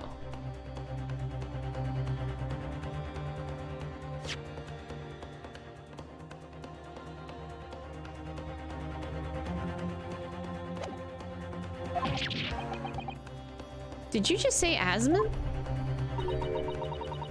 That's the man who died in the big explosion at the Great Exhibition. Yes, known publicly as an investor, but in reality, the head of a significant criminal organization. Unbelievable. I wonder, could I ask you something, Lord Strongheart? Try me. Why do you use Lord Van Zeeks as a prosecutor? He's not gonna answer that. All the criminals who manage to get off in court then meet with mysterious ends outside the courtroom. And fearful of that fate, they seek to strike at Lord Van Zeeks first. I know there's no evidence that he actually is the Reaper in that sense, but still, something's clearly going on here. I have Van Zeeks work for the prosecution service for 2 reasons. Firstly, the man is the best prosecutor in the capital, bar none. And secondly, any deaths of criminals that have occurred outside the courtroom following his trials are nothing to do with him.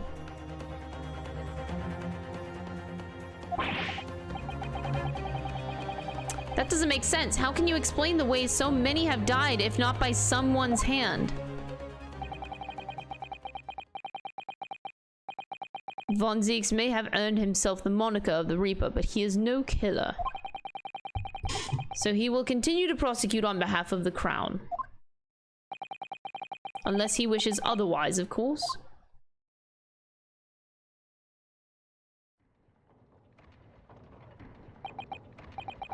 I must be leaving for my next engagement.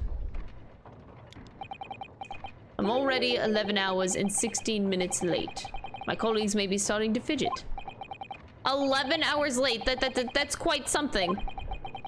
That meeting had already started when I arrived back here for this engagement with you. So, lateness was inevitable. Time stops for no man. I'm sure it stopped for me during those 12 solid arguments and 223 reasons. Oh yeah, where would I find Lord Van Zeeks now? I would assume he's at his office. Right, I'll go and ask him about the attack in person. I want to get this straight from the horse's mouth. Away with you now. I'm leaving Professor Harebrain's defense entirely in your hands.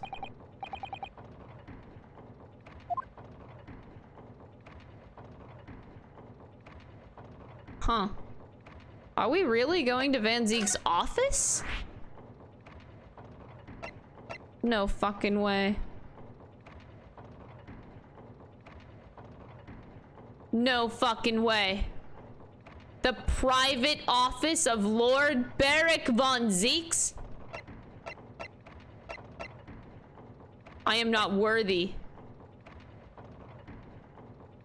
I think I'll go to the prison first, because I always save the best for last.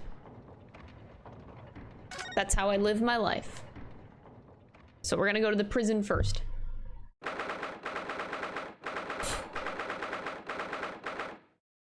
Whew. Local prison cell number 11. The warden said cell 11. That's this one. There's someone curled up in a ball at the back of the corner, look. What's his name again? Professor Albert Hairbrain, wasn't it? Excuse me, Professor Hairbrain?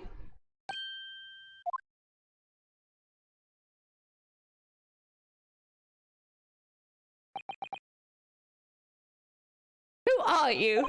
Oh, sorry. I'm Ryunosuke Naruto. I'm a defense lawyer. A lawyer! Was it something I said? A lawyer, you say? Well, would you be here about the experiment? Are you going to defend my hypothesis? Your hypothesis? Sorry, I don't... Yesterday's demonstration! That demonstration was... That magnificent demonstration was... It was an out and out success by anyone's calculations. But despite that, no one listens. No lawyer believes in the science. When it's explained, they all leave at high velocity.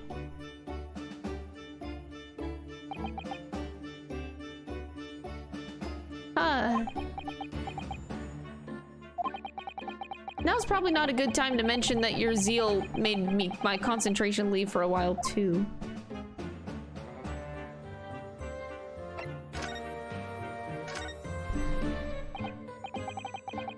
This music is something special. You mentioned the demonstration yesterday. The papers have called it a spectacular failure. After all, a man died in the explosion, didn't he? Yes, you can interpret the results that way if you really wanted to. Well, I suppose in the strictest sense, the experiment was a failure, but at the same time, it was a great success. You've lost me. I saw it with my own eyes right there in front of me. Miss Asmund was spontaneously disassembled. Until then, everything was going exactly as my calculations had predicted. At that point, he should have been beamed to the Crystal Tower by instantaneous kinesis. However, the machine exploded and Mr. Asmund in fact perished? Yes, I can't deny that part of the experiment was a failure. So what you're really saying is the large explosion that killed Mr. Asmund was an accident, correct? But the bigwigs had you arrested on suspicion of murder. I was responsible for a man's death. That is an immutable truth here. And for that, I wish to be punished at once. But... Murder? Nearly in a million years, it was an accident. Simply an accident. I see. Hurley and I were talking this morning, you know. He said the situation would change completely depending on whether it was treated as an accident or a murder. How exactly? Well, if it was really an accident, then the professor's machine would be kept in protective custody. On what grounds? Yes, it's newly established here in Britain. The Special Dispensation for Scientific Equipment Act. That one passed me by. But if the case is treated as murder, then they'll say my machine was the murder weapon. And then they'll say my machine was the murder weapon, and they'll be able to pore over it as much as they like. If they examine it in detail, they'll find out how it's made, and then they'll be able to copy my idea. My precious hypothesis will be stolen. The machine must be protected from that at all costs. That's why it's imperative that this whole incident is shown to have been an accident in tomorrow's trial. I see now. Right. Cue the clown theme song. So, in short, there was a terrible accident at the Great Exhibition Showground yesterday. Yes, or rather no. The devil is in the devils. Strictly speaking, there was a terrible explosion. Sounds the same to me. You were demonstrating super high voltage instantaneous kinesis, weren't you? How fascinating. Humans, like all matter, are made up of particles that are all held together by electrical bonds. So it must be possible using a sufficient high voltage to break those bonds and beam the particles through space. That's it in a nutshell. That's my idea, you see? That's my amazing hypothesis. That's unimaginably high-level science. Oh, but dare to imagine it, dare to dream of such incredible technology. Just think, one moment I could be here in this cell, and the next, I could be at the Great Exhibition again. Well, yes, that would be incredible. And the next, in the mere blink of an eye, I could be at a great Parisian theater, I'd say. The possibilities are endless. The whole of our vast planet would be within reach. So no more hiding in wardrobes or on rocky seas with 50 days. I don't really see it like that. What do you mean, Iris? Well, if you could travel anywhere in the world instantly, the planet wouldn't really seem vast anymore, wouldn't it? I think it would feel like it had shrunk. My word, that's exactly right. What are the implications? What does this mean? Oops, that has Professor Bunny Brain really worried by the look of it. Professor Bunny Brain. Clearly, this is yet another case of just because you can doesn't mean you should, I suppose. The point is, my calculations are flawless. The science works. But without a practical demonstration, it means nothing.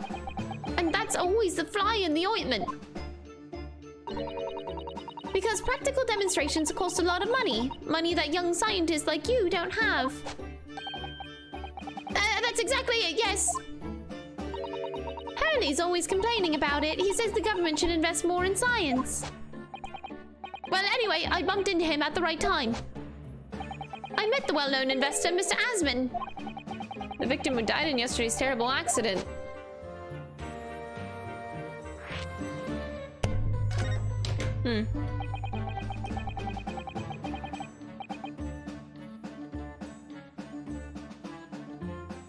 The full name of the man who died in yesterday's accident was Mr. Odie Asman, wasn't it?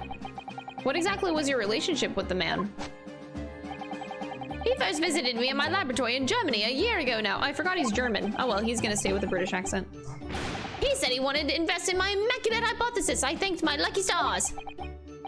So you hadn't really known each other then? Money for science research. I'm so envious. As far as I was concerned, the man was an angel. Oh, really? An archangel, even. He was prepared to fund a practical demonstration of my hypothesis for a presentation at the Great Exhibition. And if that went well, I could expect additional financial support for my research from the British government. Mr. Asman provided me with money and an exceptional engineer. He produced a machine to my precise specifications. Ah, but then your dreams were blown to dust in one enormous explosion. As you can see, I owed everything to Mr. Asman. I would never, ever have thought of taking the man's life. Well, he seems genuine enough. I don't think he's lying.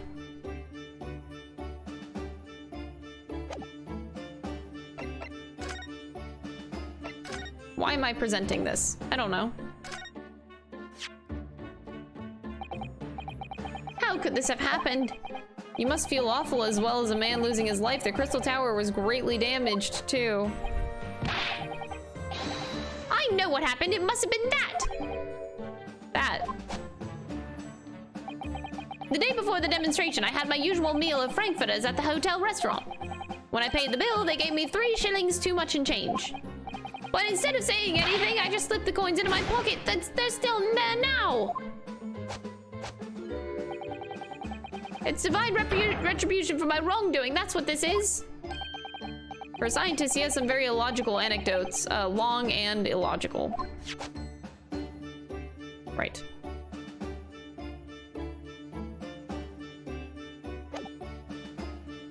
So now we go to the prosecutor's office? Oh boy. I don't know if I'm ready for this. Okay, everybody, we're gonna go to Lord Beric von Zeke's private office. I am so nervous. Here we go.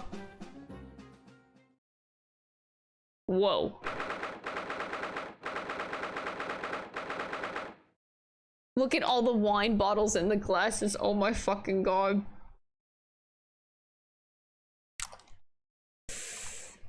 Nice.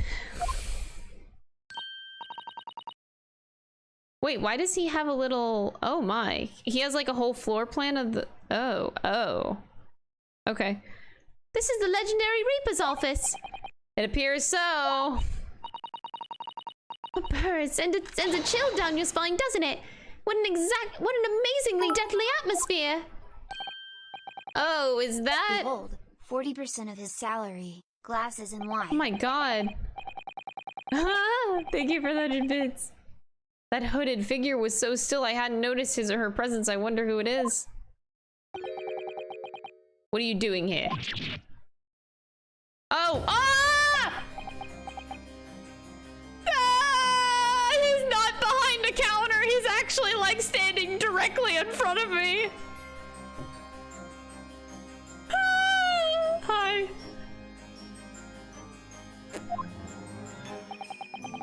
He's as unwelcoming as I thought he'd be. Actually, maybe even more so. I'm glad to see you're well. I am.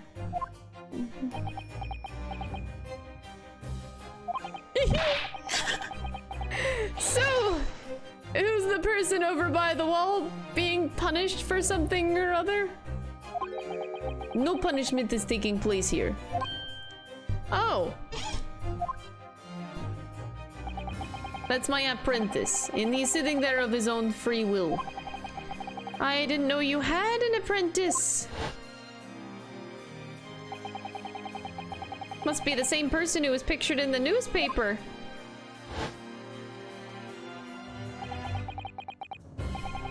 He's very able in combat, a requisite skill for anyone under my tutelage. Are you referring to the attack on the Reaper that was reported in the papers? The Reaper? I'd be interested to know the Reaper's true identity myself. Assuming, that is, such a fabled fiend genuinely inhabits our great courtrooms. Damn, it's really hot. Why am I so attracted to this man? Oh my god. Last night's attack. Lord Strongheart said that the assault last night was some sort of revenge attack. True. Carried out by henchmen of Odiasman's criminal organization. The investigation meant their arrests were imminent. Presumably, some hoped to kill me before that happened. Odiasman.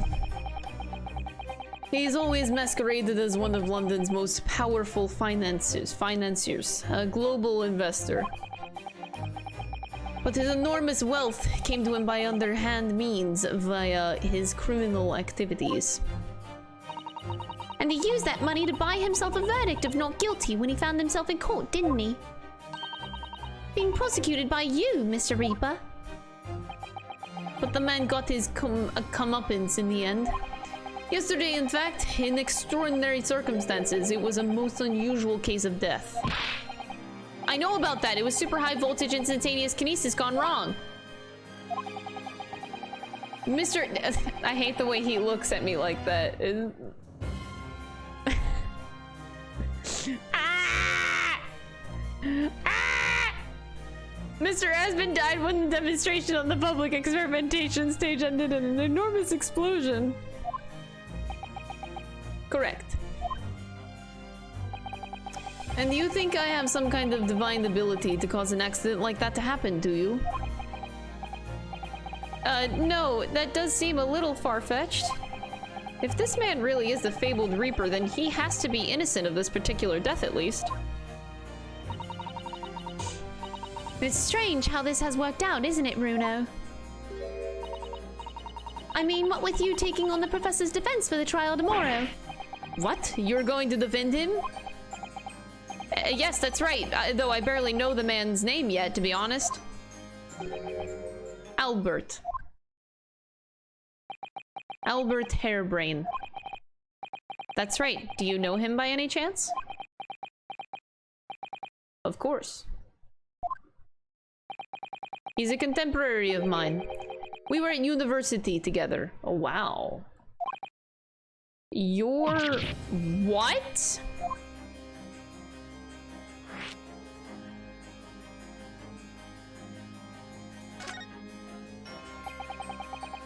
I'd understood that Professor Hairbrain was from Germany, though. Well, so is Van Zieks is from Germany, isn't he? Hairbrain's from a respectable British family. After graduating from the University of London, he moved to Germany to carry out his research. That's all. So you were students together. I was in the faculty of law, of course, and he is in science, so our paths rarely crossed. But curiously, we got along, though I've not met him since my university days. Certainly didn't expect our next encounter to take this form. And with you, of all people, representing him. Oh god, he hates us. Only if I make it out of this office alive. He's actually been charged with murder, it seems. Yes, I know, because the prosecution will be handled by me. Ah, so we face again together in court, do we, Van Zieks? By you. But you made it sound as if you and the professor had been friends. We are friends, it's true. Then why would you do this? If the Reaper is the prosecutor, then there's nothing anyone else can do to save him. He's doomed.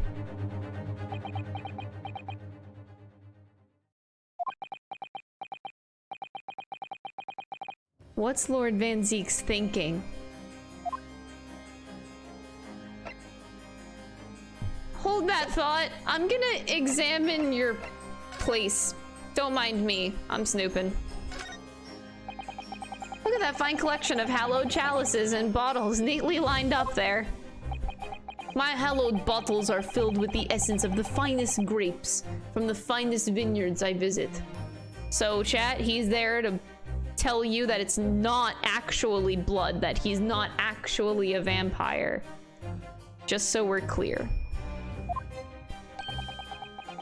And I personally oversee these chalices being made by the finest crystal craftsmen in the world. And yet you throw them around in court like they were worthless. Yes, because this imbecile is so unimaginably and repeatedly wide of the mark it sees sometimes. Oh! Before you open your mouth next time, you should consider the poor artisans whose work you defile. So it's my fault that you crush your wine glasses? Okay, bro! So it's my fault? Silly me! How could I have ever thought otherwise? Whatever, bro!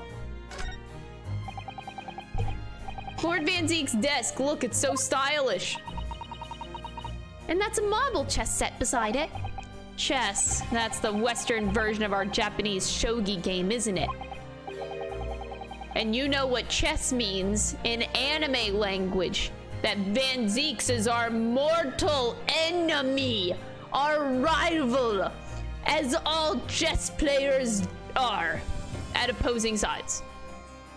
So, we are clearly rivals. Nice. I'm actually quite good at shogi problems, and Ryunosuke is good at shogi. Clearly. This means something way bigger. Oh, really? You'd probably like chess problems in that case. I'd love to challenge Lord Van Zieks sometime. to a bout of shogi problems. If you only really want to challenge yourself, you can always do that on your own at home.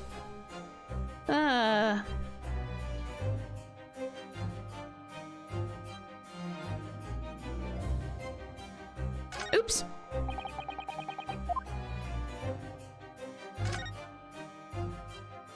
Nice statue in your room. Look, it's a scale model of the Great Exhibition Showground. And he has a little, oh my god, his other table is where the body went. Oh. It's literally a display of the oh. Why do you have that? That's amazing. I wonder why it's here. Perhaps he made it to take his mind off of the sadness of being too busy to attend in person. Or perhaps he's too embarrassed to queue up for a ticket. Surely it's obvious that I'm using it as an investigative aid. Oh. You Nipponese have no business painting others as overly reserved. I really didn't think he'd overhear that.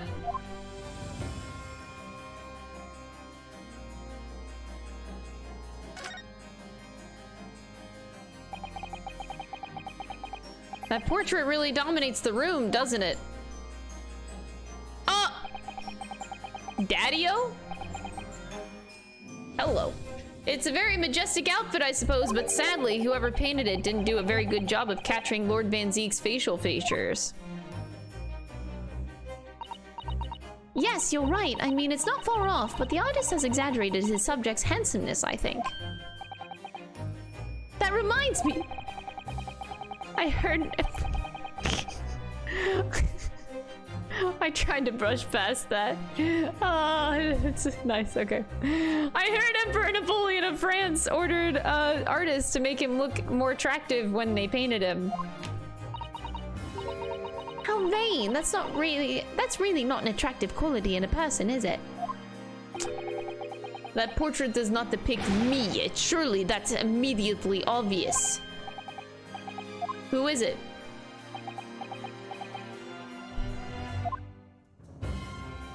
Oh. Just silence. Okay.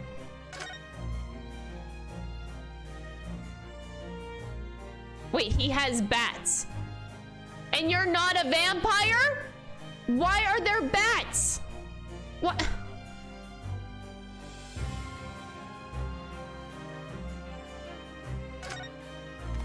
Oh my...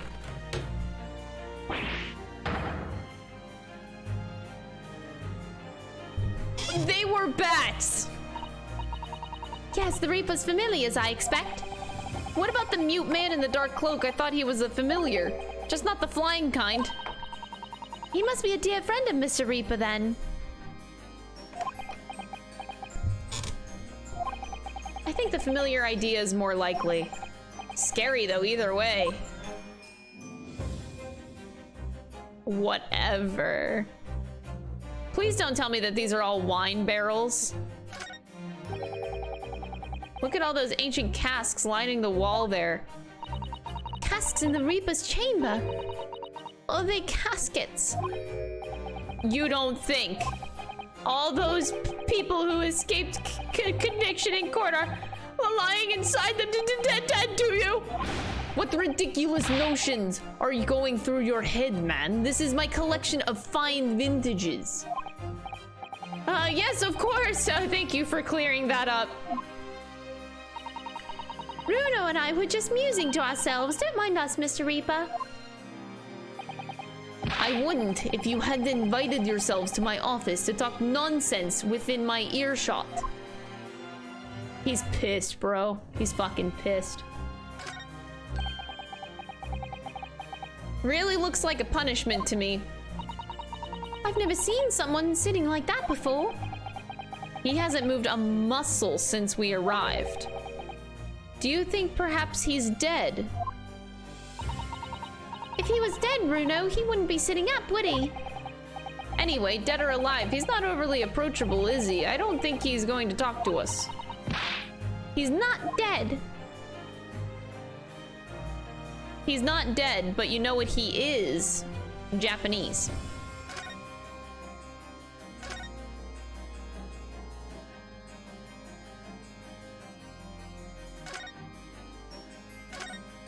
He definitely has... Van Zeeks is, his apprentice is a Japanese person. Why else would he be sitting on the floor? Iris said that she never sees anyone sit like that. Well, that's because you're in Britain.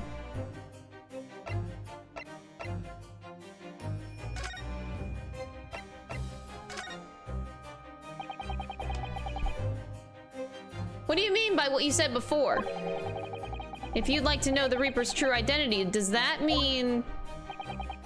I'm a crown prosecutor and immortal like any other. I'm no demigod. Are you sure about that? I'm highly suspecting of you being a vampire.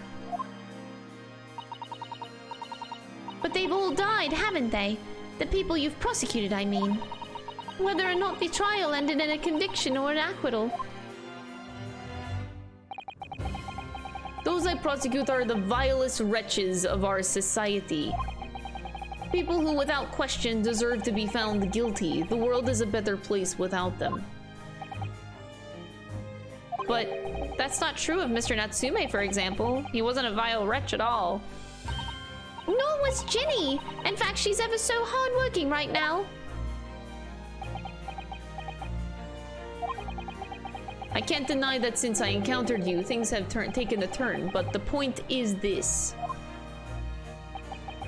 If any of those vile wretches that escaped justice subsequently died in mysterious circumstances, it was at the hand of their own kind. It's not my work.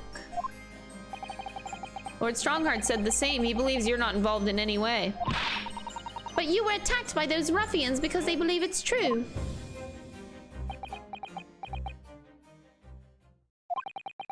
The fact is, since people started calling me the Reaper of the Bailey, the number of serious crimes in the capital has dropped substantially. It would appear that even the most hardened criminals can be made fearful for their lives. Do you mean to say... I mean to say that if my pseudonym serves a useful purpose, I adopt it gladly and with honor. But it's putting you in danger. You could be killed. If that is my fate, let the god decide. Lord Van Zeeks.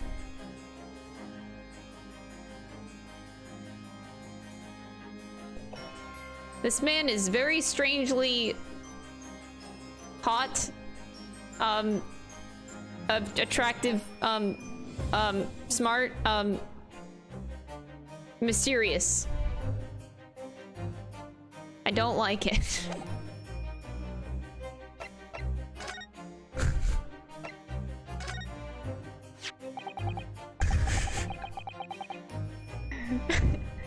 Lord Van Zeeks, about the article in this paper.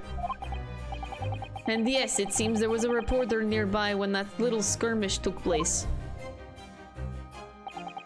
I had no idea I'd been photographed. It was careless of me. It looks as though it was taken after the people who attacked you had run away, though. Rest assured, the police have already apprehended every last one of them. But there's someone else fighting alongside you, it seems. And I think it's the same man who's sitting over there as we speak, isn't it? As I mentioned already, he's my apprentice. Perhaps you could tell us a little bit more about him? No?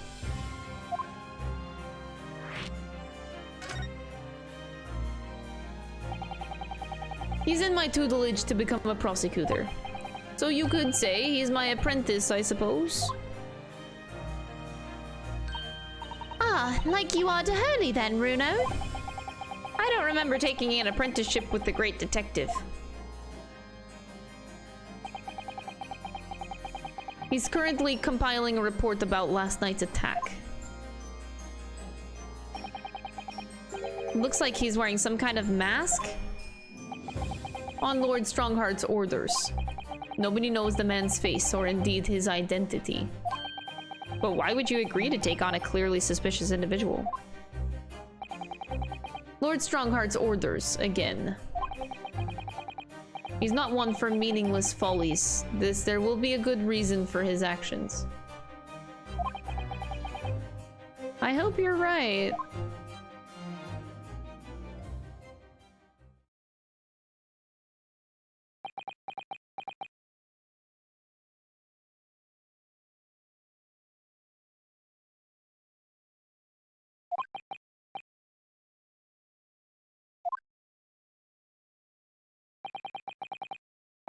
The task is complete? Good. In that case, you can collate all the briefs.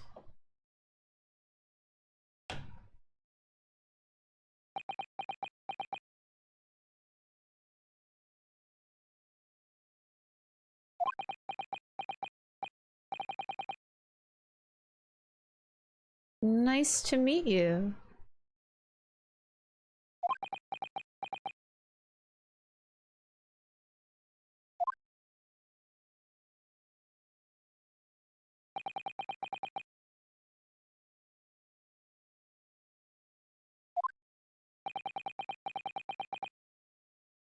That was really strange. I've never met the man before. Didn't even know he existed, and yet... somehow it didn't feel like our first encounter.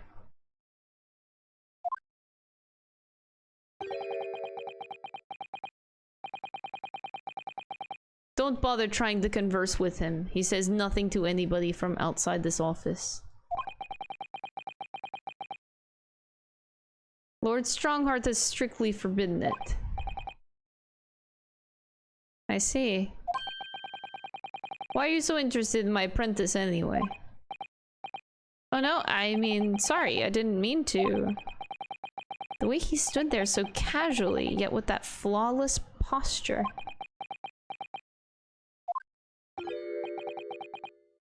Couldn't be. I think we're on the same page.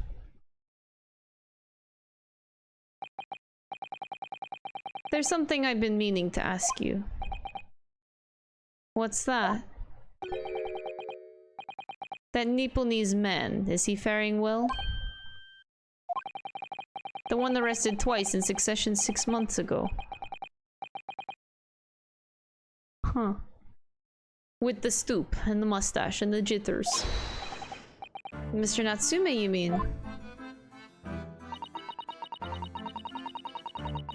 I'm not sure he'd be very pleased to find out that you identified him from that list, Runo. He's fine, thank you. In fact, I received a letter from him by international post only the other day. I see.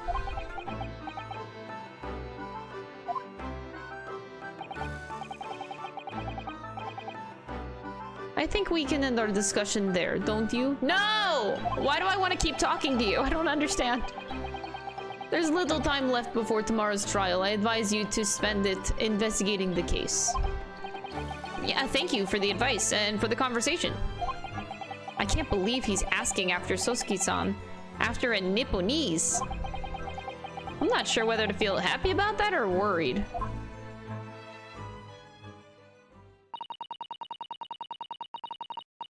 I never imagined that Mr. Reaper would be friends with the mad scientist, did you? There's a turn up for the books.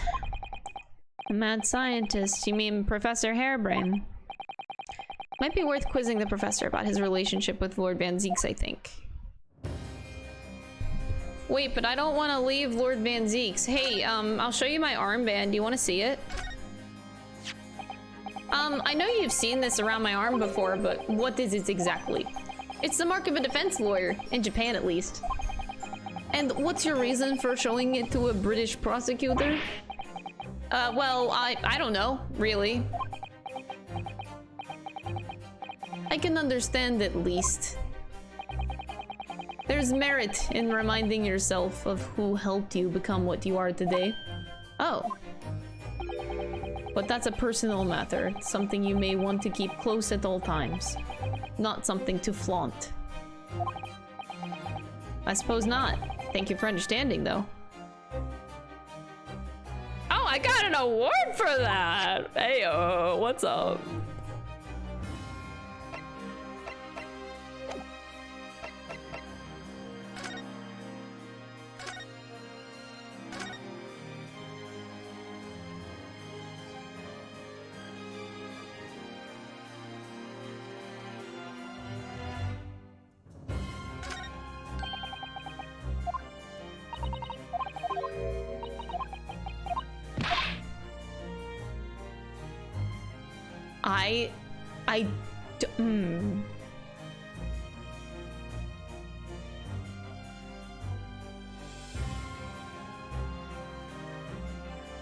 I don't want to say anything. I don't want to say anything. I'm sorry. I'm really sorry. I'm not going to. Tell us your thoughts. No, I'm not. I'm not telling you my thoughts. Not this time. No.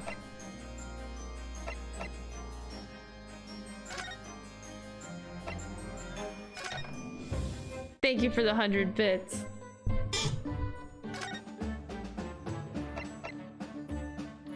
Back to the professor.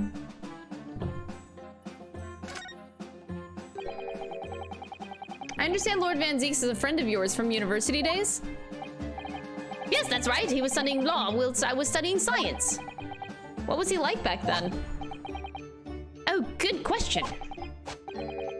Assumingly gentlemanly and all-round nice fellow, really.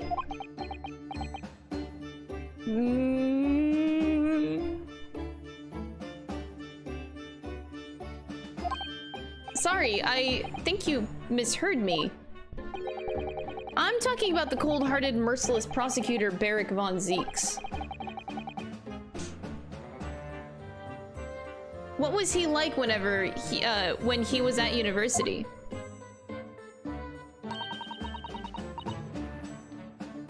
Talk about leading question, Runo. As I said, an unassuming and an extremely pleasant gentleman. After all, he is the little darling of the Van Zeeks family with all its great aristocratic origins. I didn't realize he had quite such a noble blood. Little darling. It was a bit of a shock when I came to Britain and learned what he'd become. Learned what he'd become. Why did I struggle with that? The Reaper of the Bailey, no less. Yes, that's right.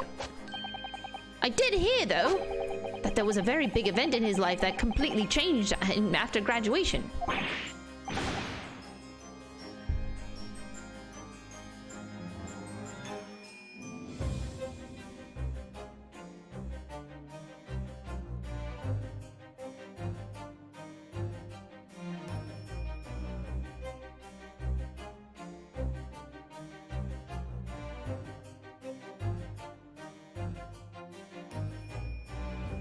Okay. Sorry. I'm sorry. But I don't know anymore. I wasn't in the country at the time, but in Germany already. Ah, yes, of course. If he's heard all about the Reaper, I really don't have the heart to tell him that Lord Van Zeeks will be the prosecutor in court tomorrow.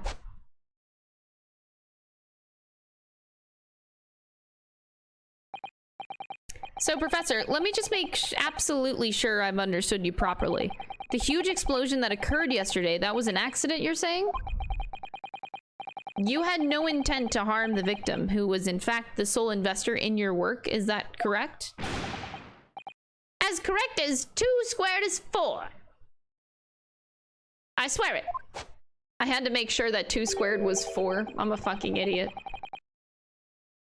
It's true that the man perishes in a machine of my invention. So I know that I'm far from blameless in all of this, but still, I would never use my discoveries, my inventions, to take a person's life. Not in a centillion years. I'm a man of science, it's all I know. You have to believe me, please. Do you believe me? Do you believe in my hypothesis? Science is the pursuit of truth, you know. I've always believed that all my life. I'm afraid I don't know much about science or your theories. But I do believe you, and I will fight to prove your innocence with all my might. I'm a man of the law. It's all I know. You have to believe me, please. When I went to live in Germany after I graduated, I learned something very important. Nationality, class, lineage, none of that matters. As long as you try your hardest, you can achieve anything. Thank you for that, Professor. And thank you in advance for defending me tomorrow in court. All right, Runo. It's time to visit the Great Exhibition. Sorry? Well, that's where the incident happened, isn't it? I suppose that's true. Time to investigate at last. Alrighty, time to go. But I want to go see Lord Van Zeeks again in his office.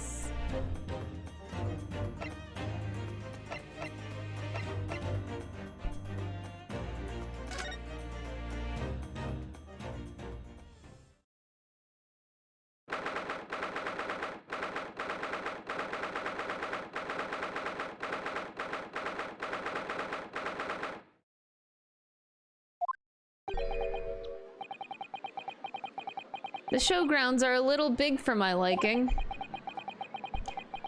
You've been walking around in dense crowds for 2 hours now, and I felt myself swooning 3 times. There are a lot of people, aren't there? I've always been trodden on 3 times too. Be careful, won't you, Iris? Don't let go of my hand. We finally made it through the throngs though. Through the throngs, though, by the look of it. Here we are, underneath the public experimentation stage where the explosion happened yesterday.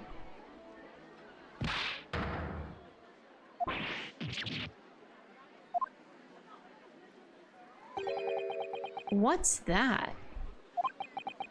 I can hear voices from up on the stage. It sounds like an argument.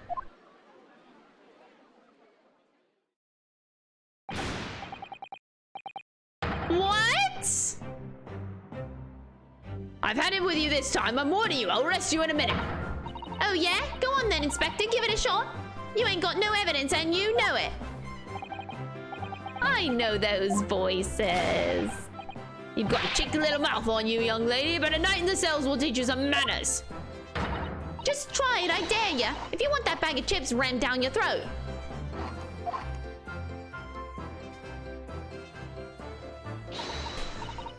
Yoo-hoo! Gregsy! What are you doing up there?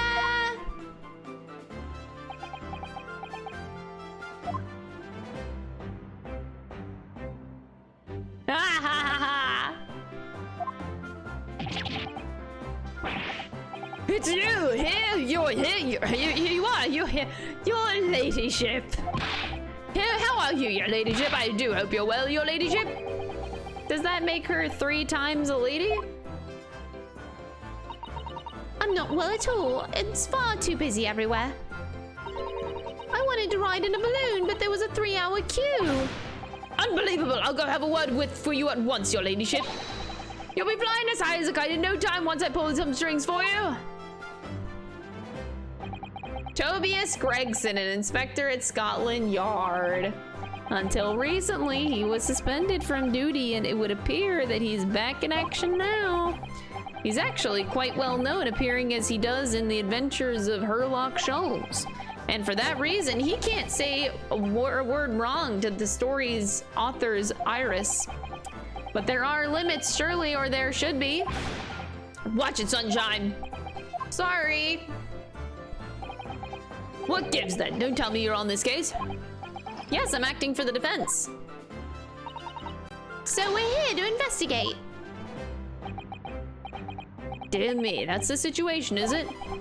Is it really that troubling? A measly 5 bob, is that all you got? Gina! You're a lawyer, ain't ya? You could stand to carry a bit more copper around your pockets, Mr. Narido. Wow, okay. What? Hey, that's my last bit of spending money, that is. Ah, you can have it back, but I'll have to charge you for it, all the bother. 3 bob. This is Gina Lestrade, a pickpocket or diver born and bred in the East End of London. In the case that led to my own suspension 6 months ago, this is the young girl I was defending in court. What's your problem, eh, Odo? Diver, pickpocket, what's with all the name calling? You want a bag of chips run down your throat at all, do you? I thought you were proud to be a diver, Gina. You were just arguing with Inspector Gregson about it, weren't you? I assumed that you'd been up to your usual tricks here at the showground. That ain't no way to talk to a lady, Odo. Half a year's a long time. People can change. I'm an apprentice now, learning to be a Scotland Yard detective. So you'll have to call me what everyone else does. It's Inspector Lestrade now. What? Inspector. That badge is homemade, surely. The Inspector part isn't entirely accurate. No one calls her that. For what it's worth anyway, investigating's off the cards for all of us. What's that supposed to mean? Right, well, I'll be back up top. You hold down the fort here, all right? Right, sir. No. This raises a lot of questions.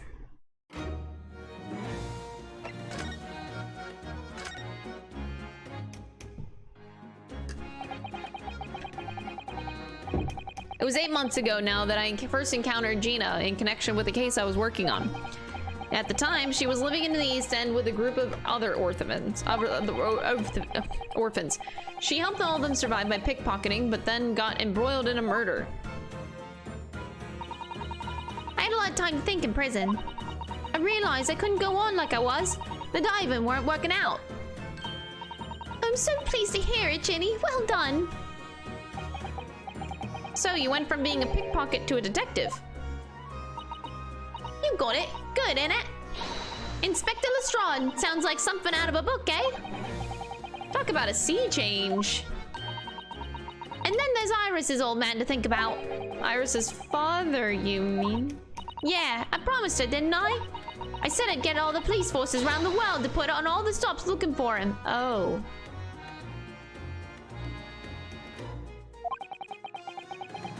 It's a small promise then, nothing serious. Oh, Ginny, you're so sweet. So anyway, that's how I come and I had to go at the test for Scotland Yard. The trouble is, I don't read so well, do I? Just a small problem, nothing serious. That's when Hurley approached Gregsy and asked for help. So the inspector said he'd take full responsibility for Ginny and made her sort of apprentice. That was very magnanimous of Inspector Gregson and brave. Well, you know Hurley. He enjoys finding ways to make people do what he wants. The great detectives like sticking for dirt, in other words. So, the long and the short of it is, if you've got questions about the case, you can ask Inspector Lestrade. Right then, Inspector. Actually, there's still a big mystery surrounding Gina, isn't there? Oh, what, Runo? What? 6 months ago, Gina was a defendant in a trial prosecuted by the Reaper. A trial in which she was found not guilty, and yet, here she is still. Come on, you're still not on about that, are ya? Legend of the Reaper, whatever it's called. God, you don't have to worry, Odo. If I don't have worry, there probably won't be a whole lot of you left. Are they foreshadowing? Because I really hope that Gina doesn't die. It's like I told you before, innit? The Reaper's kind of like him upstairs, so he knows what I'm like on the inside, that I ain't really done nothing wrong. Nothing wrong might be a stretching point. What about Mr. Natsume in Japan? He's perfectly fine, isn't he? Well, that's true. Perhaps the Reaper is more discerning than I thought. Exactly. So I ain't worried. I'm totally fine. I hope you are. Core, it was out of this world, it was. The brainy bloke pulled a bunch of levers out on his machine and suddenly it started billowing smoke. Then it just went pop. I ain't seen a better experimenter yet. Sorry? You mean you saw it, Jenny? With your own eyes? Yeah, of course. The boss is in charge here, Annie. Of course. Of keeping everything running smooth, I mean. The boss being Inspector Gregson, I suppose. That's going to take some getting used to. So, all I have to say is that I'm on duty and can do whatever I want to. Get this! I was up in one of them flying balloons when it happened, watching it from above. No, you're so lucky, Ginny. Maybe I should join Scotland Yard too. Yeah, do it. You know how to put the boss in his place already, right, Iris? You've no trouble at all. Then it's settled. Where do I start? No, you can't join Scotland Yard, Iris. We'll see. Anyway, what I don't understand is this. If the machine exploded so spectacularly, how can Professor Moneybrain still be claiming that his experiment was a success? Oh, right. Well, it was a success, in a way. It was. How can that have been?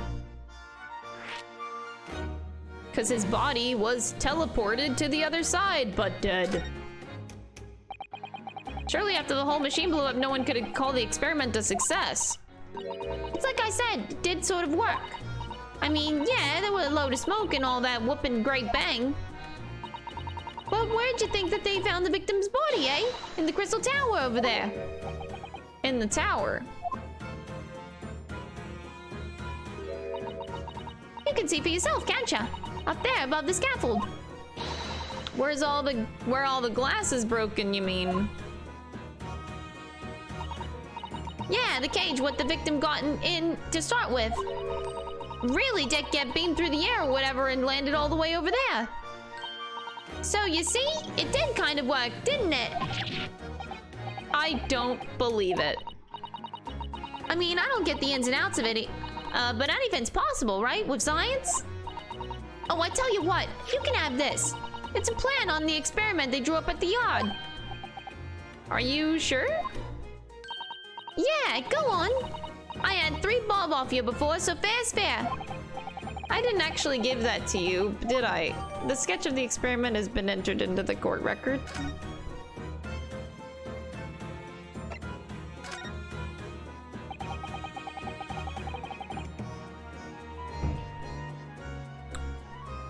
Something Inspector Gregson said before seemed a little strange. For what it's worth, anyway, investigating is off the cards for all of us. Naughty old Gregson ran off after that without explaining himself. Oh, right, that. The boss said no one's allowed to investigate that weird machine what blew up yesterday. Well, that's not fair. We're representing the defendant. In that case, could you at least tell us what you've learned from your investigations? Nah, you're not getting it. We ain't allowed to investigate neither. Why? What did the boss call them again? The forensic investigation team, I think? Anyway, apart from them lot, no one's allowed to lay a finger on the scene. Bit funny, innit? Even Scotland Yard's own detectives can't investigate. Yeah, I never heard of something like that before. I thought I could have a gander on the quiet though, but the boss caught me at it. You probably already given me an earful about it before, but from down here, didn't ya? It's not bleeding fair. I think you were giving him as much of an earful back as I remember it. Yeah, well, sometimes I think it's all them chips what make him so stubborn. You say something to an Odo, come on. See if you can get through to him. He's up on the platform above, is he, where the machine that exploded is? We can try, can't we, Bruno? Gregsy will listen to us. Okay.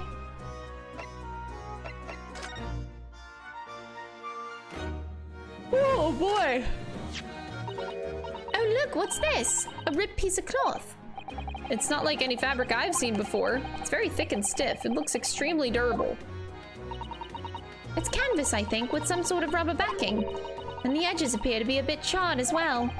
Maybe that means it had something to do with the explosion. Let's make a note of it while Ginny's mid-yawn. Mid-yawn? Okay. For some reason, the ground is damaged in this spot. Look, almost as if there was a fire here or something. If you look closely, there's some scattered ash and burnt embers too. I suppose there was a big explosion just above here. People probably wouldn't have batted an eyelid at a small fire like this would have been. I'm not sure we English are quite that laid back, Bruno.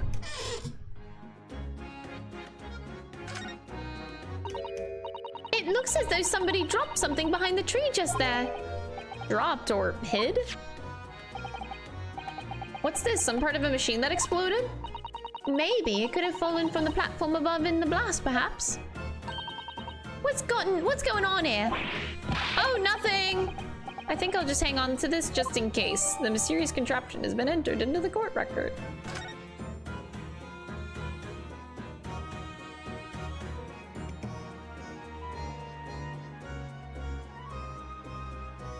I guess I'll take a look at the Crystal Tower. The Crystal Tower. It's certainly an apt name. It was built to be the focal point of the exhibition, and it definitely is, being so tall and with all the glass. I can't imagine a building like this ever being erected in Japan. There are lots of exhibits inside the tower as well, apparently. Of course there's an observation deck, but there's also an art gallery, a zoo, and a museum. What? But I heard you have to queue for 3 hours just to get through the doors. At the moment, the shattered glass from the failed experiment may well be the biggest draw. And thanks to that accident, the whole tower is shut. Suddenly it's not the Crystal Tower anymore, but the Crystal Glass Shower. Wow, okay. Apparently everyone's taking to the skies now to look down at onto the disaster from above instead. But there's a 3-hour queue to go up in a balloon now. Londoners must be very patient people.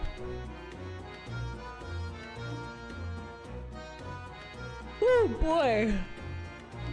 Sorry.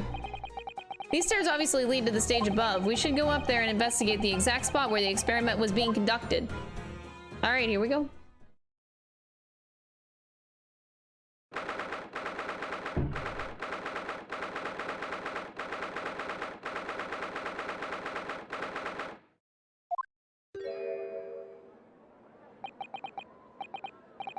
So that's it, is it? The machine that blew up?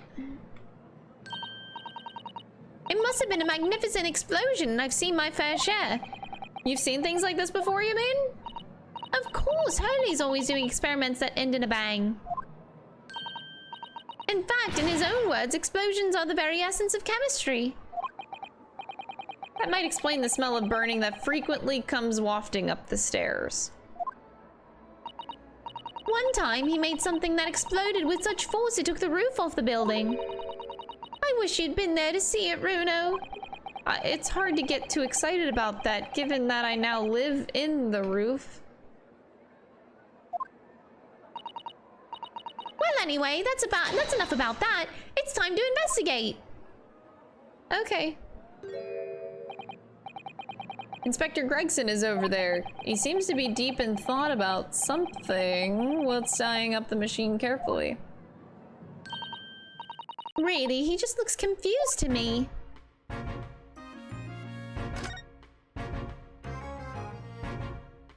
Ooh. It ripped itself apart magnificently, didn't it? Magnificently and mercilessly. So someone stands in the middle of the machine to be disassembled and then beamed through the air. Yes, beamed. Not blasted, that's the point. That part's crucial, really. Is something like that even possible, though, Iris? Oh, Bruno, I'm just a child. How should I know? A child when it suits you, you mean? From what I can tell, I think it would if we were to pull... Don't touch that! That was practically instantaneous kinesis the way you flew over just now, Gregsy. Please, your ladyship, I didn't mean to startle you, but I can't let you touch anything up here. So sorry. You can have some of my latest special blend to make up for it. Glug, glug, glug. Oh, God. Wonderful. His stuff really is wonderful. It's just like old times, this is.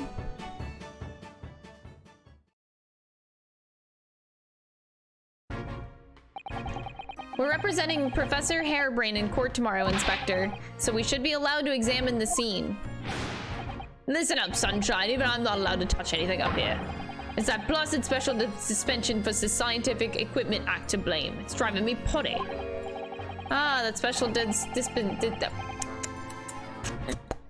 dispensation. The professor mentioned that too. More red tape's all we need. I don't know what the government's thinking is playing at sometimes. We're allowed to just look, aren't we? Eh? Surely that's all right, isn't it, Gregsy? Of course, your ladyship. Anything you say, your ladyship, but please don't go in your dainty hands dirty, will you? Don't worry. We wouldn't dream of touching anything, would we, Runo? She really knows how to get what she wants. Government policy.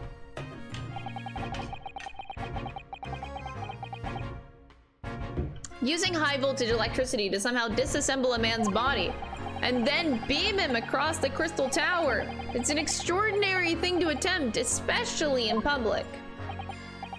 True, it was by far the most unusual of the experiments planned for the exhibition, mind. To be honest, I'm a bit surprised it was allowed. Carrying out something so dangerous with so many spectators present, I mean. The government's doing everything it can to promote new science and technology at the moment. There were... Sorry, my mouth is getting so dry.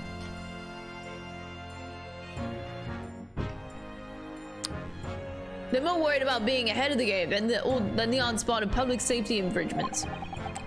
If they can be the first to develop some new technology, it makes Britain more powerful in the future, you see? I suppose that's true in a way. So the powers that be are placing heavy emphasis on scientists' rights at the moment. What sort of rights? They're making it so that any theories that brains have remain their legal property, as it were. But what if they're dead?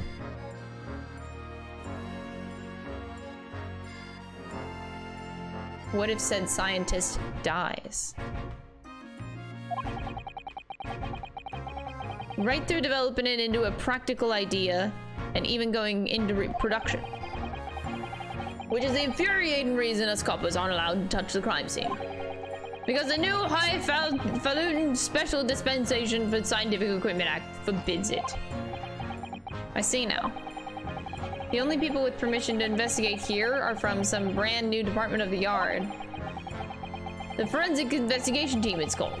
We've been relegated to keeping it guard. The Forensic Investigation Team. Any old fool can see that this heap of scrap metal was a sham to begin with. But just because it says scientific equipment on the paperwork, we can't do a flaming thing about it. Poor Gregsy, he's very head up, isn't he? He is. Remind me again, what's this new legal act that means we're not allowed to touch the scene here? Oh, you haven't got it, Sunshine. It's a special dispensation for Scientific Equipment Act. I hate saying this shit. I think Hurley mentioned that recently, with a real twinkle in his eye, as I remember.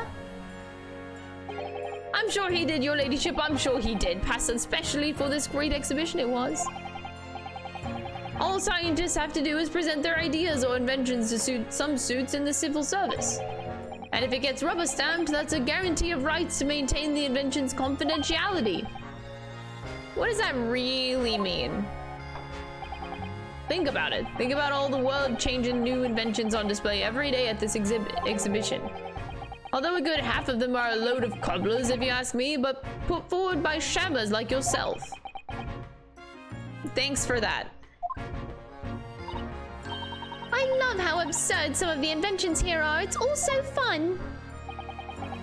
It might be you, but I'm a member of the force a member of the force has to be present at every single demonstration. Can you imagine, eh? Hang science, that's what I say! Oh, I don't think so. That sounds like my dream job. You'd soon think otherwise after spending a day guarding all these shammers' bogus contraptions. But if they're all bogus, how can anyone hope to demonstrate them? There'd be no point. There is a point, sadly. Sorry? Thanks to another of our government's bright ideas. If any theory or invention is deemed to show potential, the government hands out a research grant. The scientists get funding? Exactly, and that's what they're all after. All these shammers coming from far and wide to clog up Hyde Park. And who has to keep them all safe, eh? Who has to smile politely and welcome them? As coppers, that's who. So you can see why I say it now, can't ya? Hang science, hang it. Maybe I can see your point.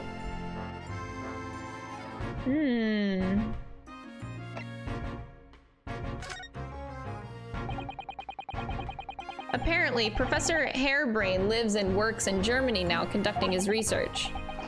That's right, come back to Britain, especially for the Great Exhibition, as I understand it. Probably after one of the government research grants. Actually, we learned something else about the professor earlier today. About his time in further education. It turns out he was at university with someone that we both know. Lord Van Zeeks. What's that? That's news to me. But if Van Zeeks mans the prosecution, then as the accused, the professor's fate is sealed because the Reaper will get him one way or another. Blimey, that man's beyond me. I don't know what goes on in that head of his. Talking of Van Zeeks, this morning's paper ran the story of him being attacked. Read that? Oh yeah, Mr. Reaper is completely fine. Nothing to worry about. Yes, right. Glad to hear it. Still, the Reaper, How long's that business gonna keep up, I wonder? The mystery of the Reaper. I want to know all about it. The victim of this case, the investor, Mr. Asman, he was another of the Reaper's victims, or so I heard. Lord Van Zeeks is a top-class prosecutor. But even he can't always push the right verdict, though. Sometimes justice can't win. I've heard about jurors being bribed and evidence being falsified. And that's how the notion of the Reaper of the Bailey came about, isn't it? Obviously, Scotland Yard suspected Van Zeeks initially. We all assumed he was taking matters into his own hands if he failed to seal the deal in court. Although the man himself denies that charge. Well, we've done a very thorough investigation, and the conclusion we reached is that Lord Van Zeeks is in no way related to the deaths of those people outside the courtroom. There's no question in my mind. I'd stake my reputation on it, I would. But if that's true, then how do you explain it? All those defendants couldn't have just coincidentally died if nobody killed them. I know that, but I can't explain it. It's a mystery after all, isn't it? That's the whole point of the Reaper. Professor Harebrain mentioned something else. He said that at university, Lord Van Zeeks was a totally different person. Easygoing and kind. You what? He said that it was after they both graduated that something happened to change the man. Do you have any idea what it was? No clue. Really? I've got my hands full watching over this frustrating crime scene, so Gregson does know. Why don't you go and make a nuisance of yourself elsewhere, eh?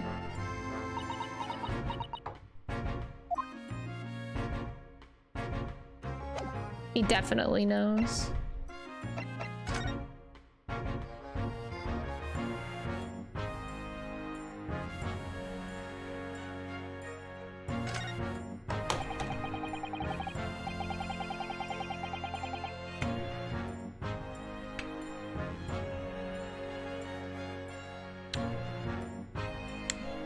Professor Harebrain was lucky to escape unscathed, I'd say. We should have a good look around the machine while we can, I think. Touch anything and I'll make sure I kill you before I get strung up myself, you hear? I won't touch a thing, I promise. So please spare a thought for your digestion. Do you really think this machine could actually disassemble people like the professor claims? He asked, look totally incredulous. Give it a rest, sunshine. If we were allowed to examine all this bleeding scrap metal, maybe we could answer that question. But we can't, can we? Because of the annoying rules, you mean?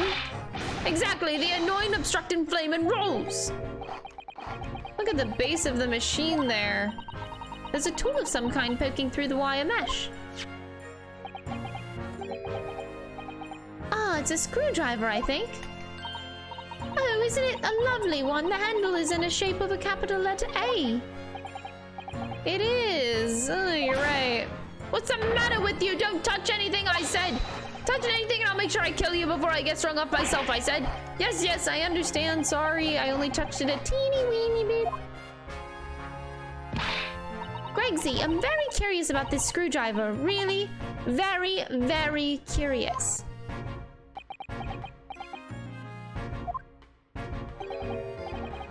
Of course, your ladyship. You're so clever, your ladyship.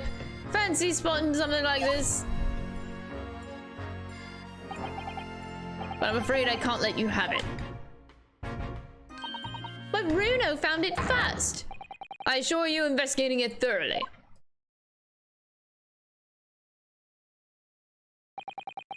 He's gone off with it. That was very mean, I'm afraid. Inspector Gregson is going to make a very clumsy and embarrassing mistake in next month's installment now. Poor Gregsy. He took it with him. What a bitch.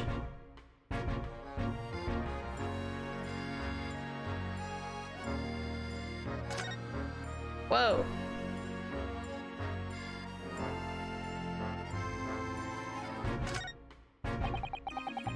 That amazing horn-shaped device is pointing towards the crystal tower. I suppose once people are disassembled by the machine, they're shut out of that thing to wherever they're going. I don't think it was supposed to shoot anything, Bruno. It was set up to beam people to the crystal tower, where they'd be reconstructed in their original form. I don't like the look of it. If it was as amazing as it looks, the accident wouldn't have happened in the first place, of course. I suppose that's true, yes. But nothing's ever gone according to plan, does it? Nope. Nothing goes according to plan. So those are people carrying balloons, dangling silently in the skies over London. I always thought the day would come when humans would discover how to fly. But I never imagined it would involve them being suspended from colorful, floating Tamari handballs. I'm sure it must feel amazing being up there among the clouds. Let's take a ride together, Bruno, please. If I'm being perfectly honest, I would like to try it, but without a cast iron guarantee that the thing won't plummet me to the ground, I'm too scared. Oh well, in that case, I shall tell you what Hurley said. It's physically impossible for a flying balloon to plummet to the ground as long as it doesn't explode. Yes, call me crazy, but I think that exploding part might play on my mind a little.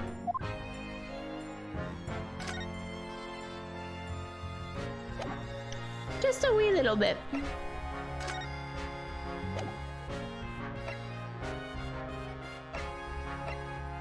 All right. I don't feel like I need to present stuff to him. Maybe I do. Give me 1 second though. I do need to fucking hell. I need something to munch on. I feel like that'll help me with speaking. Because my throat's dry, but water ain't doing it, man. I need food. So I will be right back. Let me go get water and snack chips.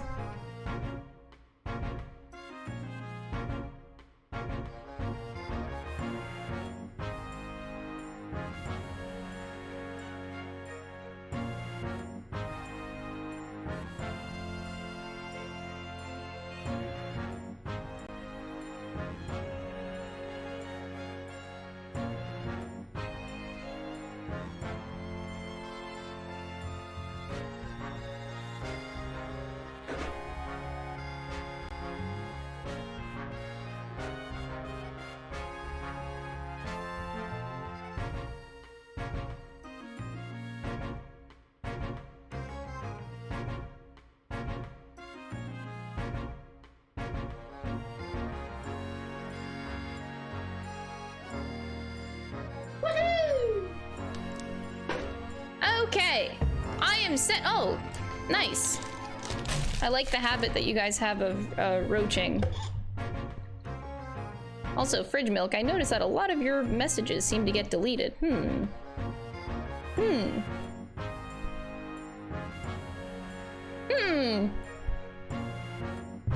Maybe you should fix that.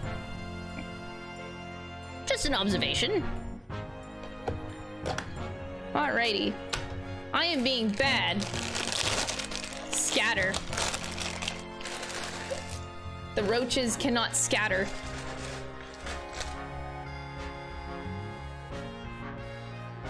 Haha, chips and dip!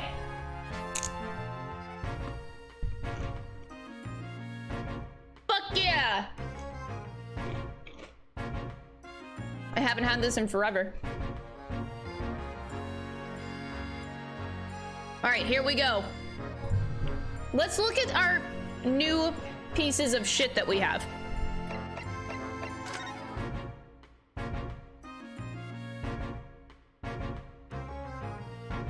So it's supposed to beam. This will be later relevant. Wow, I just said that backwards. This will be relevant later, rather.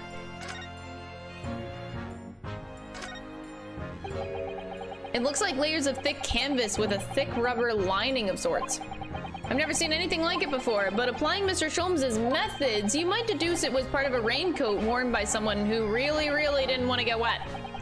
But the charring must have occurred when the person was struck by lightning. What?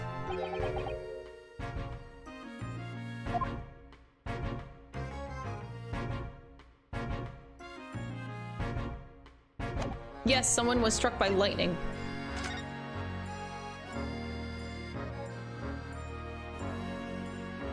Why does this look like a, I don't know, a crossbow is what I think of. Some sort of lever here. Oh! Oh my god! What is this? Looks like a cross between, oh my god, it is a crossbow. Holy shit, I got it. I think it's probably used for the same thing, too. Oh, okay. I wasn't expecting it to actually be a crossbow.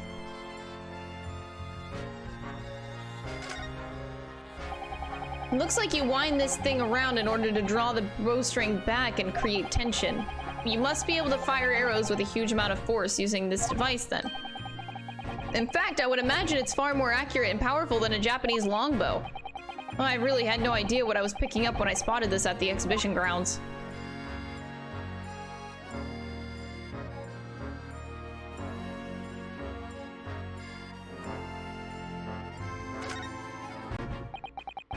This groove here, it must be where the arrows are loaded, I suppose. So I was right, it's a sort of bow with an automatic firing mechanism. That would be perfect for someone like me who catches his ears with a bowstring 2 times out of 3. If I had had one of these, maybe I could have beaten Cosma in Kyoto archery training. What?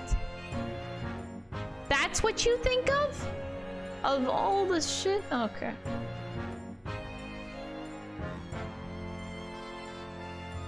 Alright, bro.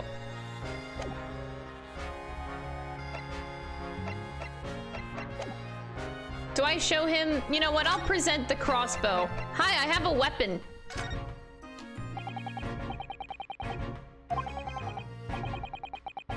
Nine times out of 10, I find clues turn out to be red herrings.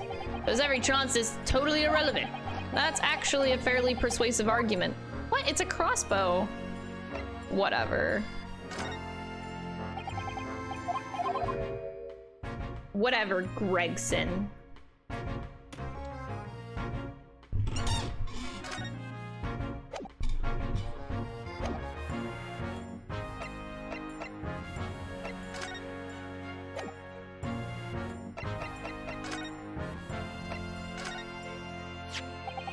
Inspector, have you read this paper?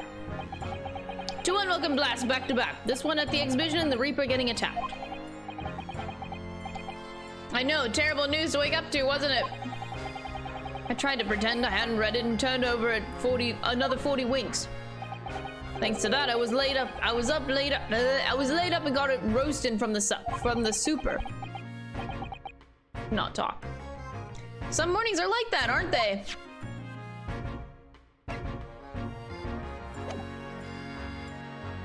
I'm gonna show him my armband. Hey, look at my armband. This is a symbol of a defense lawyer where I come from, Inspector. It doesn't pass muster here in London. You might as well chuck it in the deep fat fryer. No one's ever said that to me before. Mr. Sholmes suggested I feed it to a dog, though. If you fry it first, you can feed it to me. Oh.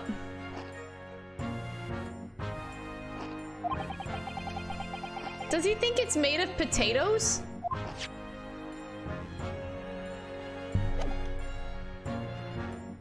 Good to know that he would just, like, eat anything if you fry it. Let's test the limits of how much Gregson would actually eat.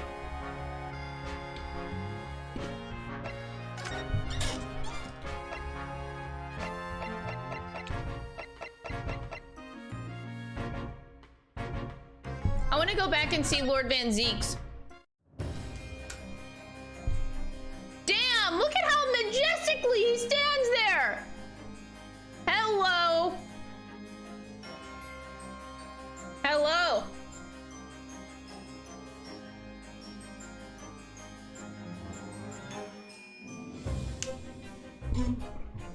Damn, sir, hello.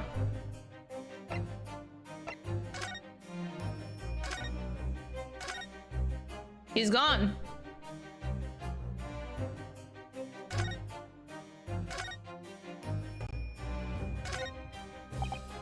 Lord Van Zeek's. I think he's ignoring you, Runa. What? The prosecution and defense should avoid speaking outside of the courtroom as a rule. So if anyone is being rude here, it's most certainly the man in black there standing before us. Oh, I see. Well, thank you for setting the record straight. Did you see that? He spoke to me, Runo. Oh my god, Iris is fangirling over him? So, Lord Van Zeeks, have you managed to visit the Great Exhibition yet?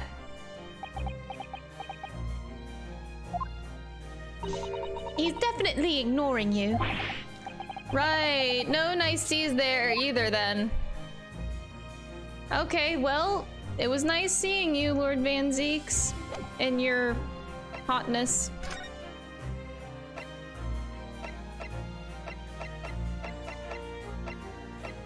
I don't want to go back to the experimentation stage. Gina! Would you take a look at... Oh, where did it go? Looking for this, Odo? When did she do that? I wonder if you got anything else to show me, eh? What do you reckon? Give that back first, please.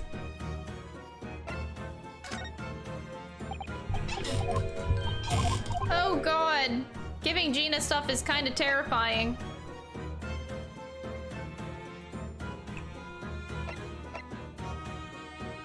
Gina, look at my armband.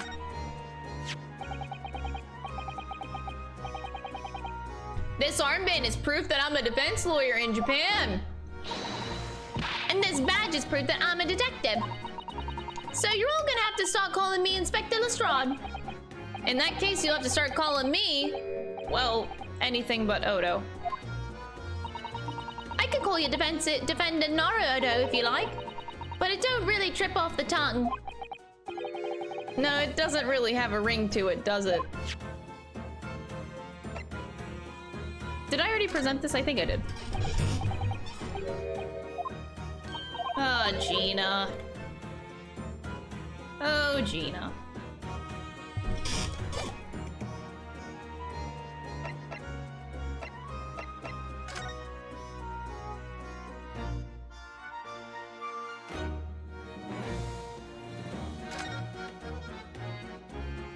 Oh, I didn't actually look there. Oh. Right. That's where the cove ended up after his instinct kinesis, or whatever they call it, dead of course. And yet they're calling the experiment a success? What's that wooden scaffold there for? The coppers, our lads, set that up after the incident happened. To get the body down, I think. Dunno, really. Didn't you help to erect the scaffold then? Nah, lookout duty's more my thing. Wandering around the exhibition, keeping a lookout for the fun stuff. Mind Gregson doesn't hear you saying that, or he'll give you the boot. It's incredible though, isn't it? I mean, could the victim really have bridged the gap by some sort of invisible kinesis?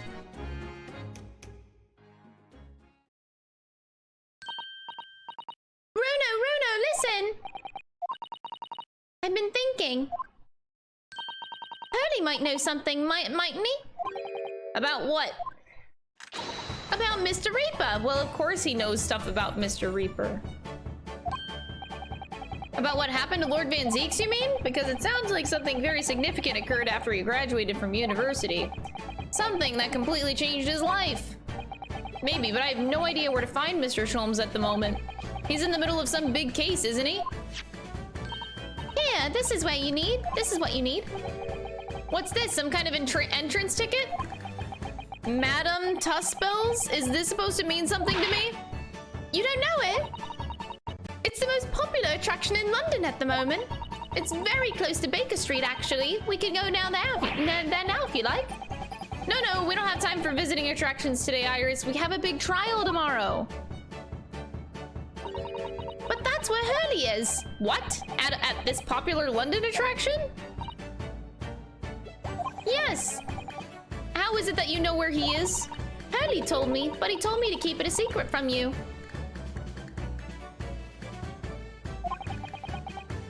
Madam Tuspels.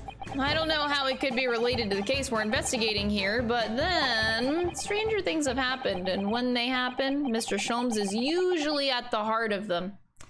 That he is.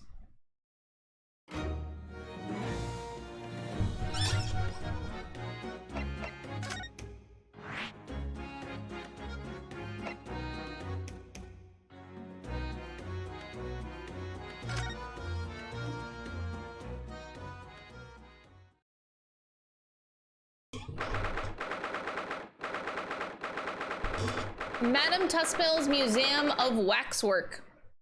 Oh, Sholmes mentioned once that he ate wax. Maybe that's why he likes this place. Whoa! What? Oh, plays. Oh god, these are not real. What is this place? Look at all these terrifying scenes. That's what all of the people so still. Guillotines, ruthless murders. I know what I'll be dreaming about tonight. They're all wax models. They're amazingly realistic, aren't they? What do you think, Bruno? Shocked? Wax models? Ah! I read about dead bodies and wax once in a magazine about strange phenomena. Depending on how corpses are kept after death, parts of them can turn to wax, apparently. It's called a dapper. Stop talking about creepy things like that, Bruno. You're scaring me. Anyway,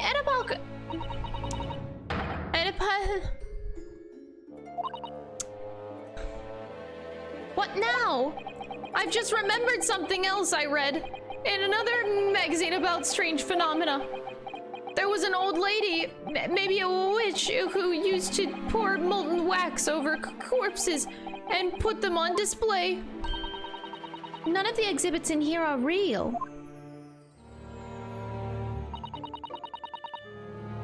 They're all entirely man-made replicas. That can't be. Do you really expect me to believe that? Just look at them.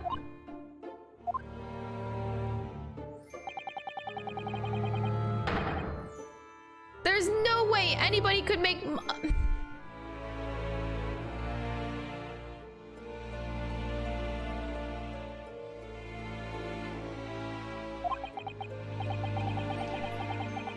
They're all such gruesome scenes.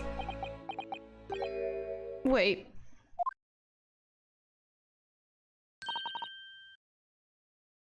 What is it?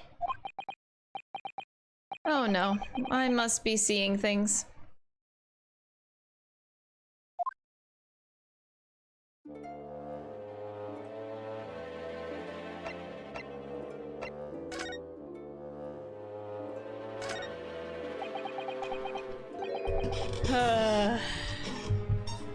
Is this an arm?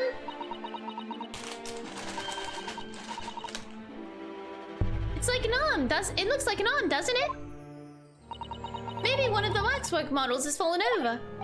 You don't think it could be the work of one of the mass murderers in here, do you? Bruno, stop scaring me! Is it a wax arm or a real one? Come on, you're always pointing that finger of yours in court. Poke that arm now and see how it feels. Objection!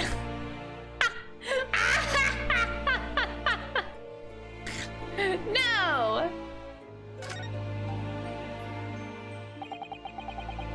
These models are so well made, I can't tell what's his waxwork and what's a real human. Or maybe all of the exhibits are real people. And when it's closing time, all the visitors have gone home, they suddenly start moving about. Just thinking about it makes me wish it was closing time already and I was on my way home.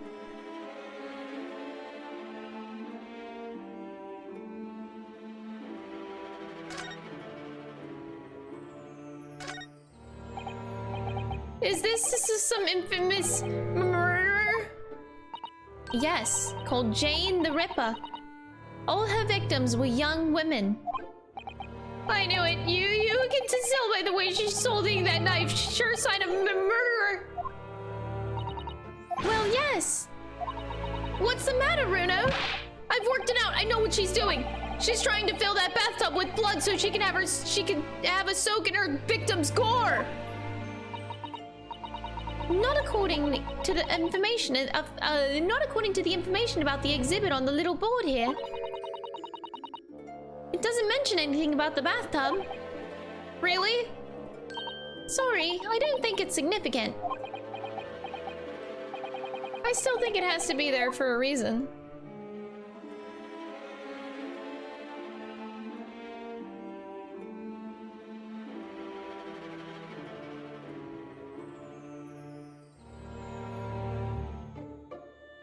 I can't go more that way. Okay. I wonder where Mr. Sholmes is. Oh, that's a funny place for a little ladder. What is it? Is something wrong? No, it's just that in Japanese we have a totally different word for a ladder that folds in half like that. We do in English too, you know. It's a step ladder or just steps. So be careful of making assumptions about other cultures, Bruno. That's how wars are started. Oh. I didn't realize stepladders were an international point of contention, but the writer makes an astute point.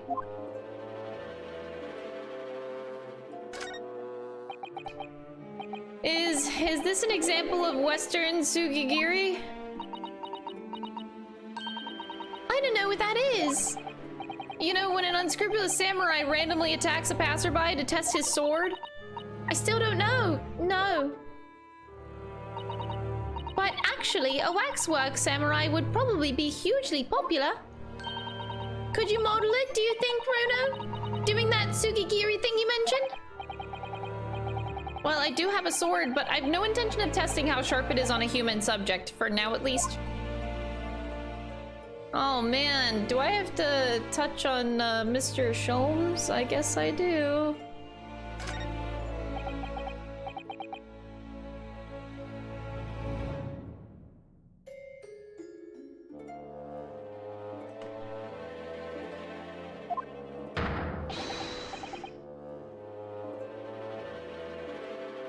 Wow.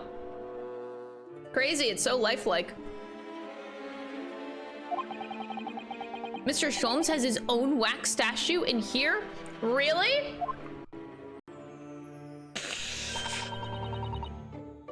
Well, he is a world famous after all. It's an uncanny resemblance, isn't it? It makes my skin crawl to look at it.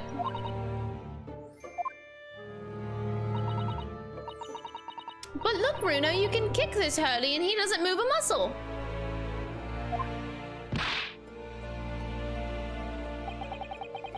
You can't go around kicking.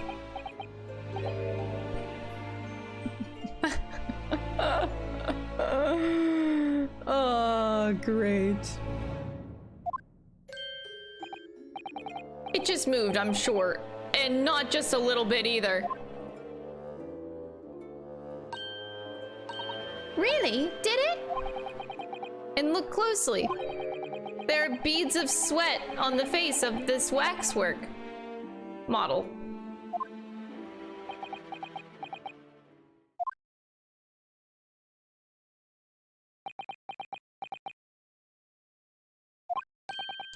Shall we move on, Iris?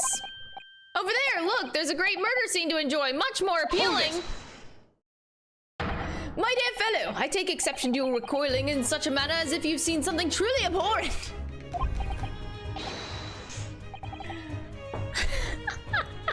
That bee, the fucking bee, bro. Mr. Sholmes, I knew it. Iris, what possessed you? I strictly forbade you from divulging my temporary waxwork secret to Mr. Naruto.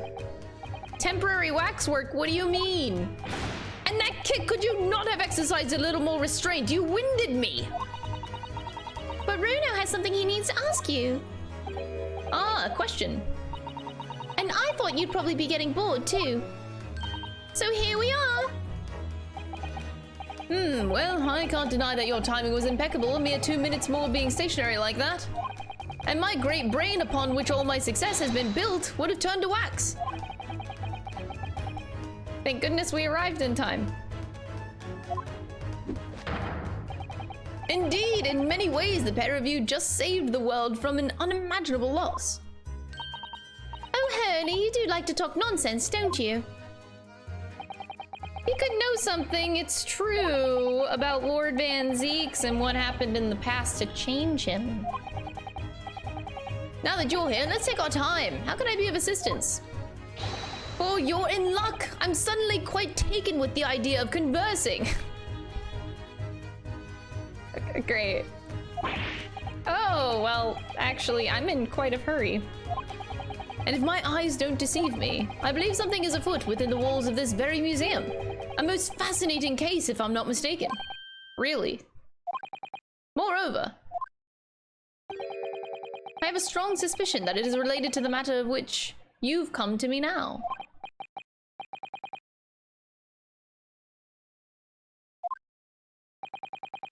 We shall speak again presently, my dear fellow, but for now, I must return to my work.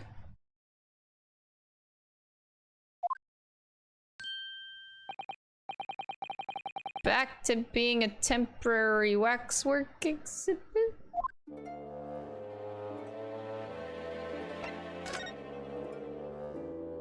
Madam Tuspels.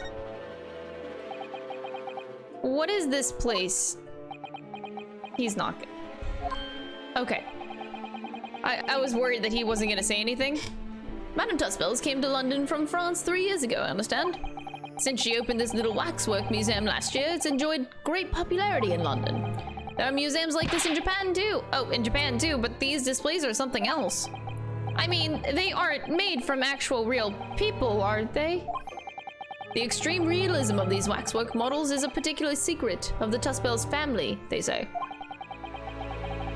They earned renown during the French Revolution for waxworks of victims of the guillotine. That sounds grim.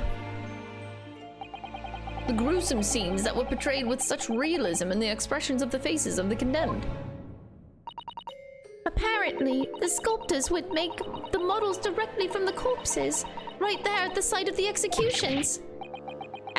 That really turns my stomach. That's just one of several legends about the Tuspels family. Whether that's the truth, I couldn't say. But anyway, this museum houses models of famous people from all over the globe. Nevertheless, the most popular area of the museum, by quite some margin, is this House of Horrors. House of Horrors? Of course. Visitor numbers are dwindling now as a result of the Great Exhibition, But people usually flock here to see the exhibits of some of London's most vile criminals at their gruesome work. Naturally, most of the miscreants portrayed here were sent to the gallows. So they've even stiffer now than the models of them. Have you heard of poor taste? My dear fellow, the public live for poor taste. They yearn to be shocked. So the hideous exhibits here are... They're all portrayals of real events that took place. Is it just me, or did the temperature in here just seem to drop? Anyway, I advise you not to think too deeply about what you see here. Oh, he is back to being a waxwork, is he?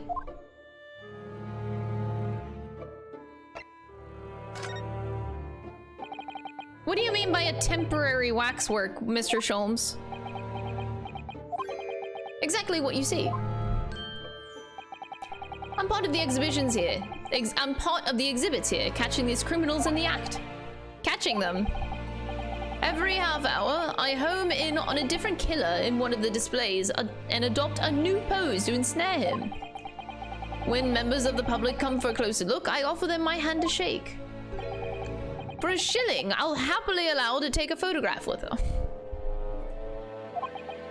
Us? Does he mean him and the waxwork murderers in here? But why, Mr. Sholmes? My dear fellow, isn't it obvious? For the money! He really roared at me there. Sorry.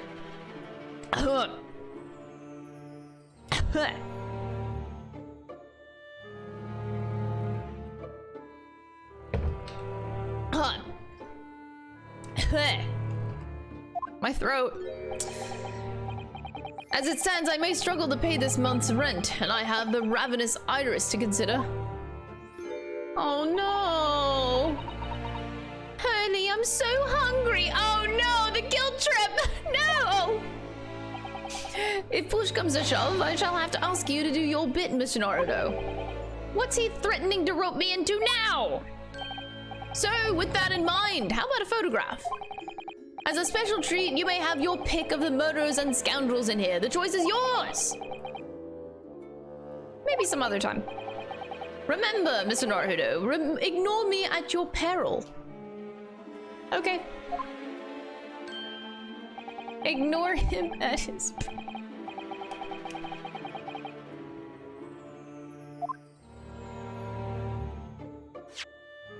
Back to being waxwork. It sounded a lot like a curse. Okay, something to ask you. Let me have a chip before we get into this.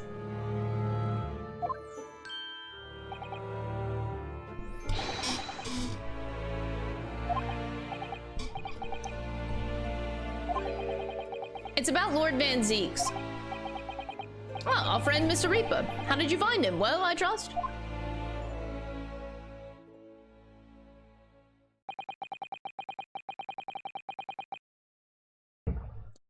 So I filled Mr. Sholmes in about everything I'd learned. About Lord Van Zeeks, about Professor Harebrain, and about the strange coincidence that they had been at university together.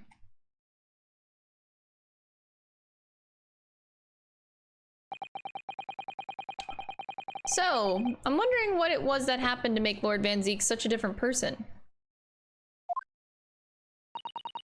I was sure that you'd know, Hurley. Oh, he knows. It's just whether he's gonna tell us or not. You said that there was something going on here in this exhibit hall before, that something was afoot, and that you believed it was related to what I wanted to ask you about. Mr. Sholmes? He's suddenly clammed up. Well, it seems we've reached the unavoidable greetings!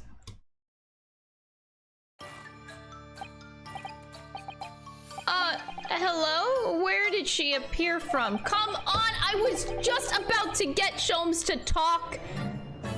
Ugh! Whoever you are, I hate you so much! You know how much I've been trying to get Sholmes to talk now?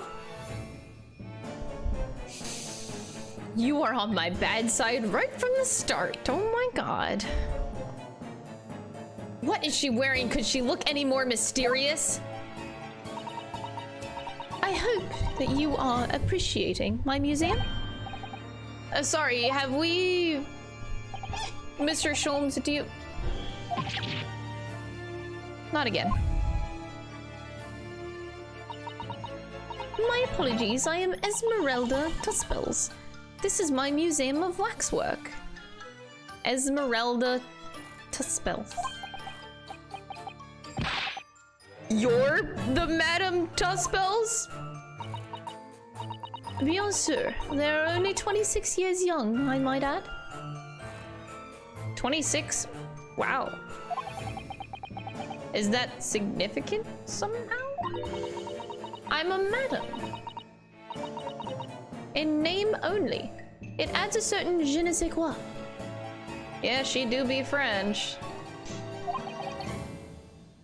Right. Firstly, I must apologize for my waxworks. Or rather, one waxworks in particular. I can't really do a French accent that well. I probably shouldn't try it.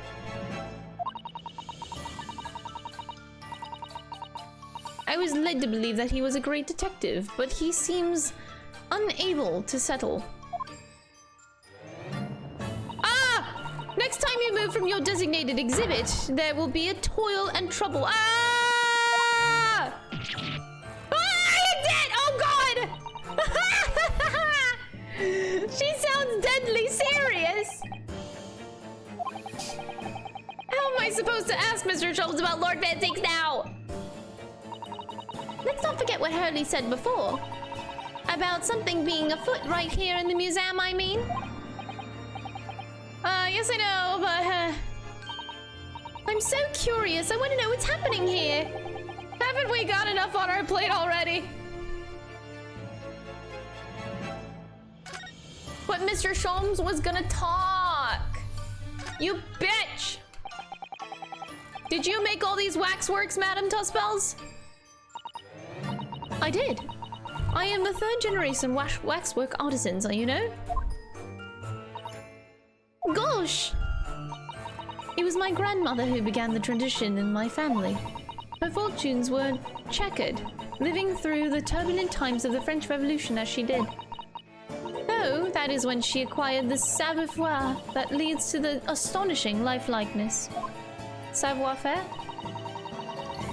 All these waxworks really do look like they're alive. In fact, they look more alive than Hurley.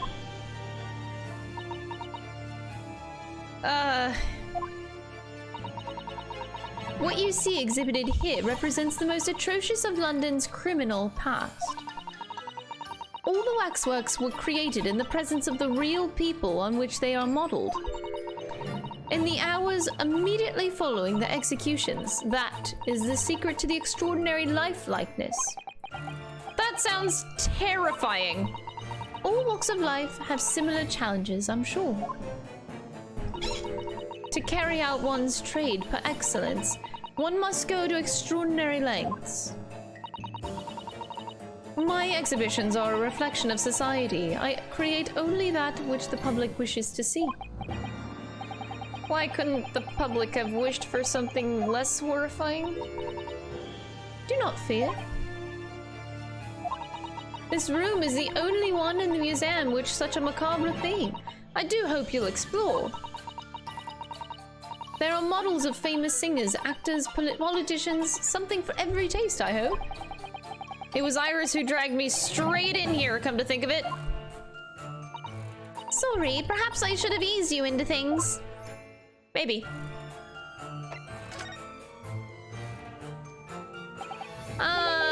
What's the situation with that? Ah, my temporary waxwork model. He approached me some days ago, you see, with a business proposal. What sort of proposal? My dear madam, what these sparse exhibits need is the addition of a world-famous great detective. Oh my god.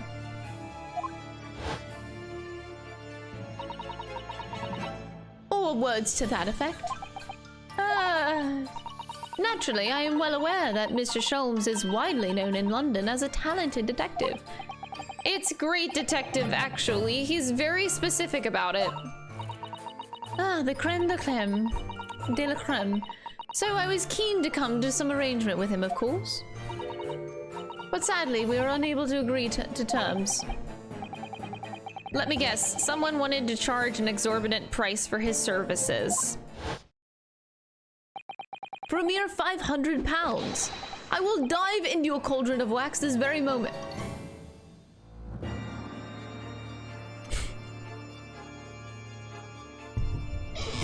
Okay.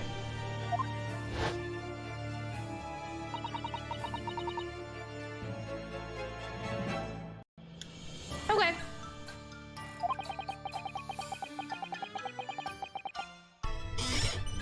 Mr. Sholmes might have overdone it slightly with the sales pitch.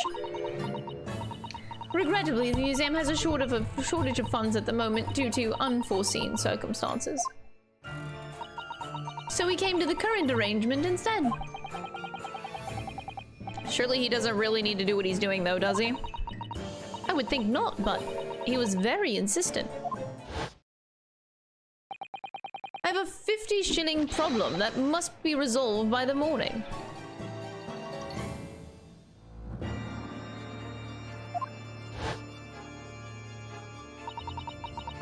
Or words to that effect.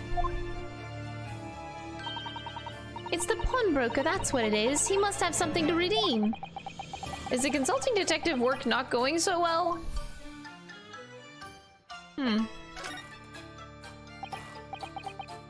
I wonder, could I ask you something? Bien sûr.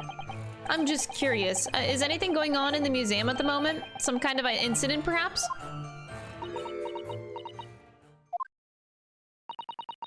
Whoever suggested such a thing to you?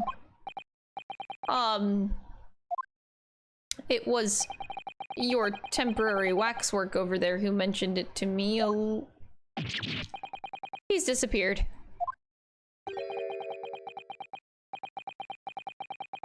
A wax model is a work of art, not some tawdry object for trade. There you are! Leaving the exhibit again when you should be working. Do you wish to be melted down? My dear Madam Tuspel, save your reprimands. There are more pressing concerns. The wax can wait. It's our ideas about your current problem we must throw into the melting pot instead. Personally, I would advise you to not involve the police. Why ever not? She's turned as white as a sheet. Because you have at your disposal a great detective whose services you may employ for a mere 50 shillings. Though please be aware that I prefer no. I insist upon payment in advance. Oh my god, dude.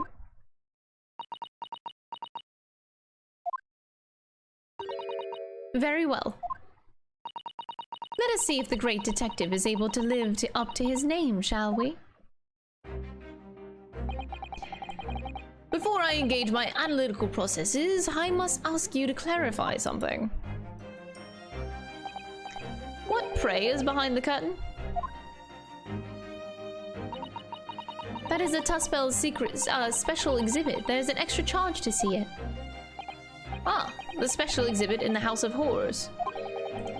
It must depict a special killer, then, I presume? Would you be so kind as to draw back the curtain, I wonder?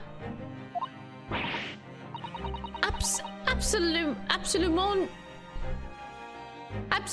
non. It is nothing amiss behind there. Nothing amiss, madam. Oh my god, the thumb is cut off of that wax figure. What about the arm protruding ominously from under the curtain?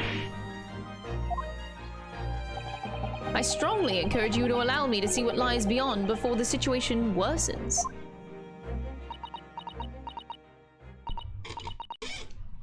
Very well. I will draw back the curtains, but only as soup corn.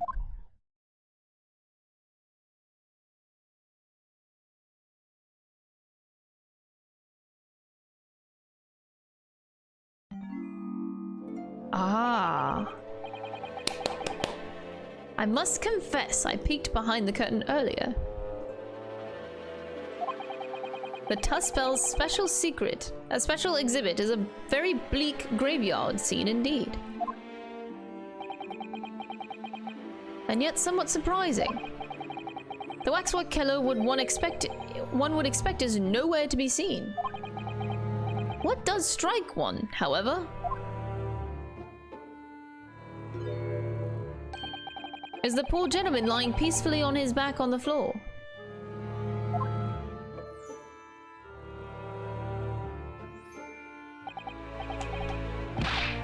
Well, well, then perhaps Mr. Sholmes, that man on the floor, is the ruthless killer himself. I'm afraid not, my dear fellow.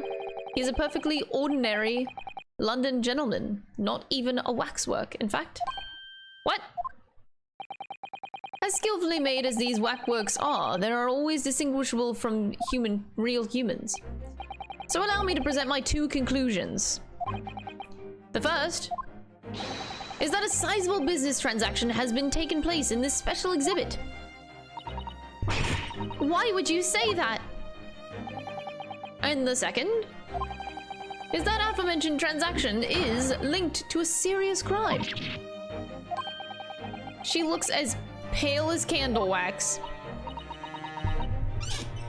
I don't understand.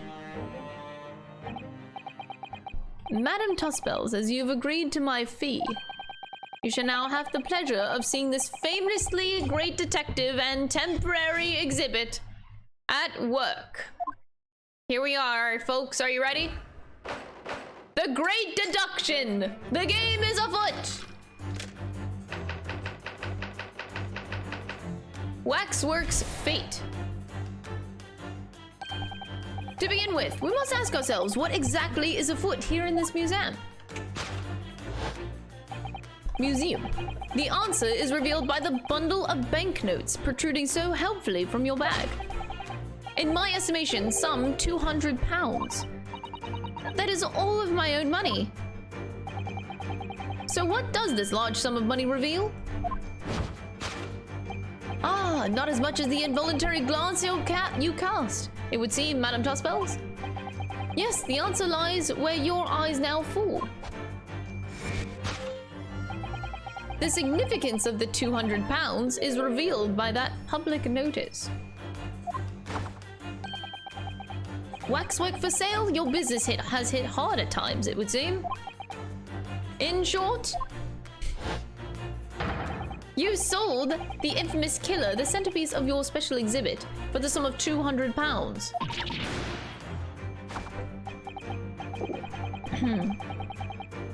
Now, let us explore the next curiosity with which we are presented. Who is this portly gentleman stretched out so peacefully on the floor? It would appear the man has suffered a severe shock, the cause of which is clearly known to you. Unfortunately, madam, keeping secrets does not appear to be your forte. What dealt the man such a shocking blow was, of course, the £200. Wait, what? Bitch slapped him with like a thing of money?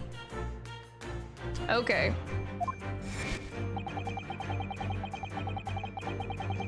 It would appear that you twisted this gentleman around your little finger most effectively. What are you suggesting? He's suggesting that you bitch slapped him with a pile of banknotes. He rashly agreed to purchase the waxwork for the sum of £200. Only when he came to hand the money over did it occur to him what an extortionate amount he was paying. But the money was no longer in his hands. As a result, the scene we see before us, he collapsed in shock.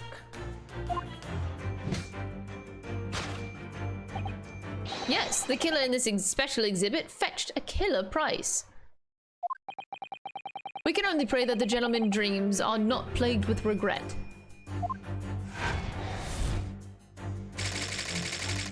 Conclusion: sold for cash. Okay. The question that arises then is, what has become of the waxwork that changed hands? Let us consider the problem for a moment. You cannot possibly... What immediately strikes me about this conundrum is the young man standing over there. Who is this fellow? To find the answer, you need only observe his neckerchief. Such as is worn by policemen as a secret sign to fellow members of the force that a crime is being perpetrated. Yes, that young man is an undercover policeman currently investigating this museum. It's Hosonaga! I'm just kidding. I know him well, in fact. It's Sergeant John Clay. What are you talking about? This man's quite a celebrity. He received triple accolades at last year's policing awards. But... now we turn our attention to the old man sat before him with a particularly unsightly visage. I've been watching closely as he hasn't moved a muscle. Almost, in fact, as if he were a waxwork. But your reaction only confirms my suspicions, madam. I noticed it at once, of course. Observe. The telltale signs that instantly prove whether or not this old man is a waxwork is the obvious price tag.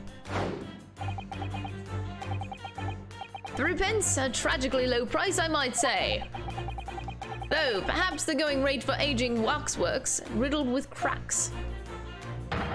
And yet you sold it to the portly gentleman for an exorbitant £200. The sort of plucky behavior that's sure to attract the attention of Scotland Yard, isn't that so, madam? I do not. Yes, the waxwork you sold has already been seized by the police and remains in their custody as we speak. The old man must be reunited with his grave in this special exhibit, and not a moment too soon. What? Discovered already. What?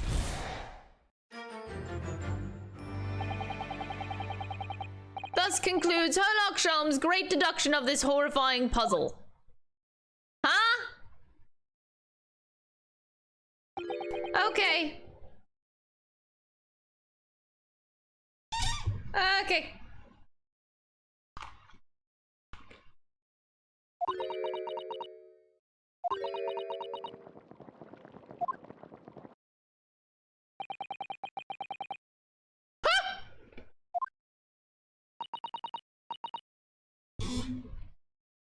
I see I've all stunned you into silence. You have, Hurley, you have. And you've obviously upset this young lady in the process. Her cauldron looks awfully hot. If I could just bring up 1 point, Mr. Sholmes. Ah, the notorious Naruto 1 point. I'm all ears, my dear fellow.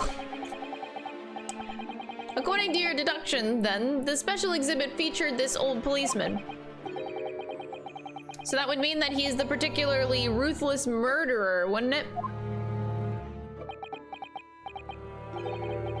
The killer policeman, Automol.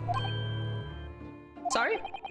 It was a mysterious series of murders that rattled the capital only last year. The police rushed to the scene every time, only to find the culprit had disappeared into the ether. It turns out the culprit was a policeman himself, a senior officer by the name of Automol. So you mean that's who the sinister-looking old man there is supposed to be? Indeed.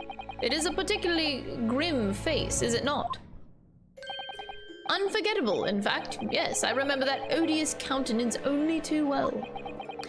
But it is £200 a lot of money for a wax model. It would be enough to afford one of the latest steam carriages, if that puts things into perspective. So it is quite a lot, then. It's getting steamy in here. Is there anything else you wish to add? Before I melt you down, that bubbling wax is looking more and more ominous. The smell of that molten wax is starting to worry me. Mr. Sholmes did more or less just accuse her to her face, so... I think I might have to call you on your assistance here, Iris, if that's all right. To make some minor corrections to the great detective's great deductions. Detective's great deductions. Of course it's all right. We'll soon set things straight. Well, let's get started, shall we? Before Madame Tuspells vents her anger. Just what I was waiting to hear, my dear fellow.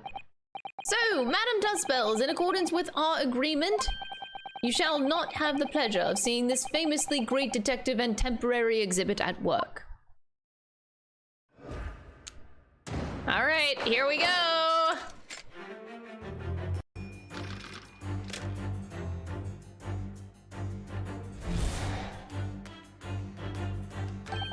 To begin with, we must ask ourselves, what exactly is afoot here in this museum? The answer is revealed by the bundle of banknotes protruding so helpfully from your bag. In my estimation, some 200 pounds. So what does this large sum of money reveal? Ah, not as much as the involuntary glance you cast it would seem, Madame Tuspells.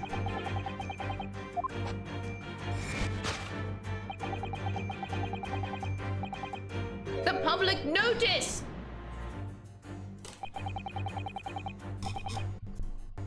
She definitely looked in this direction, it's true. But I'm not sure that she'd sell any of her waxworks even for 200 pounds. She must pour her heart and soul into making them, don't you think? Over and above the wax. If it were me, I wouldn't sell them for anything. For that much money, I would, but it sounds like that makes me a bad person. Well, anyway, I wonder if the 200 pounds could have some other significance. Let's follow that furtive glance again, and see if there's anything else that could explain it.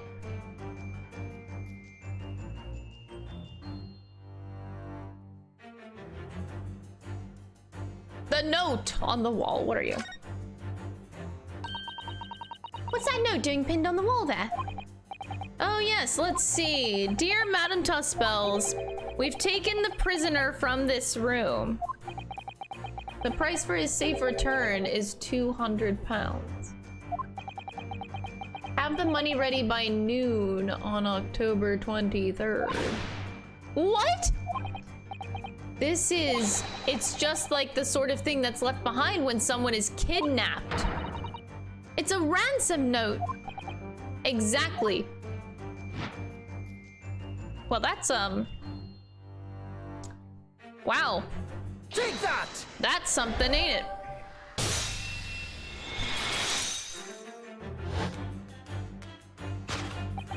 The significance of the 200 pounds is revealed by that ransom note.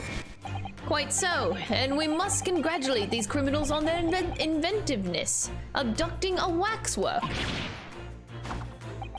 200 pounds is no small ransom fee, yet you clearly intend to pay it. The model in question has special importance, so I put together all the money I have. In summary then, the 200 pounds you have in your handbag is ransom money. Now, let us explore the next curiosity with which we are presented. Who is the portly gentleman stretched out so peacefully on the floor? It would appear that the man has suffered a severe shock, the cause of which is clearly known to you. Unfortunately, madam, keeping secrets does not appear to be your forte. What dealt the man such a shocking blow was, of course, the 200 pounds! So if the waxwork was kidnapped, where does that leave us in terms of who this man is? We could just ask him when he comes around. I think the point of this exercise is to understand the beauty of the deduction process, Iris. Oh yes, you're right. Hurley's trying so hard. We mustn't let him down. Well, there's little doubt that he suffered a shock. That seems clear.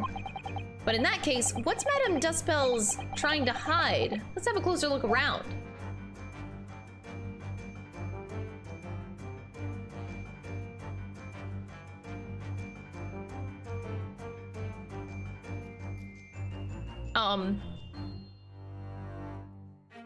You seem to have like an extra hand there. Okay, that's a little bit weird. It also just like, yeah. That's a little bit weird. Just a tad. Hold on, I really want to eat this chip.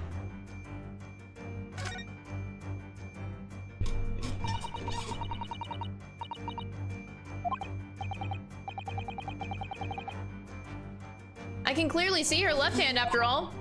Oh, but wait a minute. This is a left hand as well, look. Don't say such creepy things, Iris, please. It seems very stiff, too. In fact, it's really hard. You mean it's made of wax?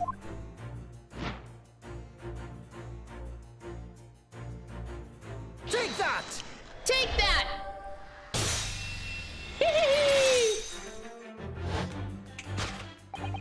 What dealt the man such a shocking blow was, of course, the waxwork hand. Indeed, with a solid waxwork limb, one could deliver a very substantial blow. How could you? The hand protruding from the bottom of your cape? It ought to be a right hand, but closer inspection reveals that it in fact is a left hand. And somewhat masculine as well. In other words, it does not belong to you, madam. It is the hand of a waxwork model.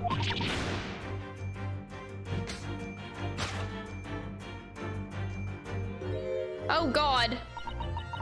Some of the visitors to my museum can be troublesome. They meddle with the exhibits and cause damage. So you mean that arm? That arm is for bitch slapping. This gentleman saw fit to try to remove it as a souvenir. Oh, no small keepsake. Life like taking a whole branch of a cherry tree when you go to the view of the blossoms. I'm afraid I had to teach the man a lesson.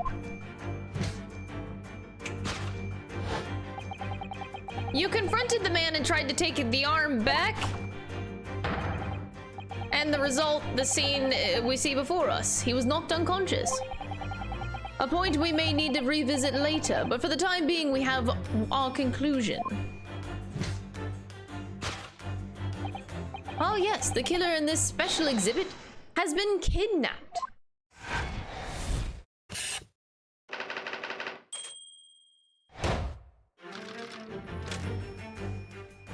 Okay.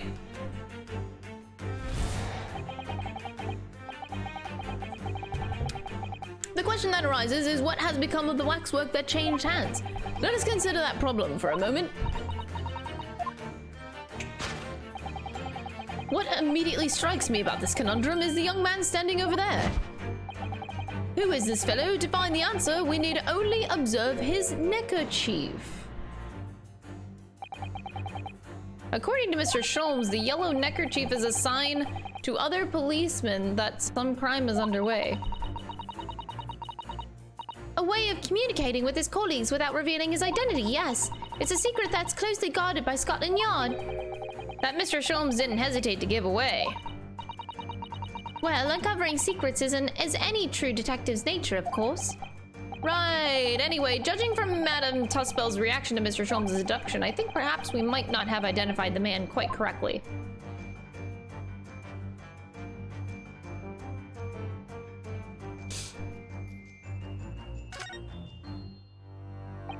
The man has a stub sticking out of his shoulder where his arm should be. Well, that settles it then. Right, this isn't a real person at all. His entire arm's been ripped off from the shoulder down. His arm's been, of course, that ties in with what we just found out. It's a, yes, good job. Take that!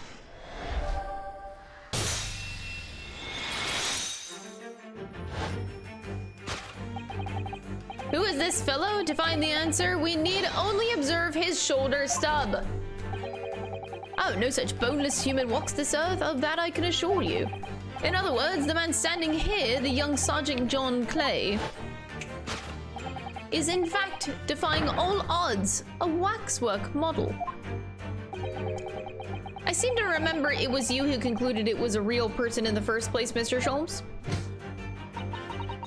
He has become quite a celebrity in London, being the winner of no less than 3 policing awards last year. I simply had to make a model of the man. Naturally! What other explanation could there be? And it was this detective's arm that was pulled off by the man on the floor in the special exhibit, wasn't it? Next, we turn our attention to the old man sat before him, with the particularly unsightly visage.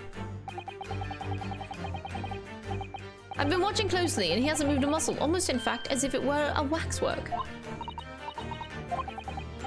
Your reaction confirms my suspicions, madam. I noticed it at once, of course.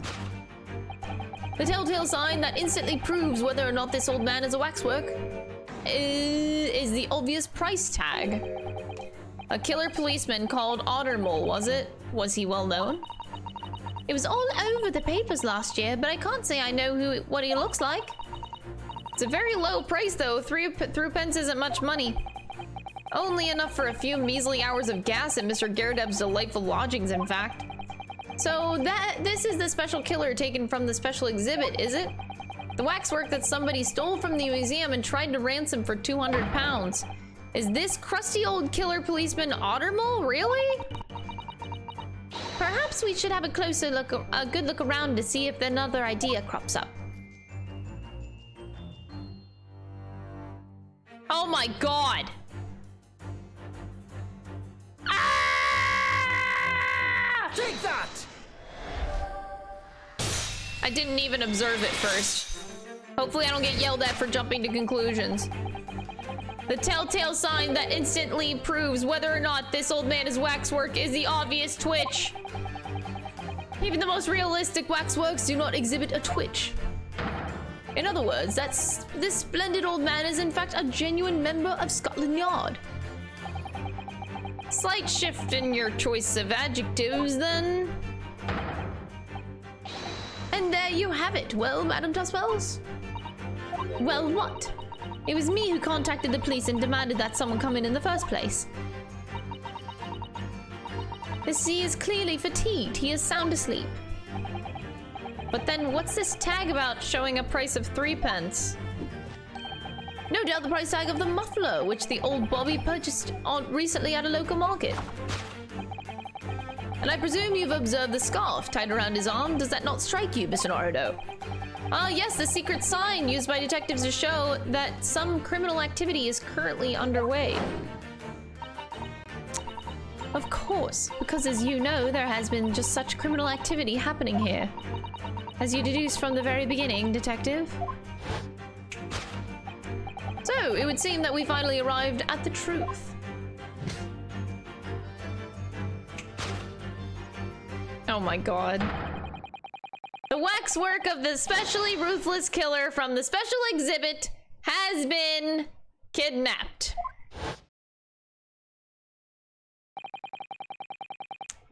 And Scotland Yard are already investigating. But the model's whereabouts remain a mystery. Thus concludes Herlock Sholmes' great deduction of this horrifying puzzle. Congratulations, we did it. Conclusion still a mystery. That's not a conclusion then.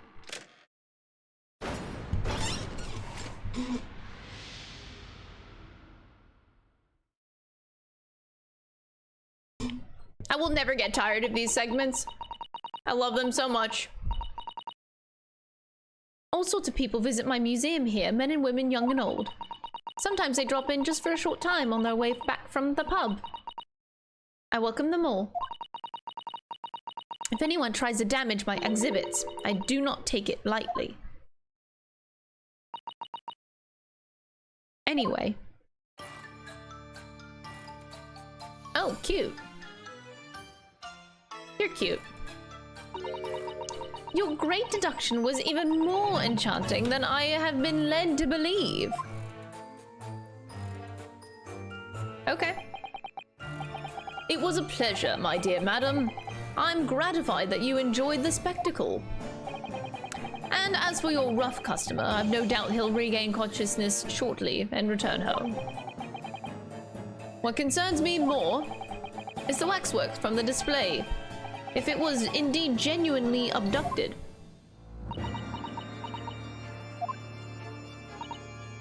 Yes, tragically it was. Then I would ask you to recount to us the events surrounding the stolen waxwork. In as much detail as possible, if you please. Very well. After I have told you what I know, you must insist that you return to your work.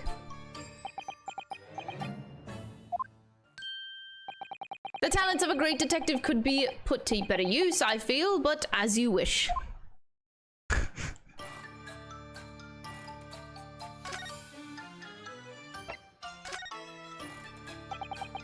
Tell us more about the stolen waxwork, please. It was some days ago now when I came in here one morning.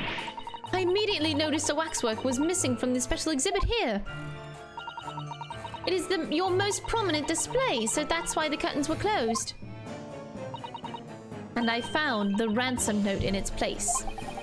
The culprit must have broken in during the night and taken it then. So this waxwork that was stolen, it was a model of some horrible criminal, I suppose? Of a particular horrible criminal, in fact. The killer who left a more profound scar on society than any other, I would say. The Professor. Not a name I've heard of. So, Mr. Naruhodo, it seems the circle is complete. The Professor case happened at around the time I was born, didn't it? Okay, so we're finally back on this about the Van Zeeks thing, because, yeah, I fucking need to know you bitches. 10 years ago, a series of murders that rocked the capital. 10 years ago. Yes, at exactly the time that Beric von Zeeks graduated from university, in fact. What? Surely he's not saying.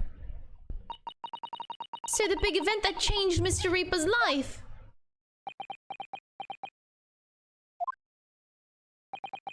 As you've surmised, it was the Professor case. Who was this Professor then?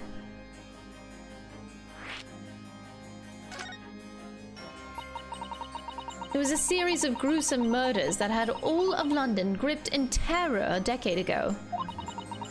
After 5 victims were killed, the man was arrested and put to death. And now he's immortalized here in wax for all Londoners to admire and enjoy. Though, of course, he happens to be absent at present on account of the abduction. But I don't understand. How is all this related to Lord Van Zeeks? You must first understand, my dear fellow, why it is that the Professor earned such infamy. It was due to the victims he chose, some of Whitehall's finest. What do you mean, Hurley? Those murdered by the Professor were some of the highest members of British aristocracy. Members of the nobility, even royalty. It sent shockwaves through the country's administration. Wait, of course! What Professor Harebrain said. Lord Van Zeeks is from a family with noble blood. It was the 5th victim that led to the Professor's arrest. The last of the killer's prey was a young noble by the name of Clint von Zeeks. I don't believe it. Van Zeeks? I'm sure you can piece together the rest for yourself. In the wake of his older brother's murder, the young Beric pursued a career as a prosecutor, and eventually became the Reaper we know today.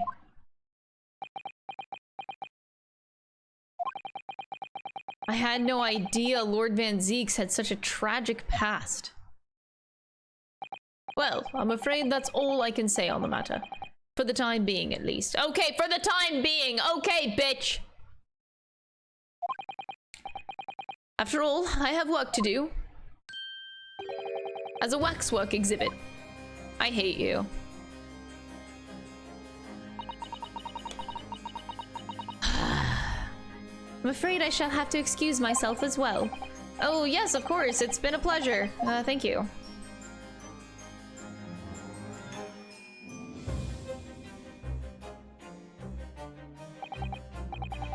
None of the predicted scenarios I've been analyzing involved you coming to visit me here.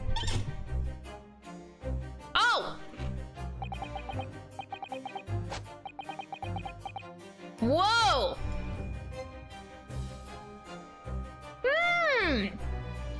It's been too long, it really has. I'm delighted to see you, Barrick. It's been 10 years, and here we are, meeting in the prison of all places.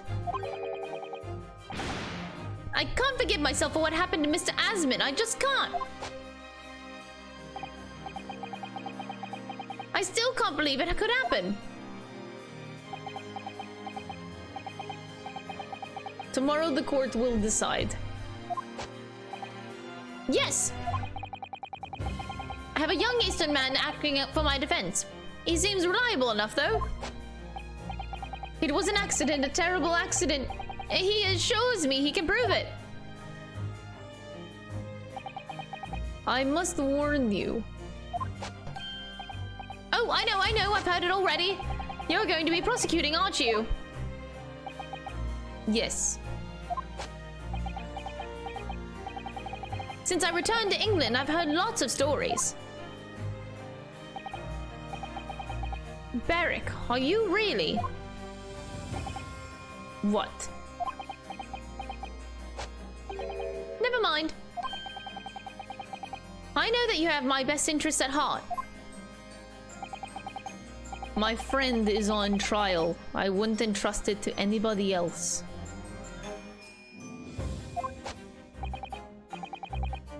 Of course, I fully understand. Thank you, Barrick. Until tomorrow, then. I'll see you in court. Dang. To be continued now! Stop! I know! Ah! It's getting so juicy every time! I'm getting more Van Zeeks now, and I'm freaking the fuck out because I love it so much. Okay, this is trial part 1. What do I do? Do I keep going? Do I just do a really long stream and then just like make me hate myself? Or do I come back tomorrow? Shit! Do I keep going?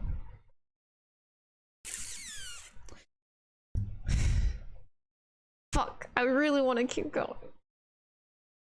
This sucks. Okay.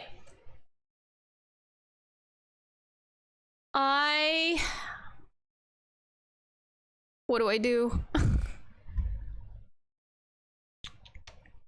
Okay. Tomorrow. I should take it slow. I want to sit with the information that we've processed today. Okay? And yeah, I should probably... My voice, if I overdo these streams, my voice is gonna be lost. So, yeah. We stop. Okay? Tomorrow, we come back. Oh my god, I have a problem. So tomorrow, I'll play again. There's no way I can play PQ2 at this point. It just ain't gonna happen until I'm done. I have to wait until I'm done playing this game at this point. It's just bad. It's just bad. Oops.